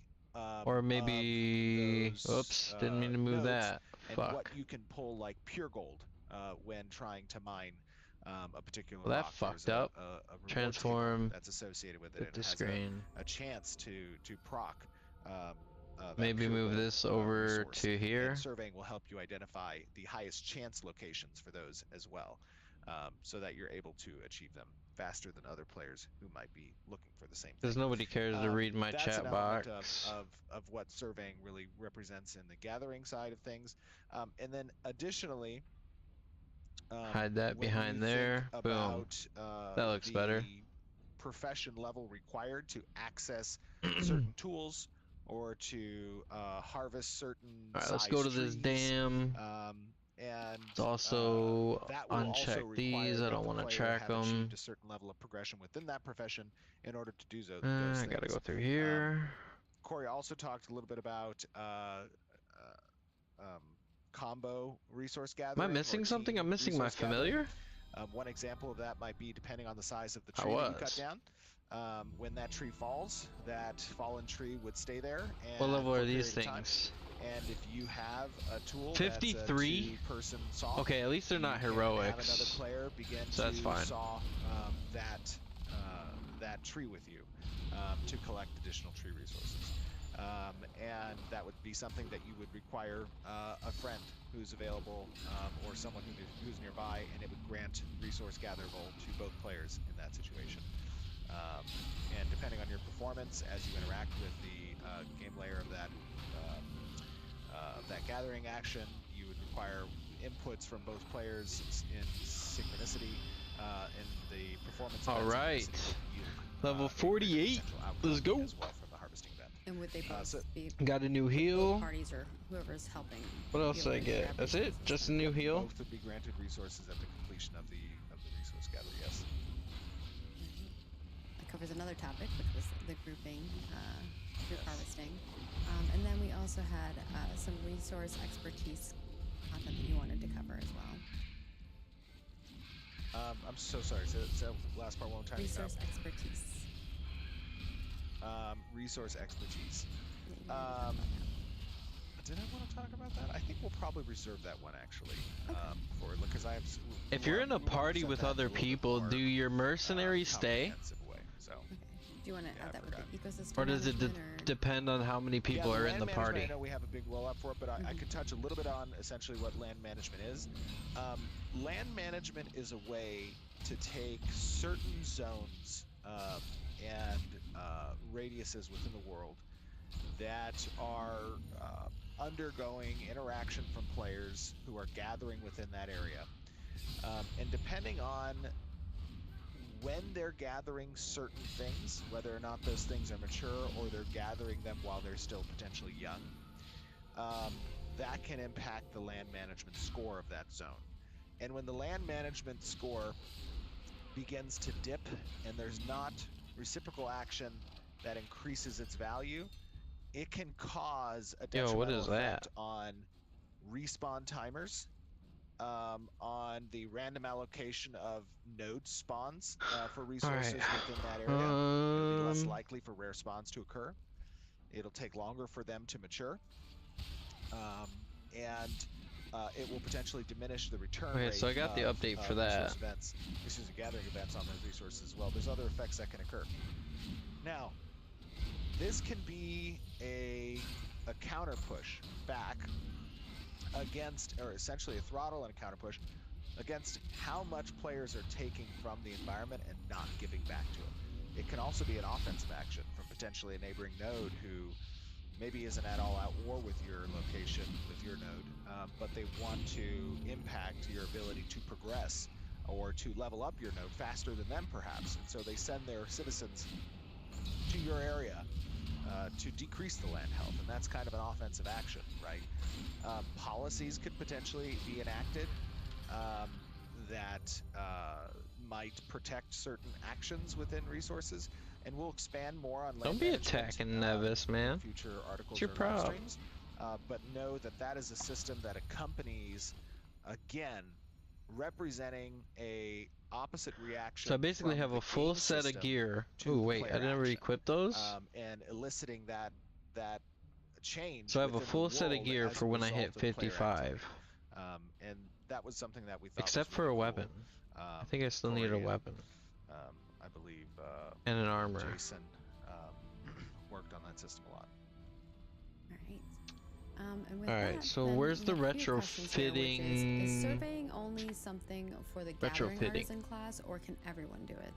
Right over here. Surveying is something for the gathering branch. So all the professions that live. I feel like there should be more quests for this dungeon. Form of, I've only done like maybe a handful. And I think we kind of showed a little bit of this, like certain plants maybe you wouldn't be able to harvest in their not mature state, but will they be able to chop down sapling trees and such? As it stands right now, no. What happens is there are different lifespans of the growth period, right? You have stages where it's a sapling, then it moves into a young adult, it can move into a mature tree, and then it can be potentially a dying tree. And your progression and rank and skill point allocation within the profession that is relevant to that gathering action will help potentially increase your gathering speed to make it possible for you to gather something earlier in its lifespan potentially, and then to potentially increase the yield and obviously give access. So there's ways for you as a player to progress and augment when you can harvest something in its lifespan. And then alright, let me check my A's, see if I got any new got 3 more points. That's a good question. Let's go ahead and do the ability reuse. I think that Crusader's Fate increases the duration of Crusader's Fate by 0.8 seconds. Crusader's Fate now grants 1% strike through accuracy to the group, and the group spells will be 1% harder to resist. It will be randomized. Reduces the reuse of aura of the Crusader by 1 second. Ooh, what is aura of the Crusader? Do I even have that? I don't even think I but have that yet. essentially, they will be in different areas than where you previously. Improves the harvested them. I reuse think that's the speeds crux of the of question Stonewall they're trying and to Shadow ascertain. Knight's Will fur. I be standing at a location waiting for I'm not a something to Shadow Knight respawn though. and What the then fuck? it maturing over time and then just accessing it? And that's Increases not the healing intent by of the system. 0.50%. Yeah, a few people did ask that, and also asking if a player or Zealous NPC Smite is near where something's growing back, what to target happens? encounter. When Yeah, they're that does a near it lot of growing back? damage. Holy Yeah. shit. You mean like from a collision perspective? Yeah, like if I'm standing Caster's near power a upon NPC. activation. Yeah. If When the the caster collision does would not have intersect with the 30% player power, capsule, then it would it will offset set the the caster location to player 0. capsule is located. Or either that or Will in absorb some all scenarios, damage. The the spell will collision absorb would a be total disabled until of the player 15 moves out of the, attacks. collision Soul Claim. box. On a death blow, And the this flip spell side will of this cast is Soul what Claim on happens when a target. tree falls? Do I take damage? Do NPCs take damage? With Yeah, no, it itself, doesn't do damage. increases the group's that's crit a bonus by fun 1 mechanic. for every There's lots of games 3,000 that have strength it. of the I've Crusader. experienced it. It's interesting. But in environments where you have player density reaching in sometimes the hundreds, Reduce damage. it can create an almost comical type of environment. And that may be fun for the first few occasions that it occurs, but after a few dozen times of interacting with that system, it'll get old real fast. So we're building an MMO environment where we expect high density of players, and as a result, we want your meaningful interactions to be with other players. And Oh not shit, with it's the raining. random location of Fucking raining, man. that might fall on your I head love and when it roll down some of rains, your bodies. especially around Halloween time in fall. And then the follow-up question here is also, can mobs knock down trees? So could a monster come and chop down a tree? Or all right, absolutely. let's see. So this tech provides for a very interesting type of This will do one more point there, and the then interactable object can be more influenced reuse by speed. non-player characters, and that can help to sell the scene of There's so many freaking skill points that I want to spend in those trees that I just don't feel like I'm getting enough points fast enough. Aesthetic of the zone, being able to track a raid boss that's roaming across the countryside because you see in its wake fallen trees or footprint decals, stuff like that. I think it's a super cool way to create yet again another immersive element of the game. Awesome. And you already answered the question about nodes not being static; they will be more dynamic spawning. Correct. And then the other question is in regards to sound. Will it be multi-directional? Yeah. Sound is something. Now remember, Kat's doing an absolutely phenomenal job with the sound. I think you guys have seen just over the last few showcases how the quality of the sound design has been, and it's phenomenal.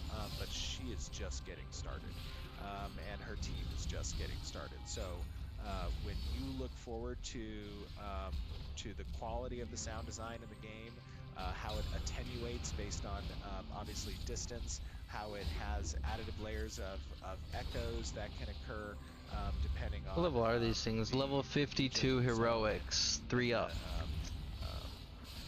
The terrain features. So basically level 50, 55 heroics. On that, just look to our performance. I don't know why they did the whole 3 up, 2 up, 1 up. It's important to note I don't get that. Ashes of Creation is very much a love and passion project. And the cool thing about love and passion projects is I guess maybe to farm weaker heroics for the stars and creating an experience so you can kill them faster, I guess, maybe? I don't know. Top of its class. That is a shared desire amongst all of us at Intrepid. Okay, I need to. Okay, I still haven't gotten into the retrofitting area yet. Development coming forward, and sound design is obviously one of those very important areas. And I know just how phenomenon. Kat's probably like, okay, you're setting expectations really high, but the reality is, she's that awesome, good. Kat. And I know. So we're really excited to see that work further. Yeah. All right, so let's go. How do I get in there? Do I gotta go that way? Folks do have concerns about resource griefing to some extent, which is Oh man. Okay, that's not a named discussion that we've had earlier. Let's go ahead and clear these three right here. Will there be enough gathering items for people to harvest? Is there going to be? Do you have solutions for some of those issues? I get scared when I use AoEs. Like I think that they might pull more and more mobs. And not allowing other people to get them, that kind of thing. I think that again we get back to this philosophy question of risk versus reward. And when you think about the availability, maybe I should do that for like a Christmas giveaway. What do you think? What do you guys think? Most instrumental December 1st, or do the giveaway for Christmas. That foundationally a rewarding system is through the introduction of scarcity. And scarcity by definition means that there's not enough for everyone. And in that regard, you're going to get player behavior. That way it gives you guys enough time to really accumulate alpha coins to give yourself some really good chance of winning, you know? Or locations with rare spawns when they occur. A mithril node might pop up in a cave somewhere, and some guild might want to try to lock down that node. And they may do so by utilizing instruments like declaring war on other guilds, or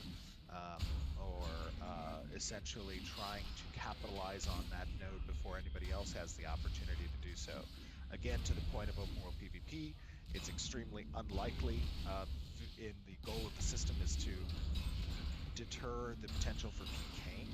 That likely will not be the case in the vast majority of situations because of the detriment of doing so, right? We deter that significantly. But that doesn't mean we don't want conflicts to arise from scarcity. The desire is that conflict does arise, and it's organic, and it feels driven by purpose and meaning, and that purpose and meaning is capitalizing on the rarity, the scarcity of the resource that not everybody has access to. That creates compelling environments. It creates tiers of success. And if you're always down at the bottom, I wonder if the commands are the. I wonder if the commands for YouTube. You have motivation for why you might want to achieve. If the commands for this work with YouTube as well. Guild that you can rely on. Those things help you climb the ladder of success. And that is something that is a core philosophical tenet of Ashes of Creation, and we won't ever step away from that. Cool. Just saw people talking about it. Figure it's a good thing to discuss because there are balances, and I think like the economy element of that is very important. You need to want to get those resources, and people need to want to try to keep them safe. Absolutely. All right, and with that, we are going to head on to our character art. That did not work. Segment today. So just buckle in, guys. We're not quite done, and then we'll get into. I guess that doesn't work. That sucks. So with character art today, we have Jinxie's wonderful skeleton warrior. Oh shit! I might die. What? I have What is going on here? 55 3-up heroic. Well. Oh, dude, I'm dead. I have to watch this on my phone. I can't see it. Oh, there we go. Whoops. Okay. It's in the run of show as well. I don't have a computer. It's like over there. Yeah, they look really cool. Oh wow, those skeletons look awesome. It looks great. Yeah, I love these guys. You might be seeing them in the Pathfinder campaign next week on Saturday. Yeah, that area is gonna have a lot of stuff in it. Some hints on how to build your character for those of you who are participating. Next up, we've got our bandit slaver. So you're gonna see kind of the creation of them, and then the actual model as well, which is pretty awesome. He's pretty creepy. I think Keith did this, yeah? Yeah, Keith did this one. It's looks not great. Okay. I like his little lantern. Time is in about 20 minutes. I'm probably gonna call it, so I can go and It's like a interesting device. Something. Yeah. get my dinner started. There you go. I'm like, I don't think it's a lantern. Yeah, I think it's manacles and a device to prod you with. For some reason, my vision isn't as. Why did it does have a glowy look go away? So it's a lantern. Let me light the way, adventurers. Come with me. Let me manacle you. No, whoops. And then we have this. I think his eyes will light the path. It's gloomy and creepy. I need to figure out a way to get some gear on Nevis. He's just misunderstood. He's gonna brand you with his branding device. Mercenary. That's meant to protect you against the creatures that might try to attack as he leads you deeper into his home. I can give him shoulders, head, and 2 accolades, which I don't even know what the hell accolades are. And then the next one here is obviously you got to have the bandits if you have the bandit slavers. So here are some of the put that bandits. on. I did see today that some of the other bandit so sucks so much that it's locked behind a time gate group photo and a This is paywall. before. Not only is it time gated, but it's also locked behind a band paywall. of some sort. And then we also have some spear and shield and mace action, some base. Like I think your mercenary should level up just like you do, and that stuff unlocks as he levels up. Yeah, Alright, let's see if I can. I don't know if I can handle this. This and is. then we also have our Q&A. Oh no. So let us get through Well, those I'm killing them questions. fairly quick, Try so. not to hold y'all here hostage too long. Although I'm sure chat's like, 2 hour stream, go. I know. Actually, do you want to talk about anything studio update wise as well before we do Q&A? Feeding the clockwork seems to have caused studio update. Things are going great. Something. At the studio, we have been, hard at work towards Alpha 2. Design has really been, getting into the playable area of Alpha 2 and getting all the POIs and the node layouts and their associated content around it. Obviously, content is a big part of what is going to be present for Alpha 2 that we want players to participate in. Engineering has undertaken some significant merges as of late. 10 months in the 10 months in the works here. Hunter and Zach have been doing a lot of, and Antonius have been doing a lot of network optimizations, and there's a big merge going on last month and this month, and that's always fun to see a lot of that hard work come to fruition. And of course, Art is just leading the charge in creating this incredibly beautiful and immersive environment, and the characters and the animations, and visual effects, and live. It's been awesome seeing each of the teams kick off with the results. And what I'm seeing in the reviews are phenomenal. I know you guys are agreeing because we see your updates and community. Oh no, this is a 54 3 up. Discussions. I don't know how that's gonna go. I know. They're like, give me more. Even the developers are like, more. I know. I heard Corey over there like, I want to play. And what do they say? Patience is bitter. But Patience is a virtue. Oh man, I can't remember the saying. I don't remember. But patience is difficult. But it's worth the wait. Alright, with that, let's go into the Q&A and try to get through as many of these bad boys as we can. I'm going to start with some of the PvP-oriented ones, because... Alright, here we go, the Q&A. Contextually makes sense with what we were discussing before. So Dolium wanted to know about player corruption. Actually, all three of these will be player corruption-oriented. They were asking, how will you address the possibility/inevitability of players purposely having low-level characters with max-level professions to mitigate against being ganked via giving more corruption/imbalancing the risk versus reward idea? You're muted. I think you muted yourself when you coughed. Sorry. It's all good. It's important to note that there are certain requirements that come with professions. Those requirements take into account the dangers and locations that are level dependent within the world. There are also some requirements when it comes to the ability to use certain types of tool sets and or surveying options. that kind of make that a bit more difficult. But also, you know, I'm out of power, and Nevis is out of power. The I might die here. corruption system is to deter PKing, especially with the level disparity, and I wouldn't consider it necessarily an imbalance when taking into account players who wish to PK others that are significantly lower level than them, whether or not that's a result of the purposefully creating lower level alts that can utilize gathering. Come on, come on. Oh, yeah, I'm dead now. There's no way. Excuse me. Or not. So, you know, the intent of that system is you engage with a player who has a significant amount of resources on them, and you view that as an opportunity. See if Nevis is gonna be able to revive me. The added effect of that level disparity. No. Alright. He ain't gonna be able to revive me. Currently plans for skills that reduce. Alright guys, I'm gonna go ahead and get my dinner started. I will be back streaming here in maybe a couple hours. Until then.